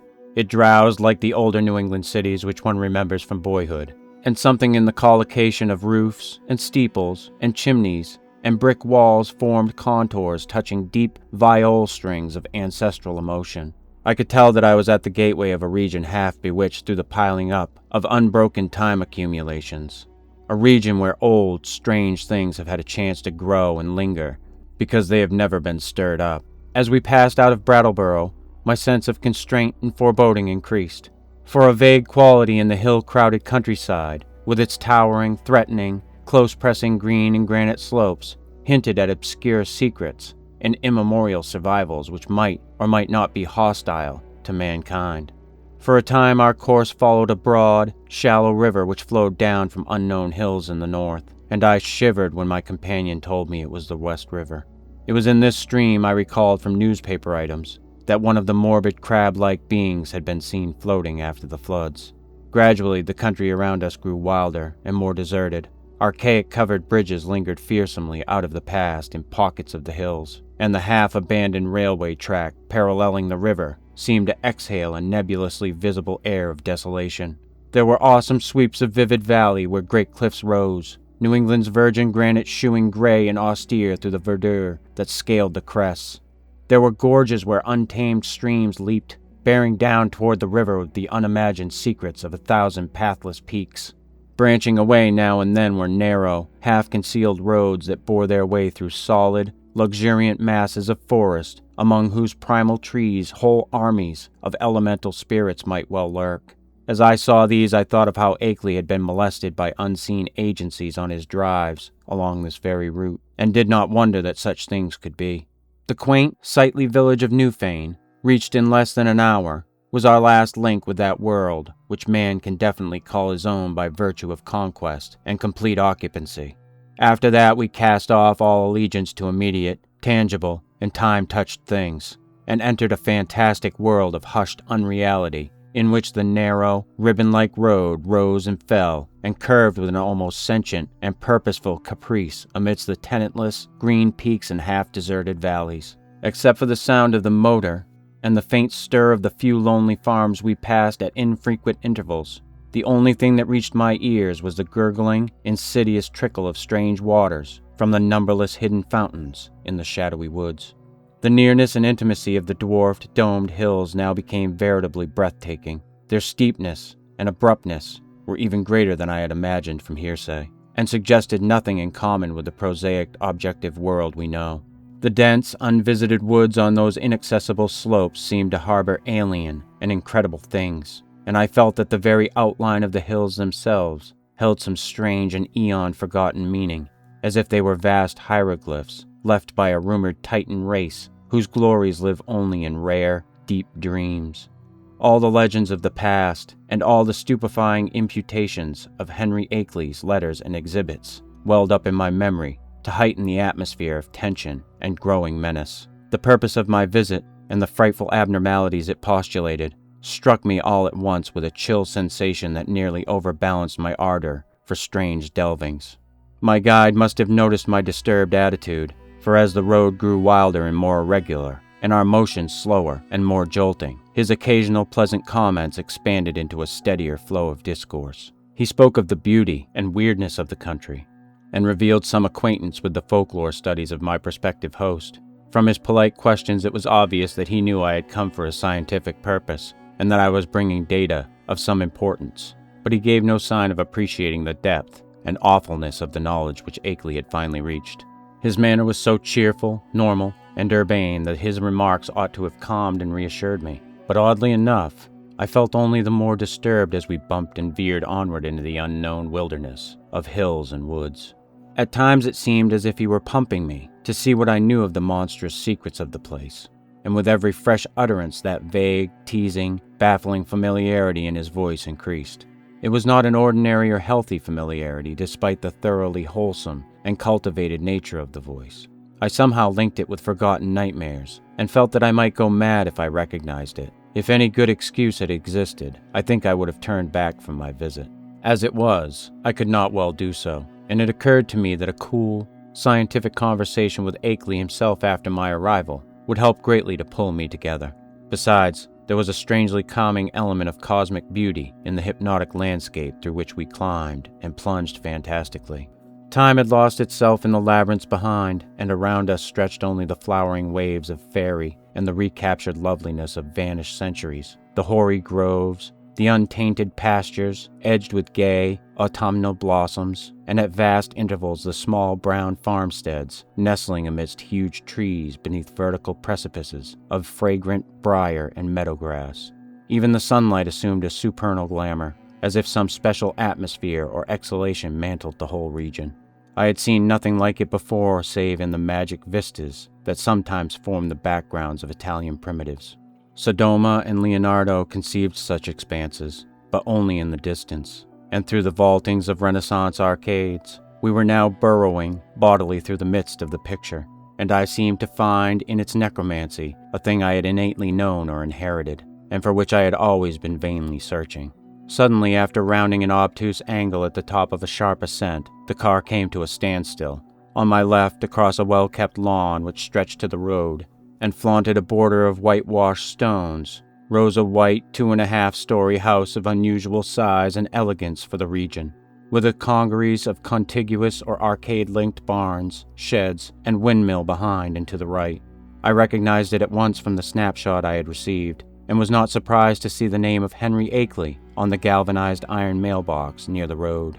For some distance back of the house, a level stretch of marshy and sparsely wooded land extended, beyond which soared a steep, thickly forested hillside ending in a jagged leafy crest. This latter I knew was the summit of Dark Mountain, halfway up which we must have climbed already. Alighting from the car and taking my valet, Noyes asked me to wait while he went in and notified Akeley of my advent. He himself, he added, had important business elsewhere and could not stop for more than a moment. As he briskly walked up the path to the house, I climbed out of the car myself, wishing to stretch my legs a little before settling down to a sedentary conversation. My feeling of nervousness and tension had risen to a maximum again now that I was on the actual scene of the morbid beleaguering described so hauntingly in Akeley's letters, and I honestly dreaded the coming discussions which were to link me with such alien and forbidden worlds. Close contact with the utterly bizarre is often more terrifying than inspiring, and it did not cheer me to think that this very bit of dusty road was the place where those monstrous tracks and that fetid green ichor had been found after moonless nights of fear and death. Idly, I noticed that none of Akeley's dogs seemed to be about. Had he sold them all as soon as the outer ones made peace with him? Try as I might, I could not have the same confidence in the depth and sincerity of that peace which appeared in Akeley's final and queerly different letter. After all, he was a man of much simplicity and with little worldly experience. Was there not perhaps some deep and sinister undercurrent beneath the surface of the new alliance? Led by my thoughts, my eyes turned downward to the powdery road surface, which had held such hideous testimonies. The last few days had been dry, and tracks of all sorts cluttered the rutted, irregular highway despite the unfrequented nature of the district. With a vague curiosity, I began to trace the outline of some of the heterogeneous impressions, trying meanwhile to curb the flights of macabre fancy which the place and its memories suggested. There was something menacing and uncomfortable in the funereal stillness, in the muffled, subtle trickle of distant brooks, and in the crowding green peaks and black wooded precipices that choked the narrow horizon. And then an image shot into my consciousness which made those vague menaces and flights of fancy seem mild and insignificant indeed. I have said that I was scanning the miscellaneous prints in the road with a kind of idle curiosity, but all at once that curiosity was shockingly snuffed out by a sudden and paralyzing gust of active terror. For though the dust tracks were in general confused and overlapping, and unlikely to arrest any casual gaze, my restless vision had caught certain details near the spot where the path to the house joined the highway, and had recognized beyond doubt or hope the frightful significance of those details. It was not for nothing, alas, that I had pored for hours over the Kodak views of the outer one's claw prints which Akeley had sent. Too well did I know the marks of those loathsome nippers, and that hint of ambiguous direction which stamped the horrors as no creatures of this planet. No chance had been left me for merciful mistake. Here, indeed, in objective form before my own eyes, and surely made not many hours ago, were at least 3 marks which stood out blasphemously among the surprising plethora of blurred footprints leading to and from the Akeley farmhouse. They were the hellish tracks of the living fungi from Yuggoth. I pulled myself together in time to stifle a scream. After all, what more was there than I might have expected, assuming that I had really believed Akeley's letters? He had spoken of making peace with the things. Why, then, was it strange that some of them had visited his house? But the terror was stronger than the reassurance. Could any man be expected to look unmoved for the first time upon the claw marks of animate beings from outer depths of space? Just then I saw a noise emerge from the door and approach with a brisk step. I must, I reflected, keep command of myself, for the chances were this genial friend knew nothing of Akeley's profoundest and most stupendous probings into the forbidden. Akeley, Noise hastened to inform me, was glad and ready to see me, although his sudden attack of asthma would prevent him from being a very competent host for a day or two. These spells hit him hard when they came, and they were always accompanied by a debilitating fever and general weakness. He never was good for much while they lasted, had to talk in a whisper, and was very clumsy and feeble in getting about. His feet and ankles swelled too, so that he had to bandage them like a gouty old beef-eater. Today he was in rather bad shape, so that I would have to attend very largely to my own needs. But he was none the less eager for conversation. I would find him in the study at the left of the front hall, the room where the blinds were shut. He had to keep the sunlight out when he was ill, for his eyes were very sensitive. As Noise bade me adieu and rode off northward in his car, I began to walk slowly toward the house. The door had been left ajar for me, but before approaching and entering I cast a searching glance around the whole place, trying to decide what had struck me as so intangibly queer about it. The barns and sheds looked trimly prosaic enough, and I noticed Akeley's battered Ford in its capacious unguarded shelter. Then the secret of the queerness reached me. It was the total silence. Ordinarily a farm is at least moderately murmurous from its various kinds of livestock, but here, all signs of life were missing. What of the hens and the hogs? The cows, of which Akeley had said he possessed several, might conceivably be out to pasture, and the dogs might possibly have been sold, but the absence of any trace of cackling or grunting was truly singular. I did not pause long on the path, but resolutely entered the open house door and closed it behind me. It had cost me a distinct psychological effort to do so, and now that I was shut inside, I had a momentary longing for precipitate retreat. Not that the place was in the least sinister in visual suggestion. On the contrary, I thought the graceful late colonial hallway very tasteful and wholesome, and admired the evident breeding of the man who had furnished it. What made me wish to flee was something very attenuated and indefinable. Perhaps it was a certain odd odor which I thought I noticed, though I well knew how common musty odors are in even the best of ancient farmhouses. Chapter 7. Refusing to let these cloudy qualms overmaster me, I recalled Noise's instructions and pushed open the 6-paneled brass-latched white door on my left. The room beyond was darkened, as I had known before, and as I entered it I noticed that the queer odor was stronger there. There likewise appeared to be some faint, half-imaginary rhythm or vibration in the air.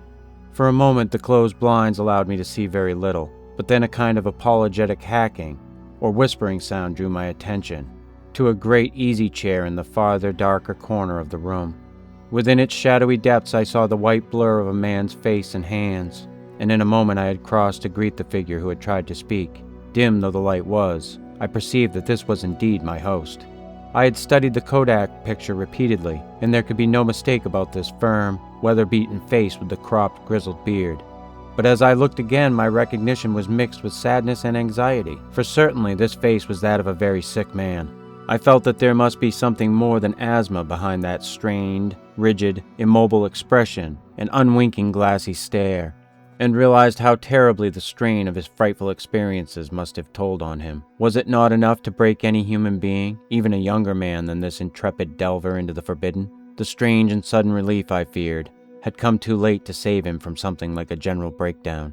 There was a touch of the pitiful in the limp, lifeless way his lean hands rested in his lap. He had on a loose dressing gown, and was swathed around the head and high around the neck with a vivid, yellow scarf or hood. And then I saw that he was trying to talk in the same hacking whisper with which he had greeted me. It was a hard whisper to catch at first, since the gray mustache concealed all movement of the lips, and something in its timbre disturbed me greatly. But by concentrating my attention, I could soon make out its purport surprisingly well. The accent was by no means a rustic one, and the language was even more polished than a correspondence had led me to expect. "Mr. Wilmarth, I presume. You must pardon my not rising. I am quite ill, as Mr. Noyes must have told you, but I could not resist having you come just the same. You know what I wrote in my last letter. There is so much to tell you tomorrow when I shall feel better. I can't say how glad I am to see you in person after all our many letters. You have the file with you, of course, and the Kodak prints and record. Noyes put your valet in the hall. I suppose you saw it. For tonight I fear you'll have to wait on yourself to a great extent. Your room is upstairs, the one over this, and you'll see the bathroom door open at the head of the staircase. There's a meal spread for you in the dining room, right through this door at your right, which you can take whenever you feel like it. I'll be a better host tomorrow, but just now weakness leaves me helpless. Make yourself at home. You might take out the letters and pictures and record, and put them on the table here before you go upstairs with your bag. It is here that we shall discuss them. You can see my phonograph on that corner stand. No, thanks, there's nothing you can do for me. I know these spells of old. Just come back for a little quiet visiting before night, and then go to bed when you please. I'll rest right here.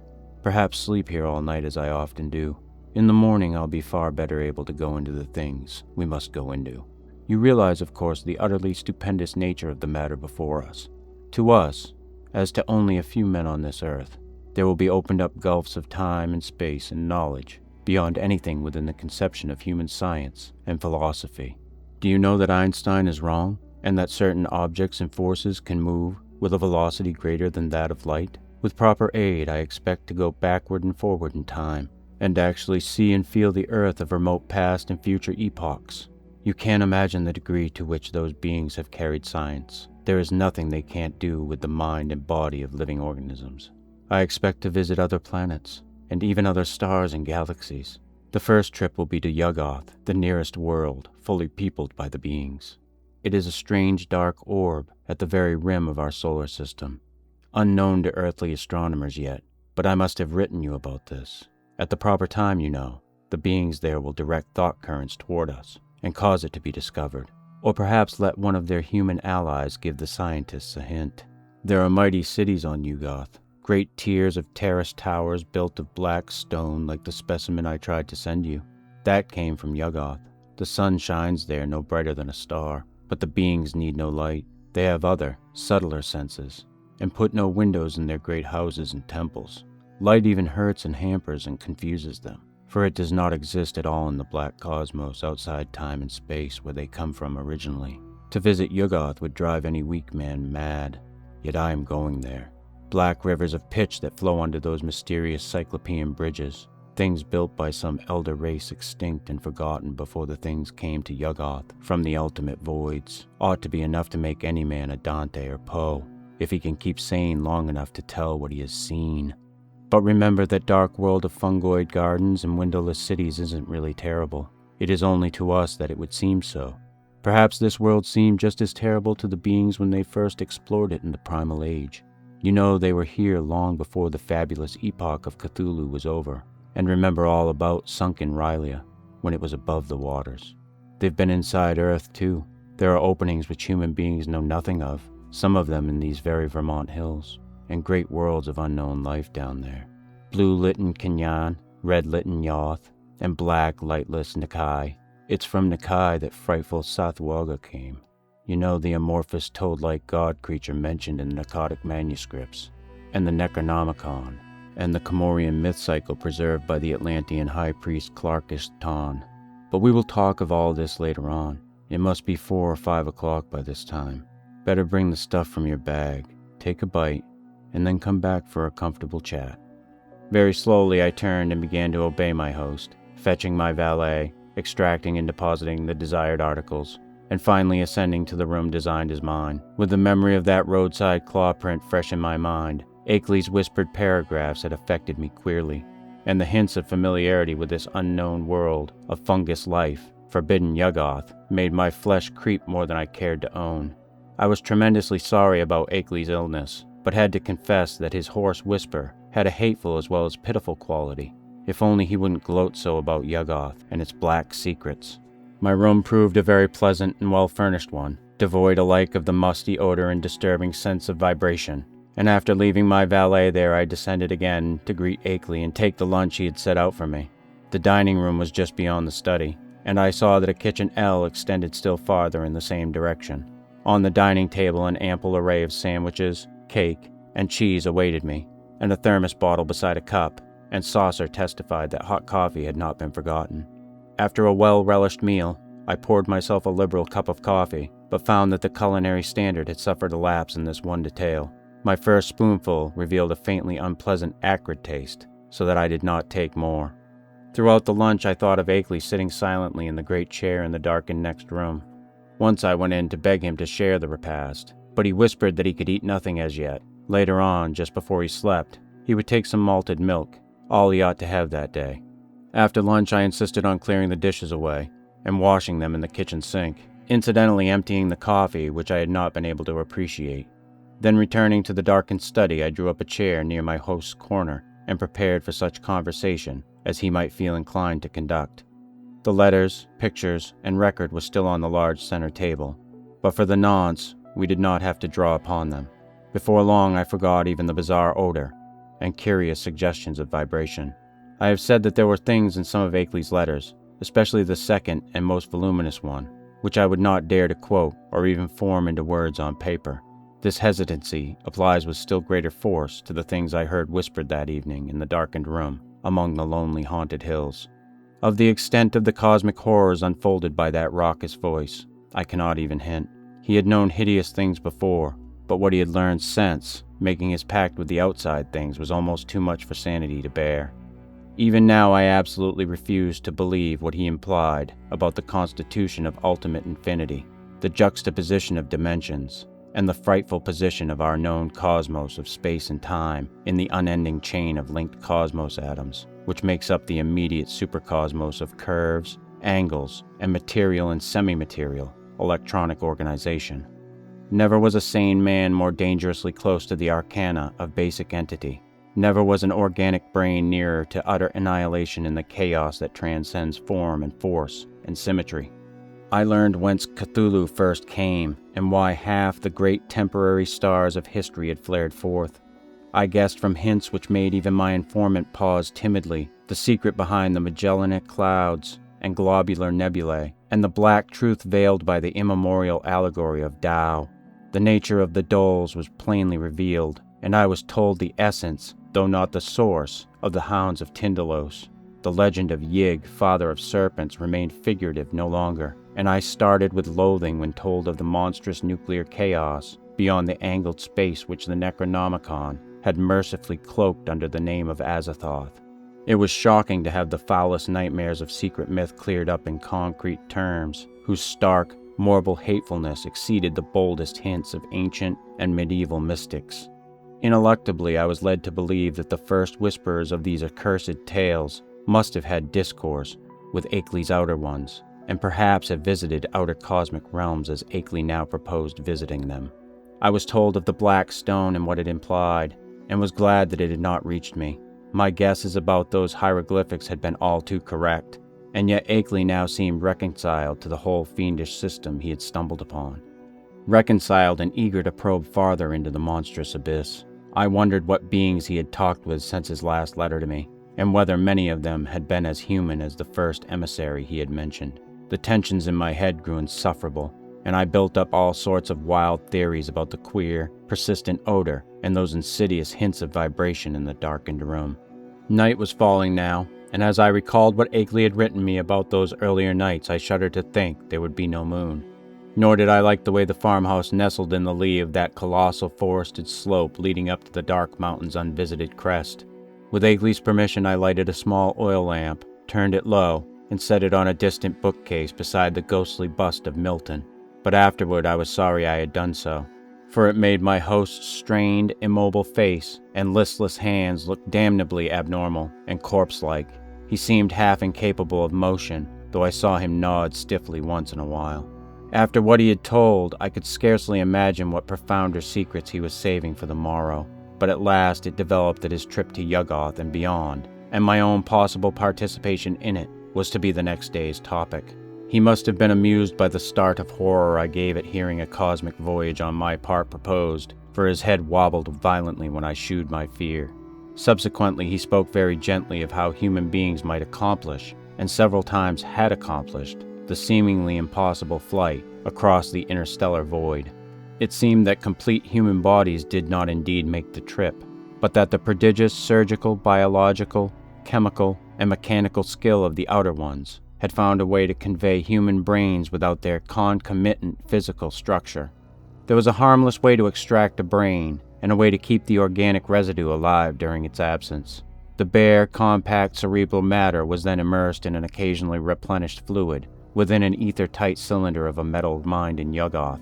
Certain electrodes reaching through and connecting at will, with elaborate instruments capable of duplicating the three vital faculties of sight, hearing, and speech. For the winged fungus beings to carry the brain cylinders intact through space was an easy matter. Then on every planet covered by their civilization, they would find plenty of adjustable faculty instruments capable of being connected with the encased brains, so that after a little fitting these traveling intelligences could be given a full sensory and articulate life, albeit a bodiless and mechanical one, at each stage of their journeying through and beyond the space-time continuum. It was as simple as carrying a phonograph record about and playing it wherever a phonograph of the corresponding make exists. Of its success there could be no question. Akeley was not afraid. Had it not been brilliantly accomplished again and again? For the first time, one of the inert, wasted hands raised itself and pointed to a high shelf on the farther side of the room. There in a neat row stood more than a dozen cylinders of a metal I had never seen before, cylinders about a foot high and somewhat less in diameter, with three curious sockets set in an isosceles triangle over the front convex surface of each. One of them was linked at two of the sockets to a pair of singular-looking machines that stood in the background. Of their purport, I did not need to be told, and I shivered as with ague. Then I saw the hand point to a much nearer corner, where some intricate instruments with attached cords and plugs, several of them much like the two devices on the shelf behind the cylinders, were huddled together. "There are 4 kinds of instruments here, Wilmarth," whispered the voice. 4 kinds. 3 faculties each. Makes 12 pieces in all. You see, there are 4 different sorts of beings represented in those cylinders up there. 3 humans, 6 fungoid beings, who can't navigate space corporally, 2 beings from Neptune. God, if you could see the body this type has on its own planet. And the rest entities from the central caverns of an especially interesting dark star beyond the galaxy. In the principal outpost inside Round Hill, you'll now and then find more cylinders and machines. Cylinders of extra cosmic brains, with different senses from any we know. Allies and explorers from the uttermost outside. And special machines for giving them impressions and expression in the several ways suited at once to them and to the comprehensions of different types of listeners. Round Hill, like most of the being's main outposts all through the various universes, is a very cosmopolitan place. Of course, only the more common types have been lent to me for experiment. Here, take the 3 machines I point to and set them on the table. That tall one with the 2 glass lenses in front, then the box with the vacuum tubes and sounding board, and now the one with the metal disc on top. Now for the cylinder with the label B67 pasted on it. Just stand in that Windsor chair to reach the shelf. Heavy? Never mind. Be sure of the number, B67. Don't bother that fresh, shiny cylinder joined to the 2 testing instruments, the one with my name on it. Set B67 on the table near where you put the machines, and see that the dial switch on all 3 machines is jammed over to the extreme left. Now connect the cord of the lens machine with the upper socket on the cylinder. There. Join the tube machine to the lower left-hand socket, and the disc apparatus to the outer socket. Now move all the dial switches on the machines over to the extreme right. First the lens one, then the disc one, and then the tube one. That's right. I might as well tell you that this is a human being, just like any of us. I'll give you a taste of some of the others tomorrow. To this day, I do not know why I obeyed those whispers so slavishly, or whether I thought Akeley was mad or sane. After what had gone before, I ought to have been prepared for anything. But this mechanical mummery seemed so like the typical vagaries of crazed inventors and scientists that it struck a chord of doubt which even the preceding discourse had not excited. What the whisperer implied was beyond all human belief, yet were not the other things still farther beyond, and less preposterous only because of their remoteness from tangible concrete proof? As my mind reeled amidst this chaos, I became conscious of a mixed grating and whirring from all 3 machines lately linked to the cylinder.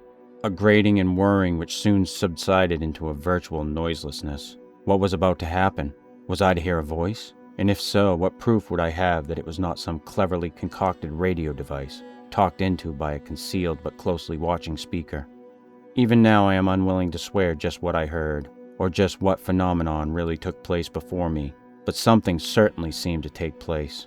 To be brief and plain, the machine with the tubes and sound box began to speak, and with a point and intelligence which left no doubt that the speaker was actually present and observing us.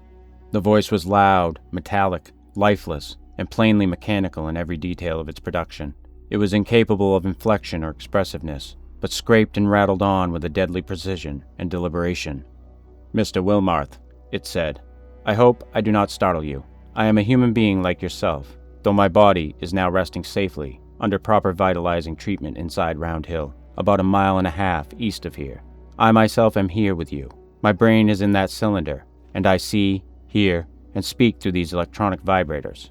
In a week, I am going across the void as I have been many times before, and I expect to have the pleasure of Mr. Akeley's company. I wish I might have yours as well, for I know you by sight and reputation, and I have kept close track of your correspondence with our friend. I am, of course, one of the men who have become allied with the outside beings visiting our planet. I met them first in the Himalayas, and have helped them in various ways. In return, they have given me experiences such as few men have ever had. Do you realize what it means when I say I have been on 37 different celestial bodies, planets, dark stars, and less definable objects, including 8 outside our galaxy and 2 outside the curved cosmos of space and time? All this has not harmed me in the least. My brain has been removed from my body by fissions so adroit that it would be crude to call the operation surgery. The visiting beings have methods which make these extractions easy and almost normal, and one's body never ages when the brain is out of it. The brain, I may add, is virtually immortal, with its mechanical faculties and a limited nourishment supplied by occasional changes of the preserving fluid. Altogether, I hope most heartily that you will decide to come with Mr. Akeley and me. The visitors are eager to know men of knowledge like yourself, and to shew them the great abysses that most of us have had to dream about in fanciful ignorance. It may seem strange at first to meet them, but I know you will be above minding that. I think Mr. Noyes will go along too, the man who doubtless brought you up here in his car. He has been one of us for years. I suppose you recognized his voice, as one of those on the record Mr. Akeley sent you." At my violent start, the speaker paused a moment before concluding. "So, Mr. Wilmarth, I will leave the matter to you, merely adding that a man with your love of strangeness and folklore ought never to miss such a chance as this. There is nothing to fear, all transitions are painless, and there is much to enjoy in a wholly mechanized state of sensation. When the electrodes are disconnected, one merely drops off into sleep of especially vivid and fantastic dreams. And now, if you don't mind, we might adjourn our session till tomorrow. Good night. Just turn all the switches back to the left. Never mind the exact order, though you might let the lens machine be last. Good night, Mr. Akeley. Treat our guest well. Ready now with those switches." That was all. I obeyed mechanically and shut off all 3 switches, though dazed with doubt of everything that had occurred. My head was still reeling as I heard Akeley's whispering voice telling me that I might leave all the apparatus on the table just as it was. He did not essay any comment on what had happened, and indeed no comment could have conveyed much to my burdened faculties. I heard him telling me I could take the lamp to use in my room, and deduced that he wished to rest alone in the dark. It was surely time he rested, for his discourse of the afternoon and evening had been such as to exhaust even a vigorous man. Still dazed, I bade my host good night, and went upstairs with the lamp, although I had an excellent pocket flashlight with me.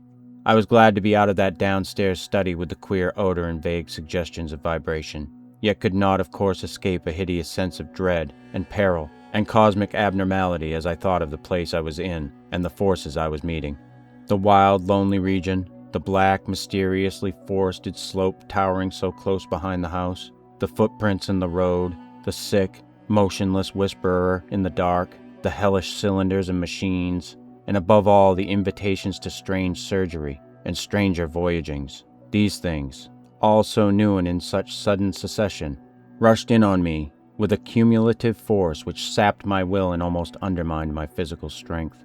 To discover that my guide Noyes was the human celebrant in that monstrous bygone Sabbath ritual on the phonograph record was a particular shock, though I had previously sensed a dim, repellent familiarity in his voice. Another special shock came from my own attitude toward my host whenever I paused to analyze it. For much as I had instinctively liked Akeley as revealed in his correspondence, I now found that he filled me with a distinct repulsion. His illness ought to have excited my pity, but instead it gave me a kind of shudder. He was so rigid and inert and corpse-like, and that incessant whispering was so hateful and unhuman. It occurred to me that this whispering was different from anything else of the kind I had ever heard, that despite the curious motionlessness of the speaker's mustache-screened lips, it had a latent strength and carrying power remarkable for the wheezings of an asthmatic.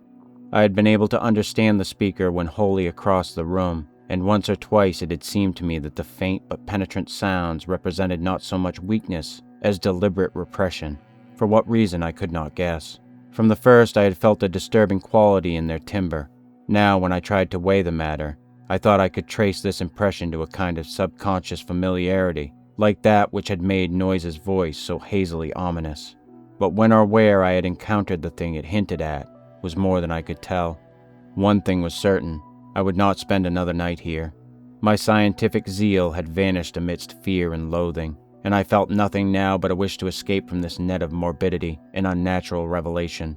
I knew enough now. It must indeed be true that cosmic linkages do exist, but such things are surely not meant for normal human beings to meddle with.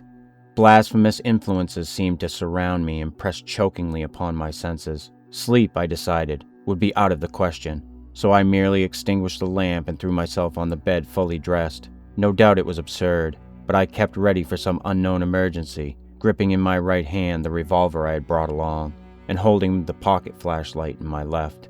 Not a sound came from below, and I could imagine how my host was sitting there with cadaverous stiffness in the dark.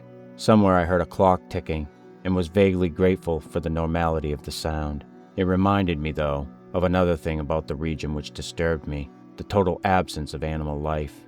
There were certainly no farm beasts about, and now I realized that even the accustomed night noises of wild living things were absent, except for the sinister trickle of distant, unseen waters. That stillness was anomalous, interplanetary, and I wondered what star-spawned, intangible blight could be hanging over the region.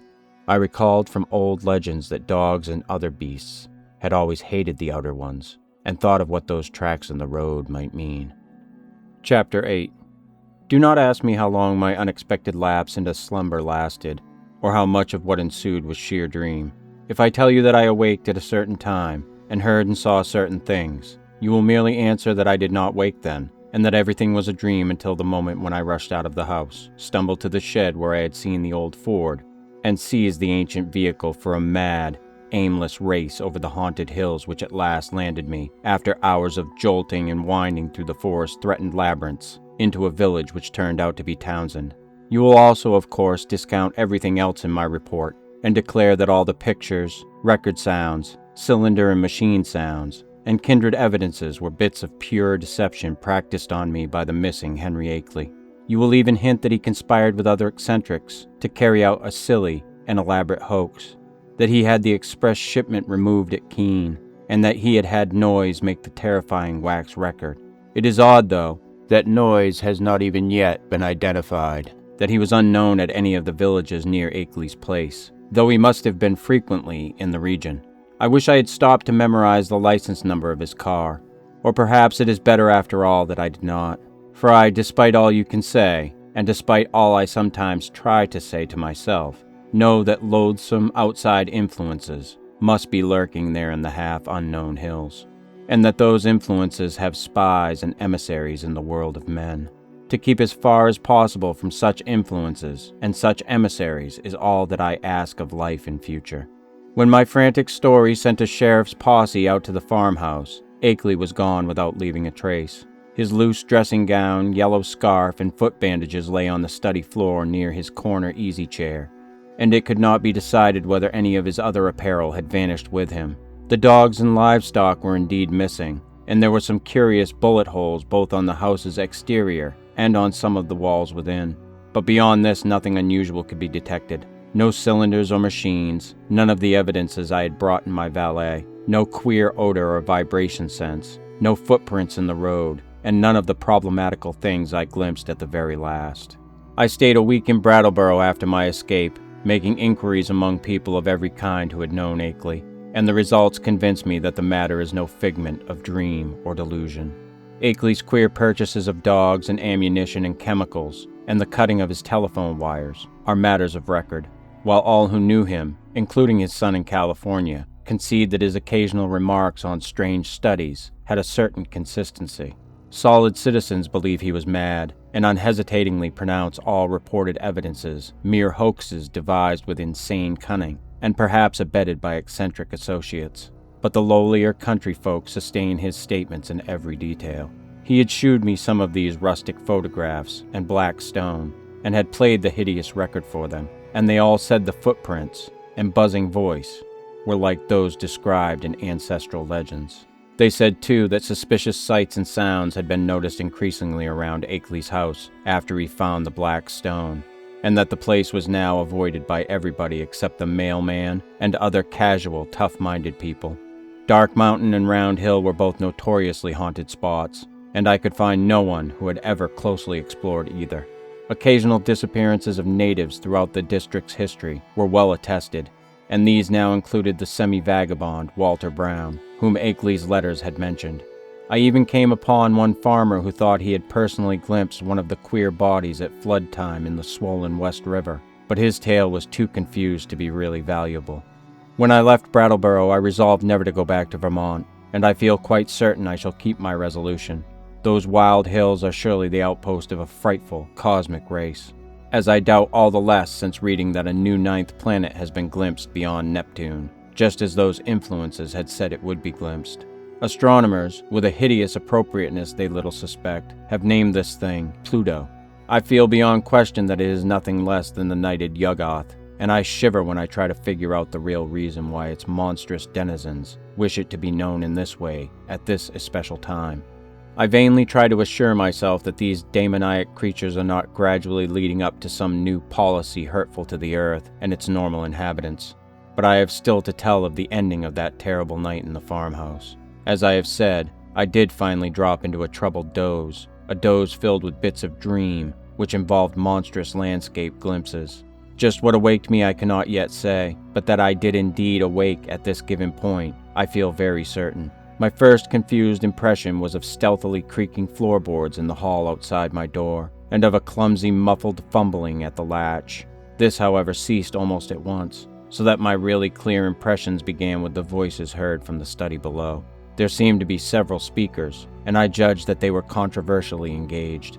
By the time I had listened a few seconds, I was broad awake, for the nature of the voices was such as to make all thought of sleep ridiculous.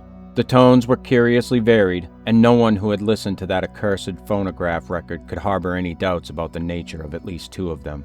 Hideous though the idea was, I knew that I was under the same roof with nameless things from abysmal space, for those two voices were unmistakably the blasphemous buzzings which the outside beings used in their communication with men.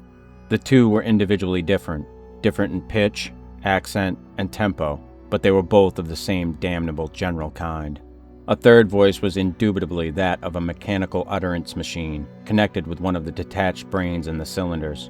There was as little doubt about that as about the buzzings, for the loud, metallic, lifeless voice of that previous evening, with its inflectionless, expressionless scraping and rattling, and its impersonal precision and deliberation, had been utterly unforgettable.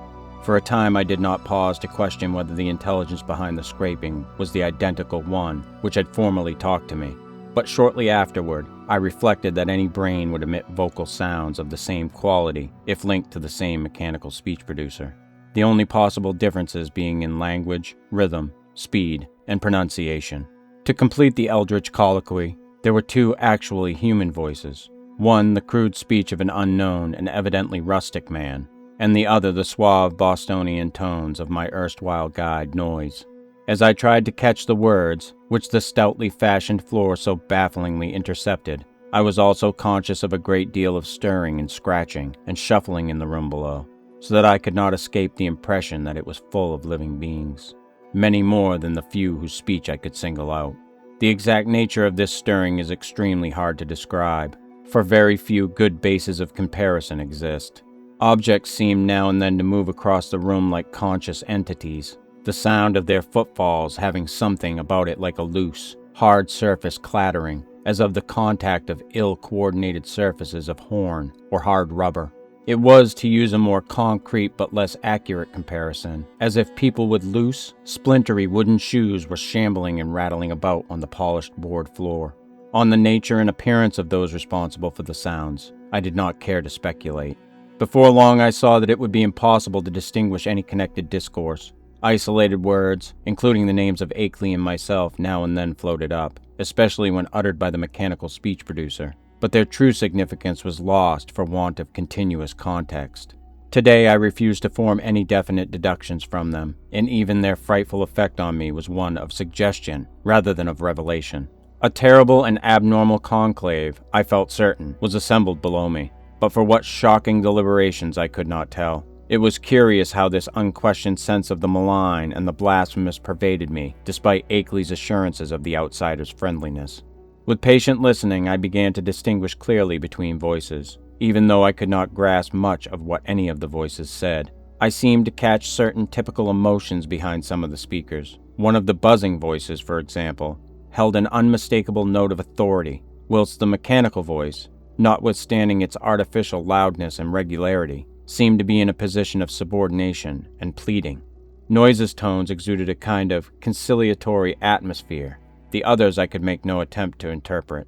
I did not hear the familiar whisper of Akeley, but well knew that such a sound could never penetrate the solid flooring of my room. I will try to set down some of the few disjointed words and other sounds I caught, labeling the speakers of the words as best I know how. It was from the speech machine that I first picked up a few recognizable phrases. The speech machine. Brought it on myself, sent back the letters and the record, end on it, taken in, seeing and hearing, damn you, impersonal force, after all, fresh, shiny cylinder, great God, First buzzing voice. Time we stopped. Small and human. Achy brain saying. Second buzzing voice. Nyarlathotep. Wilmarth. Records and letters. Cheap imposture. Noise. An unpronounceable word or name, possibly Naga-Cthulhu. Harmless. Peace. Couple of weeks. Theatrical. Told you that before. First buzzing voice. No reason. Original plan. Effects. Noise can watch. Round hill. Fresh cylinder. Noise's car. Noise. Well, all yours, down here. Rest. Place. Several voices at once in indistinguishable speech. Many footsteps, including the peculiar loose stirring or clattering. A curious sort of flapping sound. The sound of an automobile starting and receding. Silence. That is the substance of what my ears brought me as I lay rigid upon the strange upstairs bed in the haunted farmhouse among the demoniac hills. Lay there fully dressed, with a revolver clenched in my right hand and a pocket flashlight gripped in my left. I became, as I have said, broad awake, but a kind of obscure paralysis nevertheless kept me inert, till long after the last echoes of the sounds had died away. I heard the wooden, deliberate ticking of the ancient Connecticut clock somewhere far below, and at last made out the irregular snoring of a sleeper. Akeley must have dozed off after the strange session, and I could well believe that he needed to do so. Just what to think or what to do was more than I could decide. After all, what had I heard beyond things which previous information might have led me to expect? Had I not known that the nameless outsiders were now freely admitted to the farmhouse? No doubt Akeley had been surprised by an unexpected visit from them. Yet something in that fragmentary discourse had chilled me immeasurably, raised the most grotesque and horrible doubts, and made me wish fervently that I might wake up and prove everything a dream. I think my subconscious mind must have caught something which my consciousness had not yet recognized. But what of Akeley? Was he not my friend? And would he not have protested if any harm were meant me? The peaceful snoring below seemed to cast ridicule on all my suddenly intensified fears. Was it possible that Akeley had been imposed upon and used as a lure to draw me into the hills with the letters and pictures and phonograph record? Did those beings mean to engulf us both in a common destruction because we had come to know too much? Again, I thought of the abruptness and unnaturalness of that change in the situation, which must have occurred between Akeley's penultimate and final letters. Something, my instinct told me, was terribly wrong.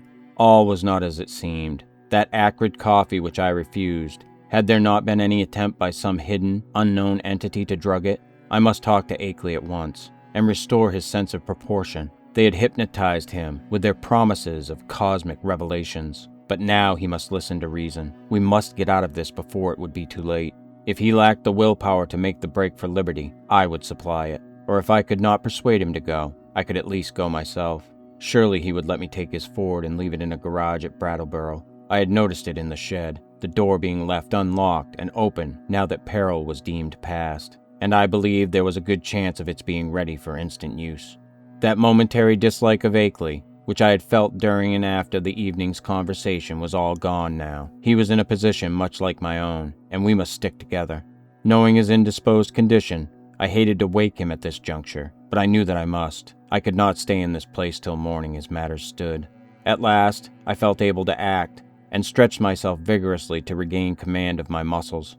Arising with a caution more impulsive than deliberate, I found and donned my hat, took my valet, and started downstairs with the flashlight's aid. In my nervousness, I kept the revolver clutched in my right hand, being able to take care of both valet and flashlight with my left. Why I exerted these precautions, I do not really know, since I was even then on my way to waken the only other occupant of the house.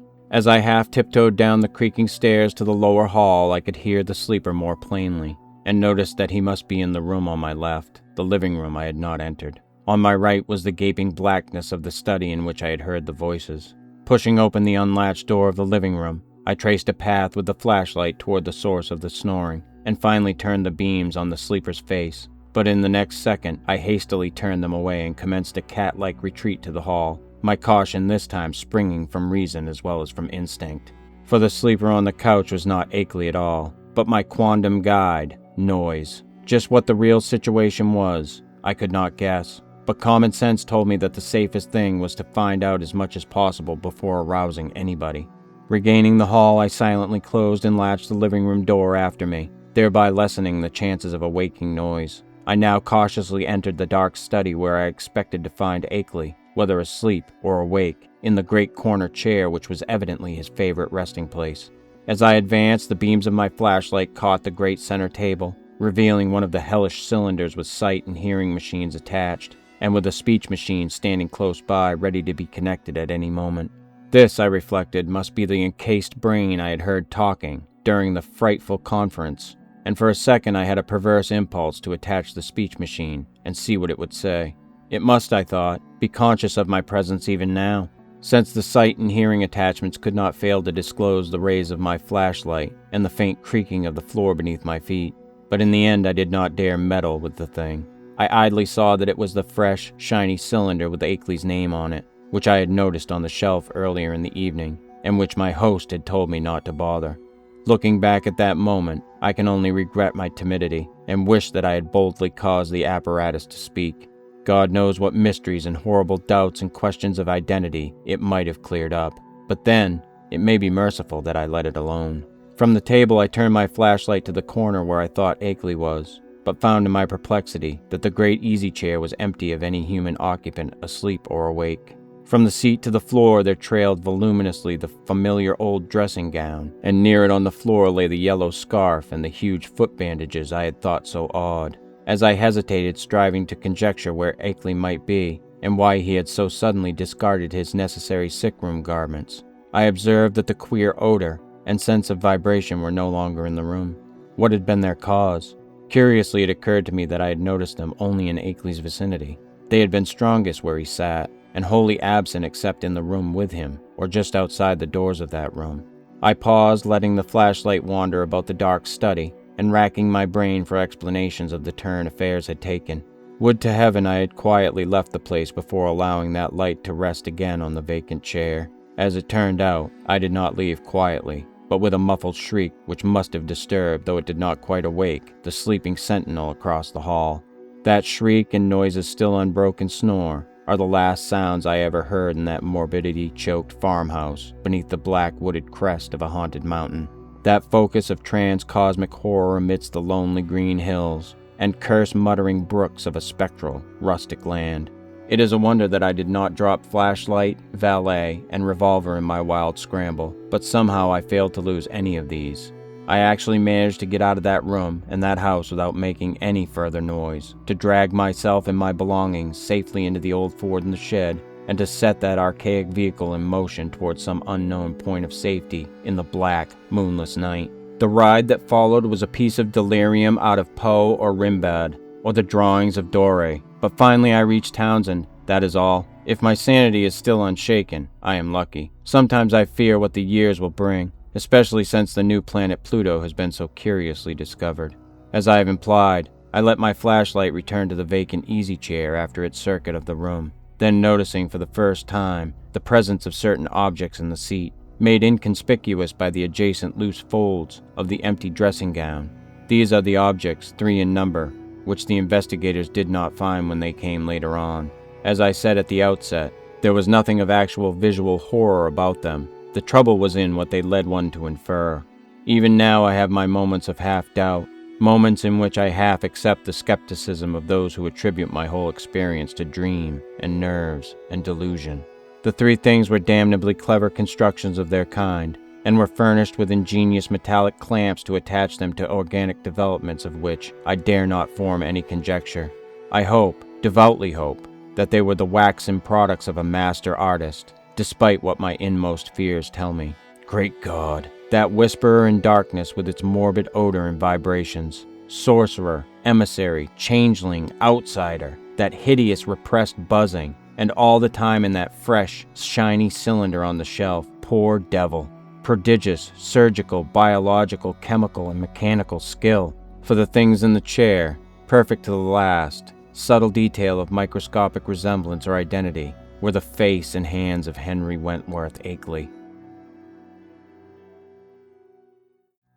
The Tree by H.P. Lovecraft.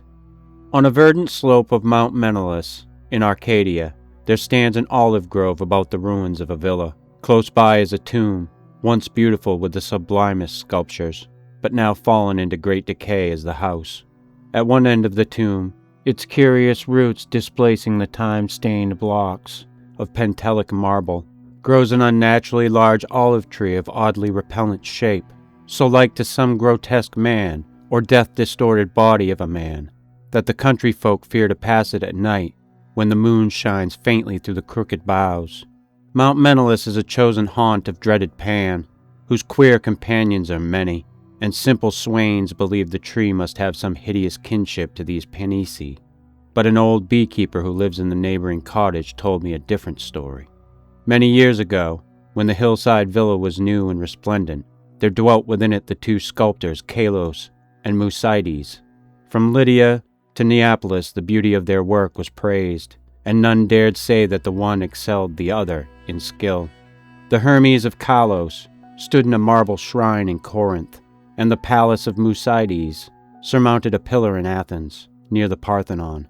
All men paid homage to Kalos and Musaides, and marveled that no shadow of artistic jealousy cooled the warmth of their brotherly friendship. But though Kalos and Musaides dwelt in unbroken harmony, their natures were not alike. Whilst Musaides reveled by night amidst the urban gaieties of Tegea, Kalos would remain at home, stealing away from the sight of his slaves into the cool recesses of the olive grove. There he would meditate upon the visions that filled his mind, and there devise the forms of beauty which later became immortal in breathing marble. Idle folk, indeed, said that Kalos conversed with the spirits of the grove, and that his statues were but images of the fauns and dryads he met there, for he patterned his work after no living model. So famous were Kalos and Musaides that none wondered when the tyrant of Syracuse sent to them deputies to speak of the costly statue of Tyche, which he had planned for his city. Of great size and cunning workmanship must the statue be, for it was to form a wonder of nations and a goal of travelers. Exalted beyond thought would be he whose work should gain acceptance, and for this honor Kalos and Musaides were invited to compete. Their brotherly love was well known, and the crafty tyrant surmised that each, instead of concealing his work from the other, would offer aid and advice, this charity producing two images of unheard-of beauty, the lovelier of which would eclipse even the dreams of poets. With joy the sculptors hailed the tyrant's offer, so that in the days that followed their slaves heard the ceaseless blows of chisels. Not from each other did Kalos and Musaides conceal their work, but the sight was for them alone. Saving theirs, no eyes beheld the two divine figures released by skillful blows from the rough blocks that had imprisoned them since the world began. At night, as of yore, Musaides sought the banquet halls of Tegea, whilst Kalos wandered alone in the olive grove. But as time passed, men observed a want of gaiety in the once sparking Musaides. It was strange, they said amongst themselves, that depression should thus seize one with so great a chance to win art's loftiest reward. Many months passed, yet in the sour face of Musaides came nothing of the sharp expectancy which the situation should arouse. Then one day Musaides spoke of the illness of Kalos, after which none marveled again at his sadness, since the sculptor's attachment was known to be deep and sacred. Subsequently many went to visit Kalos, and indeed noticed the pallor of his face, but there was about him a happy serenity which made his glance more magical than the glance of Musaides, who was clearly distracted with anxiety, and who pushed aside all the slaves in his eagerness to feed and wait upon his friend with his own hands. Hidden behind heavy curtains stood the two unfinished figures of Tyche, little touched of late by the sick man and his faithful attendant. As Kalos grew inexplicably weaker and weaker despite the ministrations of puzzled physicians and of his assiduous friend, he desired to be carried often to the grove which he so loved. There he would ask to be left alone, as if wishing to speak with unseen things. Musaides ever granted his requests, though his eyes filled with visible tears at the thought that Kalos should care more for the fauns and the dryads than for him. At last the end drew near, and Kalos discoursed of things beyond this life. Musaides, weeping, promised him a sepulchre more lovely than the tomb of Mausolus, but Kalos bade him speak no more of marble glories. Only one wish now haunted the mind of the dying man, that twigs from certain olive trees in the grove be buried by his resting place, close to his head. And one night, sitting alone in the darkness of the olive grove, Kalos died. Beyond beautiful words was the marble sepulchre which stricken Musaites carved for his beloved friend. None but Kalos himself could have fashioned such bas-reliefs, wherein were displayed all the splendors of Elysium. Nor did Musaites fail to bury close to Kalos's head the olive twigs from the grove. As the first violence of Musaites' grief gave place to resignation, he labored with diligence upon his figure of Tyche. All honor was now his, since the tyrant of Syracuse would have the work of none save him or Kalos. His task proved a vent for his emotion, and he toiled more steadily each day, shunning the gaieties he once had relished. Meanwhile, his evenings were spent beside the tomb of his friend, where a young olive tree had sprung up near the sleeper's head. So swift was the growth of this tree, and so strange was its form, that all who beheld it exclaimed in surprise, and Musaites seemed at once fascinated and repelled. 3 years after the death of Kalos, Musaites dispatched a messenger to the tyrant, and it was whispered in the agora at Tegea that the mighty statue was finished. By this time the tree by the tomb had attained amazing proportions, exceeding all other trees of its kind, and sending out a singular heavy branch above the apartment in which Musaites labored. As many visitors came to view the prodigious tree, as to admire the art of the sculptor, so that Musaites was seldom alone. But he did not mind his multitude of guests. Indeed, he seemed to dread being alone now that his absorbing work was done.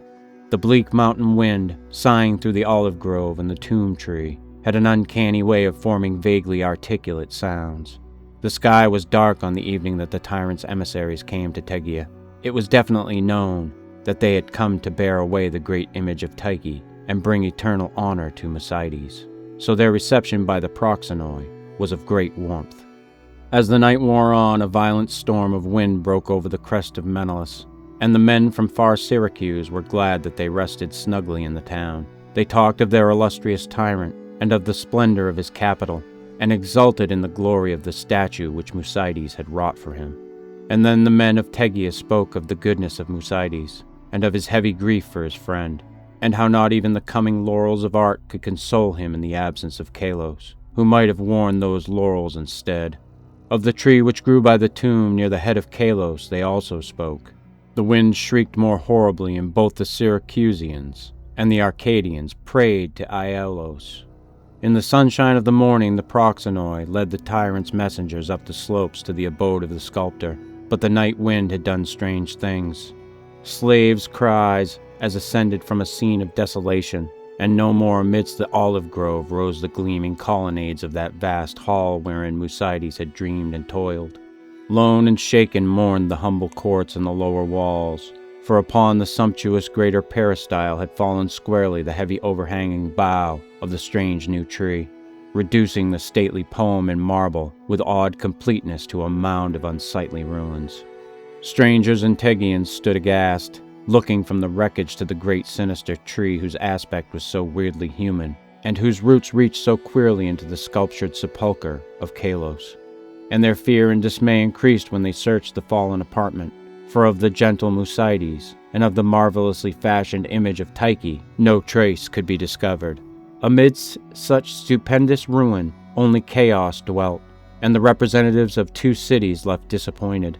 Syracusans, that they had no statue to bear home, and Tegeans, that they had no artist to crown.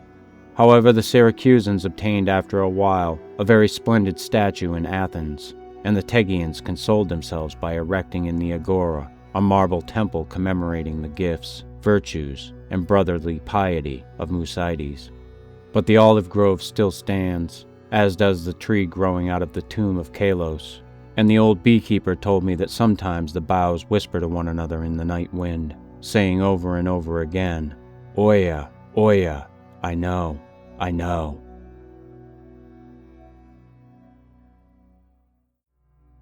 The Quest of Iranon by H.P. Lovecraft. Into the granite city of Teloth wandered the youth, vine-crowned, his yellow hair glistening with myrrh, and his purple robe torn with briars of the mountain Sidrak that lies across the antique bridge of stone. The men of Teloth are dark and stern, and dwell in square houses, and with frowns they asked the stranger whence he had come, and what were his name and fortune. So the youth answered, "I am Iranon, and come from Ira, a far city that I recall only dimly, but seek to find again. I am a singer of songs that I learned in the far city, and my calling is to make beauty with the things remembered of childhood. My wealth is in little memories and dreams, and in hopes that I sing in gardens when the moon is tender, and the west wind stirs the lotus buds. When the men of Teloth heard these things, they whispered to one another, for though in the granite city there is no laughter or song, the stern men sometimes look to the Carthian hills in the spring, and think of the lutes of distant Unai, whereof travelers have told. And thinking thus, they bade the stranger stay and sing in the square before the Tower Mlin, though they liked not the color of his tattered robe, nor the myrrh in his hair, nor his chaplet of vine leaves, nor the youth of his golden voice. At evening Iranon sang, and while he sang an old man prayed, and a blind man said he saw a nimbus over the singer's head. But most of the men of Teloth yawned, and some laughed, and some went away to sleep. For Iranon told nothing useful, singing only his memories, his dreams, and his hopes. I remember the twilight, the moon, and soft songs, and the window where I was rocked to sleep, and through the window was the street where the golden lights came, and where the shadows danced on houses of marble. I remember the square of moonlight on the floor that was not like any other light, and the visions that danced in the moonbeams when my mother sang to me. And, too, I remember the sun of morning bright above the many-colored hills in summer, and the sweetness of flowers born on the south wind that made the trees sing. O Ira, city of marble and beryl, how many are thy beauties! How loved I the warm and fragrant groves across the hyaline Nithra, and the falls of the tiny Kra that flowed through the verdant valley. In those groves and in that vale the children wove wreaths for one another, and at dusk I dreamed strange dreams under the yath trees on the mountain, as I saw below me the lights of the city, and the curving Nithra reflecting a ribbon of stars. And in the city were palaces of veined and tinted marble, with golden domes and painted walls, and green gardens with cerulean pools and crystal fountains. Often I played in the gardens and waded in the pools, and lay and dreamed among the pale flowers under the trees. And sometimes at sunset, I would climb the long, hilly street to the citadel and the open place, and look down upon Ira, the magic city of marble and beryl, splendid in a robe of golden flame. Long have I missed thee, Ira, for I was but young when we went into exile, but my father was thy king, and I shall come again to thee, for it is so decreed of fate. And through 7 lands have I sought thee, and some day shall I reign over thy groves and gardens, thy streets and palaces, and sing to men who shall know whereof I sing, and laugh not nor turn away, for I am Iranon, who was once a prince of Ira. That night the men of Teloth lodged the stranger in a stable, and in the morning an Archon came to him, and told him to go to the shop of Athok the cobbler, and be apprenticed to him. But I am Iranon, a singer of songs, he said, and have no heart for the cobbler's trade. All in Teloth must toil, replied the Archon, for that is the law. Then said Iranon, Wherefore do ye toil? Is it not that ye may live and be happy? And if ye toil, only that ye may toil more, when shall happiness find you? Ye toil to live, but is not life made of beauty and song? And if ye suffer no singers among you, where shall be the fruits of your toil? Toil without song is like a weary journey without an end. Were not death more pleasing? But the Archon was sullen, and did not understand, and rebuked the stranger. Thou art strange, youth, and I like not thy face nor thy voice.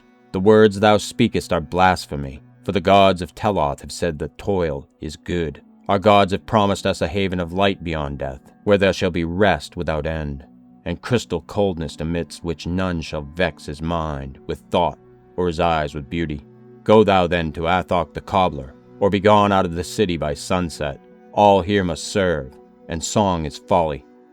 So Iranon went out of the stable and walked over the narrow stone streets between the gloomy square houses of granite, seeking something green in the air of spring.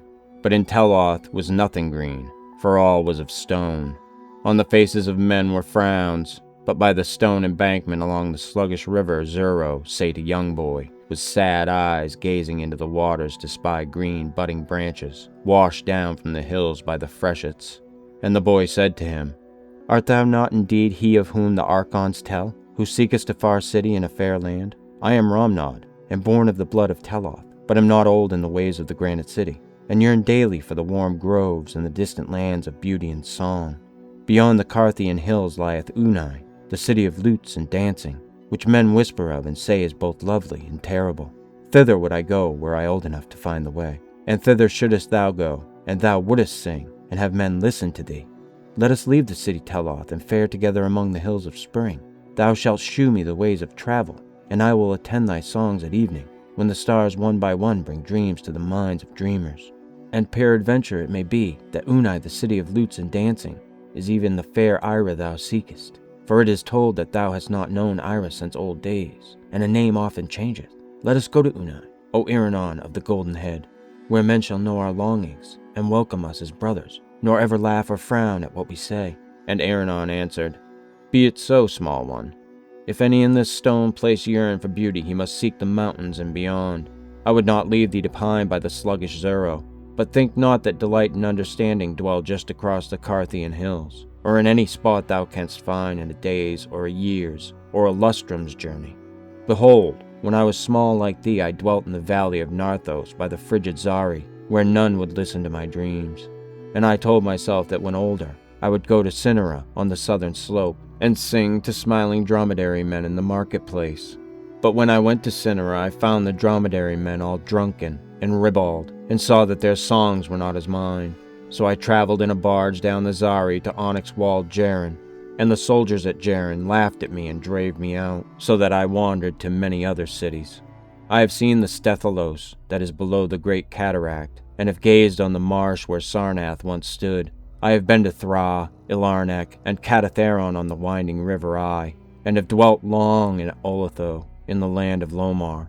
But though I have had listeners sometimes, they have ever been few, and I know that welcome shall await me only in Ira, the city of marble and beryl where my father once ruled as king.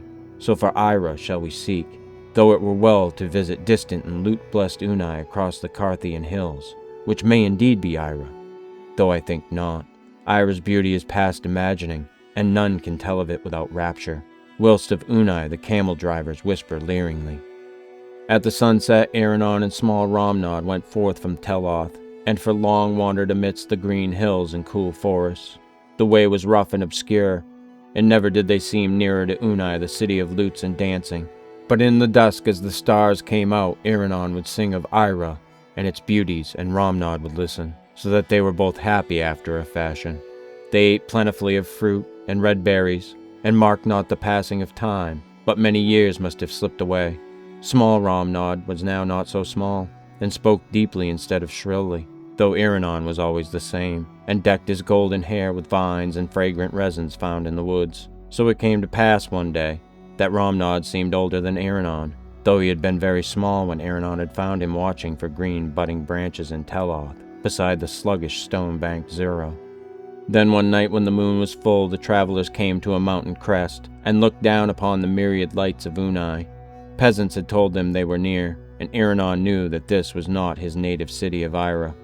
The lights of Unai were not like those of Ira, for they were harsh and glaring, while the lights of Ira shine as softly and magically as shone the moonlight on the floor by the window where Iranon's mother once rocked him to sleep with song. But Unai was a city of lutes and dancing, so Iranon and Romnod went down the steep slope that they might find men to whom songs and dreams would bring pleasure. And when they were come into the town, they found rose-wreathed revelers, bound from house to house, and leaning from windows and balconies, who listened to the songs of Iranon, and tossed him flowers and applauded when he was done. Then for a moment did Iranon believe he had found those who thought and felt even as he, though the town was not 100th as fair as Ira. When dawn came, Iranon looked about with dismay, for the domes of Unai were not golden in the sun, but gray and dismal, and the men of Unai were pale with reveling and dull with wine, and unlike the radiant men of Ira. But because the people had thrown him blossoms and acclaimed his songs, Iranon stayed on, and with him Romnod, who liked the revelry of the town, and wore in his dark hair roses and myrtle. Often at night Iranon sang to the revelers, but he was always as before, crowned only with the vine of the mountains, and remembering the marble streets of Ira and the hyaline Nithra. In the frescoed halls of the monarch did he sing, upon a crystal dais raised over a floor that was a mirror, and as he sang he brought pictures to his hearers till the floor seemed to reflect old, beautiful, and half-remembered things instead of the wine-reddened feasters who pelted him with roses. And the king bade him put away his tattered purple, and clothed him in satin and cloth of gold, with rings of green jade and bracelets of tinted ivory, and lodged him in a gilded and tapestried chamber on a bed of sweet carven wood, with canopies and coverlets of flower-embroidered silk. Thus dwelt Iranon in Unai, the city of lutes and dancing. It is not known how long Iranon tarried in Unai, but one day the king brought to the palace some wild, whirling dancers from the Laranean desert, and dusky flute players from Drinan in the east, and after that the revelers threw their roses not so much at Iranon as at the dancers and the flute players. And day by day that Romnod, who had been a small boy in granite Teloth, grew coarser and redder with wine, till he dreamed less and less, and listened with less delight to the songs of Iranon. But though Iranon was sad, he ceased not to sing, and at evening told again his dreams of Ira, the city of marble and beryl.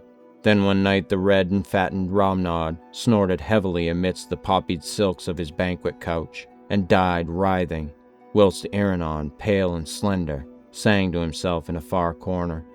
And when Iranon had wept over the grave of Romnod, and strewn it with green budding branches, such as Romnod used to love, he put aside his silks and gauds and went forgotten out of Unai, the city of lutes and dancing, clad only in the ragged purple in which he had come, and garlanded with fresh vines from the mountains. Into the sunset wandered Iranon, seeking still for his native land, and for men who would understand and cherish his songs and dreams. In all the cities of Cydathria, and in the lands beyond the Mnazic desert, gay-faced children laughed at his olden songs, and tattered robe of purple, but Iranon stayed ever young, and wore wreaths upon his golden head whilst he sang of Ira, delight of the past, and hope of the future. So came he one night to the squalid cot of an antique shepherd, bent and dirty, who kept lean flocks on a stony slope above a quicksand marsh.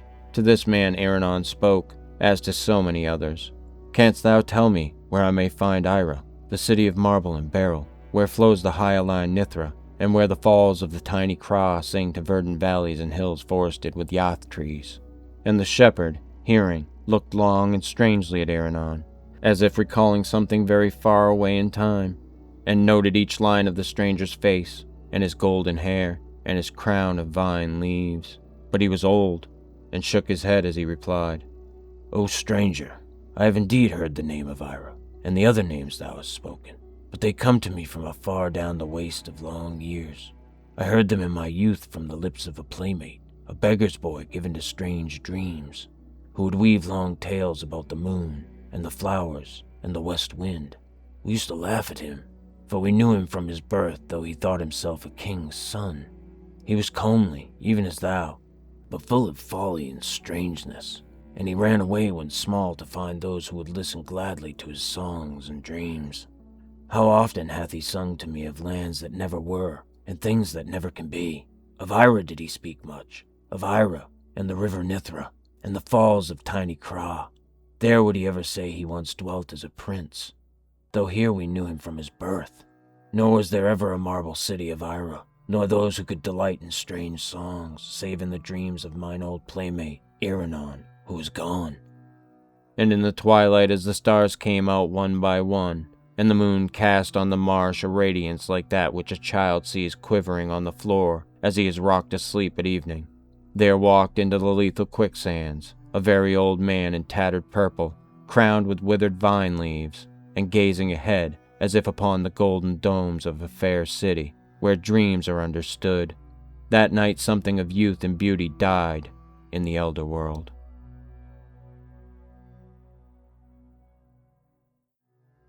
The Music of Eric Zahn by H.P. Lovecraft. I have examined maps of the city with the greatest care, yet have never again found the Rue d'Ossiel. These maps have not been modern maps alone, for I know that names change. I have, on the contrary, delved deeply into all the antiquities of the place, and have personally explored every region, or whatever name, which could possibly answer to the street I knew, as the Rue d'Orsayel. But despite all I have done, it remains a humiliating fact that I cannot find the house, the street, or even the locality where during the last months of my impoverished life as a student of metaphysics at the university, I heard the music of Eric Zahn. That my memory is broken, I do not wonder, for my health, physical and mental, was gravely disturbed throughout the period of my residence in the Rue d'Orsayel, and I recall that I took none of my few acquaintances there. But that I cannot find the place again is both singular and perplexing, for it was within a half-hour's walk of the university, and was distinguished by peculiarities which could hardly be forgotten by anyone who had been there. I have never met a person who has seen the Rue d'Orsayel. The Rue d'Orsayel lay across a dark river, bordered by precipitous, brick-blear windowed warehouses, and spanned by a ponderous bridge of dark stone. It was always shadowy along that river, as if the smoke of neighboring factories shut out the sun perpetually. The river was also odorous with evil stenches, which I have never smelled elsewhere, and which may someday help me to find it, since I should recognize them at once. Beyond the bridge were narrowed cobble streets with rails, and then came the ascent, at first gradual, but incredibly steep as the Rue d'Orsayel was reached. I have never seen another street as narrow and steep as the Rue d'Orsayel. It was almost a cliff, closed to all vehicles, consisting in several places of flights of steps, and ending at the top in a lofty ivied wall. Its paving was irregular, sometimes stone slabs, sometimes cobblestones, and sometimes bare earth with struggling greenish-gray vegetation. The houses were tall, peak-roofed, incredibly old, and crazily leaning backward, forward, and sidewise. Occasionally an opposite pair, both leaning forward, almost met across the street like an arch, and certainly they kept most of the light from the ground below. There were a few overhead bridges from house to house across the street. The inhabitants of that street impressed me peculiarly. At first I thought it was because they were all silent and reticent, but later decided it was because they were all very old. I do not know how I came to live on such a street, but I was not myself when I moved there. I had been living in many poor places, always evicted for want of money, until at last I came upon that tottering house in the Rue d'Orsayel, kept by the paralytic Blando. It was the third house from the top of the street, and by far the tallest of them all. My room was on the 5th story, the only inhabited room there, since the house was almost empty. On the night I arrived, I heard strange music from the peaked garret overhead, and the next day asked old Blando about it.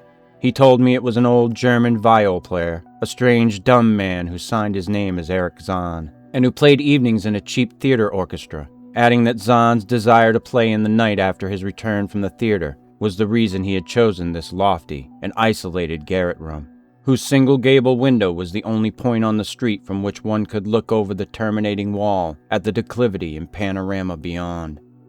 Thereafter I heard Zahn every night, and although he kept me awake, I was haunted by the weirdness of his music.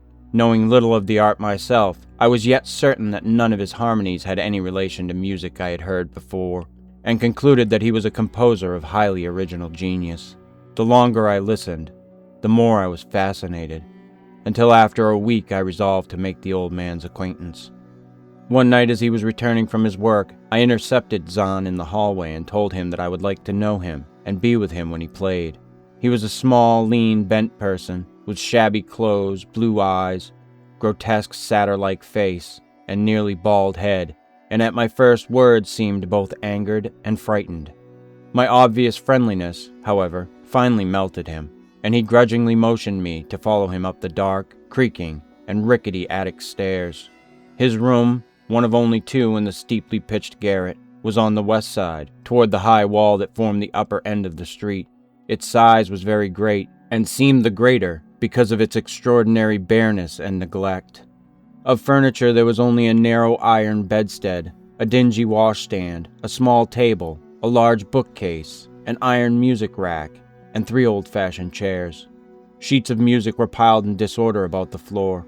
The walls were of bare boards, and had probably never known plaster, whilst the abundance of dust and cobwebs made the place seem more deserted than inhabited. Evidently Eric Zahn's world of beauty lay in some far cosmos of the imagination. Motioning me to sit down, the dumb man closed the door, turned the large wooden bolt, and lighted a candle to augment the one he had brought with him. He now removed his vial from its moth-eaten covering, and taking it, seated himself in the least uncomfortable of the chairs. He did not employ the music rack, but offering no choice in playing from memory, enchanted me for over an hour with strains I had never heard before, strains which must have been of his own devising. To describe their exact nature is impossible for one unversed in music. They were a kind of fugue, with recurrent passages of the most captivating quality, but to me were notable for the absence of any of the weird notes I had overheard from my room below on other occasions. Those haunting notes I had remembered, and had often hummed and whistled inaccurately to myself. So when the player at length laid down his bow, I asked him if he would render some of them. As I began my request, the wrinkled satyr-like face lost the bored placidity it had possessed during the playing, and seemed to shew the same curious mixture of anger and fright which I had noticed when I first accosted the old man. For a moment I was inclined to use persuasion, regarding rather lightly the whims of senility, and even tried to awaken my host's weirder mood by whistling a few of the strains to which I had listened the night before. But I did not pursue this course for more than a moment, for when the dumb musician recognized the whistled air, his face grew suddenly distorted with an expression wholly beyond analysis, and his long, cold, bony right hand reached out to stop my mouth and silence the crude imitation. As he did this, he further demonstrated his eccentricity by casting a startled glance toward the lone, curtained window, as if fearful of some intruder, a glance doubly absurd, since the garret stood high and inaccessible above all the adjacent roofs. This window being the only point on the steep street, as the concierge had told me, from which one could see over the wall at the summit. The old man's glance brought Blandot's remark to mind, and with a certain capriciousness, I felt a wish to look out over the wide and dizzying panorama of moonlit roofs and city lights beyond the hilltop, which of all the dwellers in the Rue d'Orsayel, only this crabbed musician could see. I moved toward the window and would have drawn aside the nondescript curtains, when with a frightened rage even greater than before the dumb lodger was upon me again, this time motioning with his head toward the door as he nervously strove to drag me thither with both hands. Now thoroughly disgusted with my host, I ordered him to release me, and told him I would go at once. His clutch relaxed, and as he saw my disgust and offense, his own anger seemed to subside. He tightened his relaxing grip, but this time in a friendly manner, forcing me into a chair. Then, with an appearance of wistfulness, crossing to the littered table, where he wrote many words with a pencil in the labored French of a foreigner. The note which he finally handed me was an appeal for tolerance and forgiveness. Zahn said that he was old, lonely, and afflicted with strange fears and nervous disorders connected with his music, and with other things. He had enjoyed my listening to his music, and wished I would come again and not mind his eccentricities. But he could not play to another his weird harmonies, and could not bear hearing them from another, nor could he bear having anything in his room touched by another. He had not known until our hallway conversation that I could overhear his playing in my room, and now asked me if I would arrange with Blandot to take a lower room, where I could not hear him in the night. He would, he wrote, defray the difference in rent. As I sat deciphering the execrable French, I felt more lenient toward the old man. He was a victim of physical and nervous suffering, as was I, and my metaphysical studies had taught me kindness. In the silence there came a slight sound from the window. The shutter must have rattled in the night wind, and for some reason I started almost as violently as did Eric Zahn. When I had finished reading, I shook my host by the hand, and departed as a friend. The next day Blandot gave me a more expensive room on the 3rd floor, between the apartments of an aged moneylender and the room of a respectable upholster. There was no one on the 4th floor. It was not long before I found that Zahn's eagerness for my company was not as great as it had seemed while he was persuading me to move down from the 5th story. He did not ask me to call on him, and when I did call, he appeared uneasy and played listlessly. This was always at night. In the day he slept, and would admit no one. My liking for him did not grow, though the attic room and the weird music seemed to hold an odd fascination for me. I had a curious desire to look out of that window, over the wall and down the unseen slope at the glittering roofs and spires which must lie outspread there. Once I went up to the garret during theater hours when Zahn was away, but the door was locked. What I did succeed in doing was to overhear the nocturnal playing of the dumb old man. At first I would tiptoe up to my old 5th floor, Then I grew bold enough to climb the last creaking staircase to the peaked garret. There in the narrow hall outside the bolted door with the covered keyhole, I often heard sounds which filled me with an indefinable dread. The dread of vague wonder and brooding mystery. It was not that the sounds were hideous, for they were not, but that they held vibrations suggesting nothing on this globe of earth, and that at certain intervals they assumed a symphonic quality, which I could hardly conceive as produced by one player. Certainly Eric Zahn was a genius of wild power. As the weeks passed, the playing grew wilder, whilst the old magician acquired an increasing haggardness and furtiveness pitiful to behold. He now refused to admit me at any time, and shunned me whenever we met on the stairs.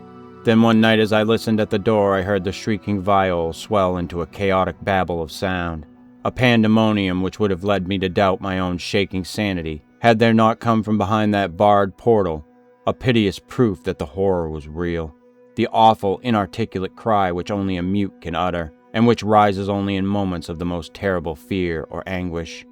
I knocked repeatedly at the door, but received no response. Afterward I waited in the black hallway, shivering with cold and fear, till I heard the poor musician's feeble effort to rise from the floor by the aid of a chair. Believing him just conscious after a fainting fit, I renewed my rapping, at the same time calling out my name reassuringly. I heard Zahn stumble to the window and close both shutter and sash, then stumble to the door, which he falteringly unfastened to admit me. This time his delight at having me present was real, for his distorted face gleamed with relief, while he clutched at my coat as a child clutches at its mother's skirts. Shaking pathetically, the old man forced me into a chair whilst he sank into another, beside which his viol and bow lay carelessly on the floor. He sat for some time inactive, nodding oddly, but having a paradoxical suggestion of intense and frightened listening. Subsequently he seemed to be satisfied, and crossing to a chair by the table wrote a brief note, handed it to me, and returned to the table, where he began to write rapidly and incessantly. The note implored me in the name of mercy, and for the sake of my own curiosity, to wait where I was while he prepared a full account in German of all the marvels and terrors which beset him. I waited, and the dumb man's pencil flew. It was perhaps an hour later, while I still waited, and while the old musician's feverishly written sheets still continued to pile up, that I saw Zahn start as from the hint of a horrible shock. Unmistakably he was looking at the curtained window and listening, shudderingly. Then I half fancied I heard a sound myself, though it was not a horrible sound, but rather an exquisitely low and infinitely distant musical note, suggesting a player in one of the neighboring houses, or in some abode beyond the lofty wall, over which I had never been able to look. Upon Zahn the effect was terrible, for dropping his pencil suddenly he rose, seized his viol, and commenced to rend the night with the wildest playing I had ever heard from his bow, save when listening at the barred door. It would be useless to describe the playing of Eric Zahn on that dreadful night. It was more horrible than anything I had ever overheard, because I could now see the expression of his face, and could realize that this time the motive was stark fear. He was trying to make a noise, to ward something off or drown something out. What? I could not imagine, awesome though I felt it must be. The playing grew fantastic, delirious, and hysterical, yet kept to the last qualities of supreme genius, which I knew this strange old man possessed. I recognized the air. It was a wild Hungarian dance popular in the theaters, and I reflected for a moment that this was the first time I had ever heard Zahn play the work of another composer.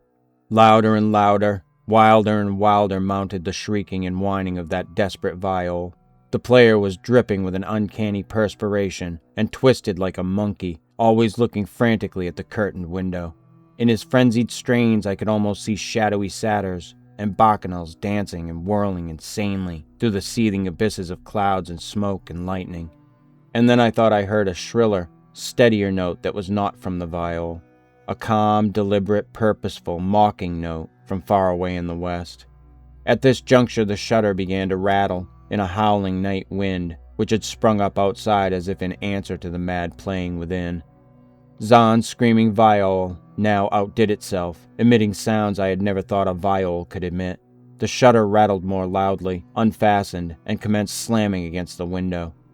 Then the glass broke shiveringly under the persistent impacts, and the chill wind rushed in, making the candles sputter and rustling the sheets of paper on the table where Zahn had begun to write out his horrible secret. I looked at Zahn and saw that he was past conscious observation. His blue eyes were bulging, glassy, and sightless, and the frantic playing had become a blind, mechanical, unrecognizable orgy that no pen could even suggest.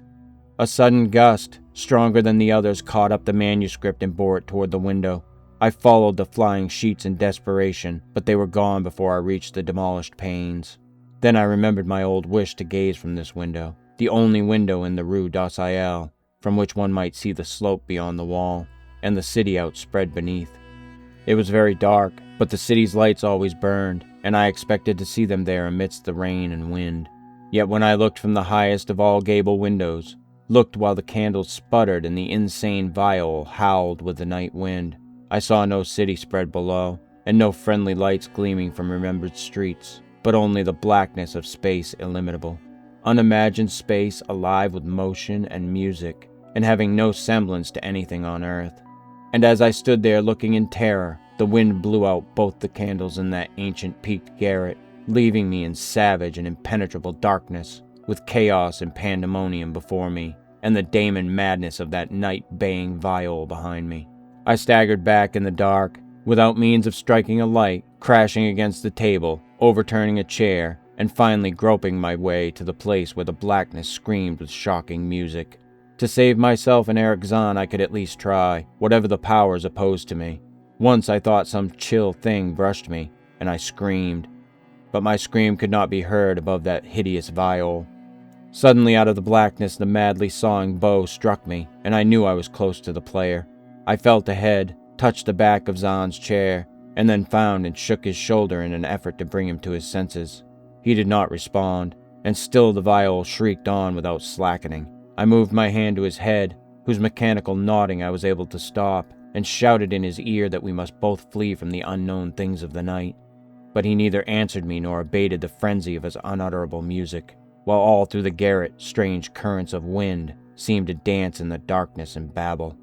When my hand touched his ear I shuddered, though I knew not why till I felt of the still face, the ice-cold, stiffened, unbreathing face, whose glassy eyes bulged uselessly into the void. And then by some miracle finding the door and the large wooden bolt, I plunged wildly away from the glassy-eyed thing in the dark, and from the ghoulish howling of that accursed viol, whose fury increased even as I plunged. Leaping, floating, flying down those endless stairs through the dark house, racing mindlessly out into the narrow, steep, and ancient street of steps and tottering houses, clattering down steps and over cobbles to the lower streets and the putrid canyon-walled river, panting across the great dark bridge to the broader, healthier streets and boulevards we know. All these are terrible impressions that linger with me, and I recall that there was no wind, and that the moon was out, and that all the lights of the city twinkled. Despite my most careful searches and investigations, I have never since been able to find the Rue d'Orsayel, but I am not wholly sorry, either for this or for the loss in undreamable abysses of the closely written sheets which alone could have explained the music of Eric Zahn. Celephais by H.P. Lovecraft. In a dream, Corones saw the city in the valley, and the seacoast beyond, and the snowy peak overlooking the sea, and the gaily painted galleys that sail out of the harbor toward the distant regions where the sea meets the sky. In a dream it was also that he came by his name of Corones, for when awake he was called by another name.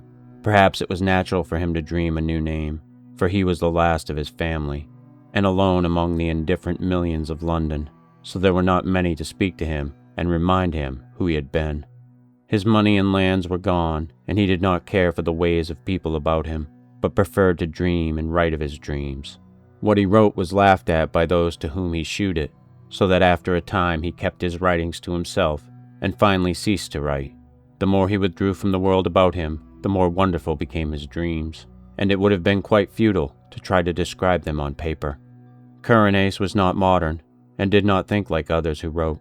Whilst they strove to strip from life its embroidered robes of myth, and to shew in naked ugliness the foul thing that is reality, Corones sought for beauty alone. When truth and experience failed to reveal it, he sought it in fancy and illusion, and found it on his very doorstep amid the nebulous memories of childhood tales and dreams. There are not many persons who know what wonders are open to them in the stories and visions of their youth, for when as children we listen and dream, we think but half-formed thoughts, and when as men we try to remember, we are dulled and prosaic with the poison of life. But some of us awake in the night with strange phantasms of enchanted hills and gardens, of fountains that sing in the sun, of golden cliffs overhanging murmuring seas, of plains that stretch down to sleeping cities of bronze and stone, and of shadowy companions of heroes that ride caparisoned white horses along the edges of thick forests. And then we know that we have looked back through the ivory gates into the world of wonder, which was ours before we were wise and unhappy. Coronace came very suddenly upon his old world of childhood. He had been dreaming of the house where he was born, the great stone house covered with ivy, where 13 generations of his ancestors had lived, and where he had hoped to die. It was moonlight, and he had stolen out into the fragrant summer night, through the gardens, down the terraces, past the great oaks of the park, and along the white road to the village. The village seemed very old, eaten away at the edge like the moon which had commenced to wane, and Coronace wondered whether the peaked roofs of the small houses hid sleep or death. In the streets were spears of long grass, and the window panes on either side were either broken or filmily staring. Coronace had not lingered, but had plodded on as though summoned towards some goal. He dared not disobey the summons for fear it might prove an illusion like the urges and aspirations of waking life, which do not lead to any goal. Then he had been drawn down a lane that led off from the village street towards the Channel Cliffs, and had come to the end of things, to the precipice and the abyss where all the village and all the world fell abruptly into the unechoing emptiness of infinity, and where even the sky ahead was empty and unlit by the crumbling moon and the peering stars. Faith had urged him on, over the precipice and into the gulf, where he had floated down, down, down, past dark, shapeless, undreamed dreams, faintly glowing spheres that may have been partly dreamed dreams, and laughing winged things that seemed to mock the dreamers of all the worlds. Then a rift seemed to open in the darkness before him, and he saw the city of the valley, glistening radiantly far, far below, with a background of sea and sky, and a snow-capped mountain near the shore. Coronace had awakened the very moment he beheld the city, yet he knew from his brief glance that it was none other than Celephais, in the valley of Uth-Nargai, beyond the Tenarian hills, where his spirit had dwelt all the eternity of an hour one summer afternoon, very long ago, when he had slipped away from his nurse and let the warm sea breeze lull him to sleep as he watched the clouds from the cliff near the village. He had protested then when they had found him, waked him, and carried him home, for just as he was aroused he had been about to sail in a golden galley for those alluring regions where the sea meets the sky. And now he was equally resentful of awaking, for he had found his fabulous city after 40 weary years. But 3 nights afterwards Coronace came again to Celephais. As before, he dreamed first of the village that was asleep or dead, and of the abyss down which one must float silently. And then the rift appeared again, and he beheld the glittering minarets of the city, and saw the graceful galleys riding at anchor in the blue harbor, and watched the ginkgo trees of Mount Aran swaying in the sea breeze. But this time he was not snatched away, and like a winged being settled gradually over a grassy hillside, till finally his feet rested gently on the turf. He had indeed come back to the valley of Uth-Nargai and the splendid city of Celephais.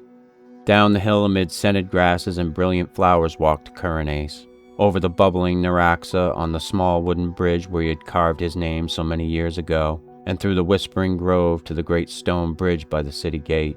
All was as of old, nor were the marble walls discolored, nor the polished bronze statues upon them tarnished, and Coronace saw that he need not tremble lest the things he knew be vanished, for even the sentries on the ramparts were the same, and still as young as he remembered them. When he entered the city, past the bronze gates and over the onyx pavements, the merchants and camel drivers greeted him as if he had never been away, and it was the same at the turquoise temple of Nath-Horthath, where the orchid-wreathed priests told him that there is no time in Uth-Nargai, but only perpetual youth. Then Coronace walked through the street of pillars to the seaward wall, where gathered the traders and sailors, and strange men from the regions where the sea meets the sky. There he stayed long, gazing out over the bright harbor where the ripples sparkled beneath an unknown sun, and where rode lightly the galleys from far places over the water. And he gazed also upon Mount Aran, rising regally from the shore, its lower slopes green with swaying trees, and its white summit touching the sky. More than ever, Coronis wished to sail in a galley to the far places of which he had heard so many strange tales, and he sought again the captain who had agreed to carry him so long ago. He found the man, Athib, sitting on the same chest of spices he had sat upon before, and Athib seemed not to realize that any time had passed. Then the two rowed to a galley in the harbor, and giving orders to the oarsmen, commenced to sail out into the billowy, Serenarian sea that leads to the sky. For several days they glided undulatingly over the water, till finally they came to the horizon, where the sea meets the sky. Here the galley paused not at all, but floated easily in the blue of the sky among fleecy clouds tinted with rose. And far beneath the keel, Coronis could see strange lands and rivers, and cities of surpassing beauty, spread indolently in the sunshine which seemed never to lessen or disappear.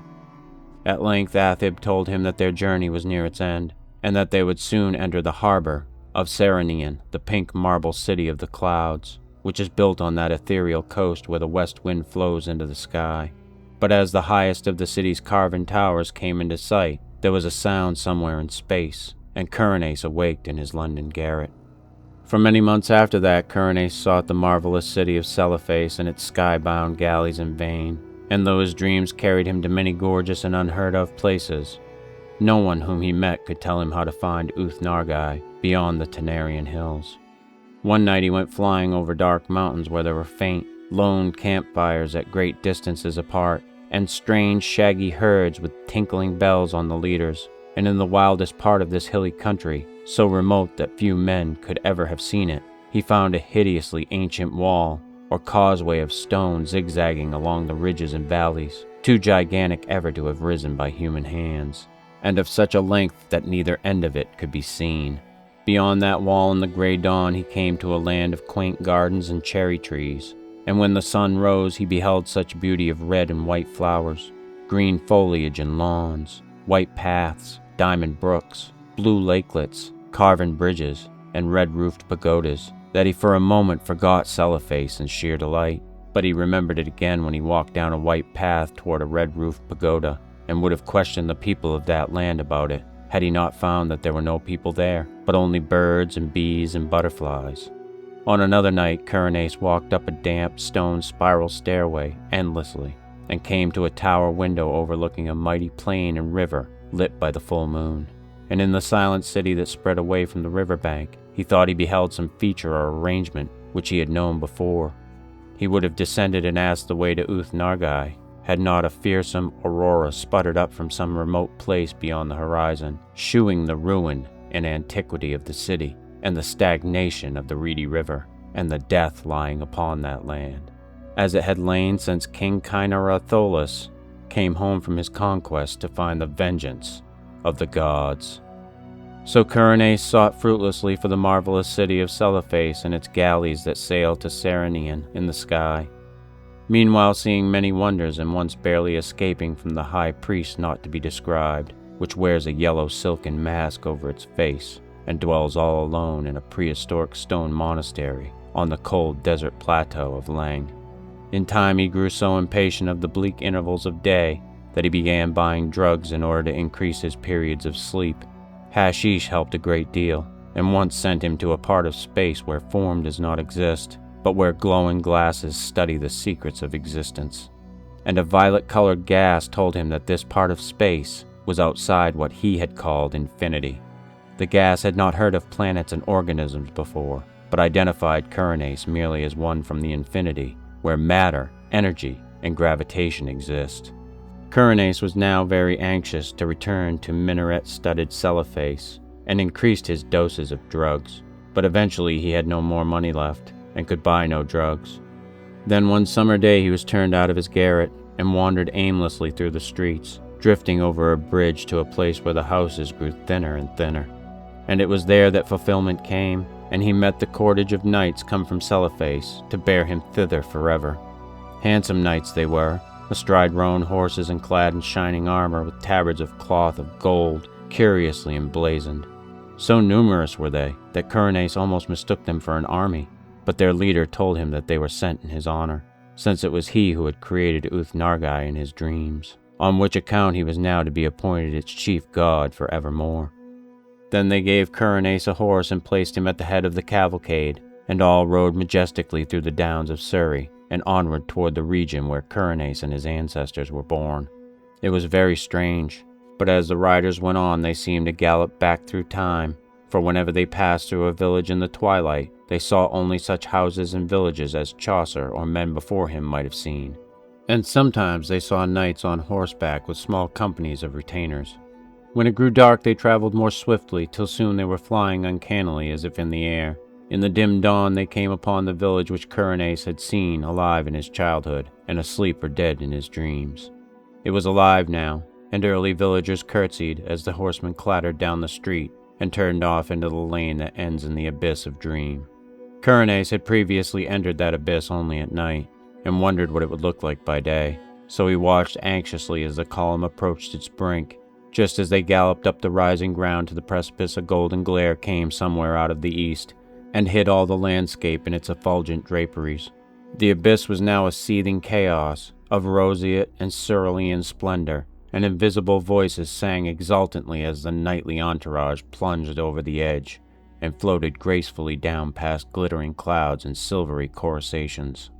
Endlessly down the horsemen floated, their chargers pawing the ether as if galloping over golden sands, and then the luminous vapors spread apart to reveal a greater brightness, the brightness of the city Celephais, and the sea-coast beyond, and the snowy peak overlooking the sea, and the gaily painted galleys that sail out of the harbor toward distant regions, where the sea meets the sky. And Coronace reigned thereafter over Uth-Nargai, and all the neighboring regions of dream, and held his court alternately in Celephais, and in the cloud-fashioned Serenian. He reigns there still, and will reign happily forever, though below the cliffs at Innsmouth the channel tides played mockingly with the body of a tramp who had stumbled through the half-deserted village at dawn, played mockingly, and cast it upon the rocks by ivy-covered Trevor Towers, where a notably fat and especially offensive millionaire brewer enjoys the purchased atmosphere of extinct nobility.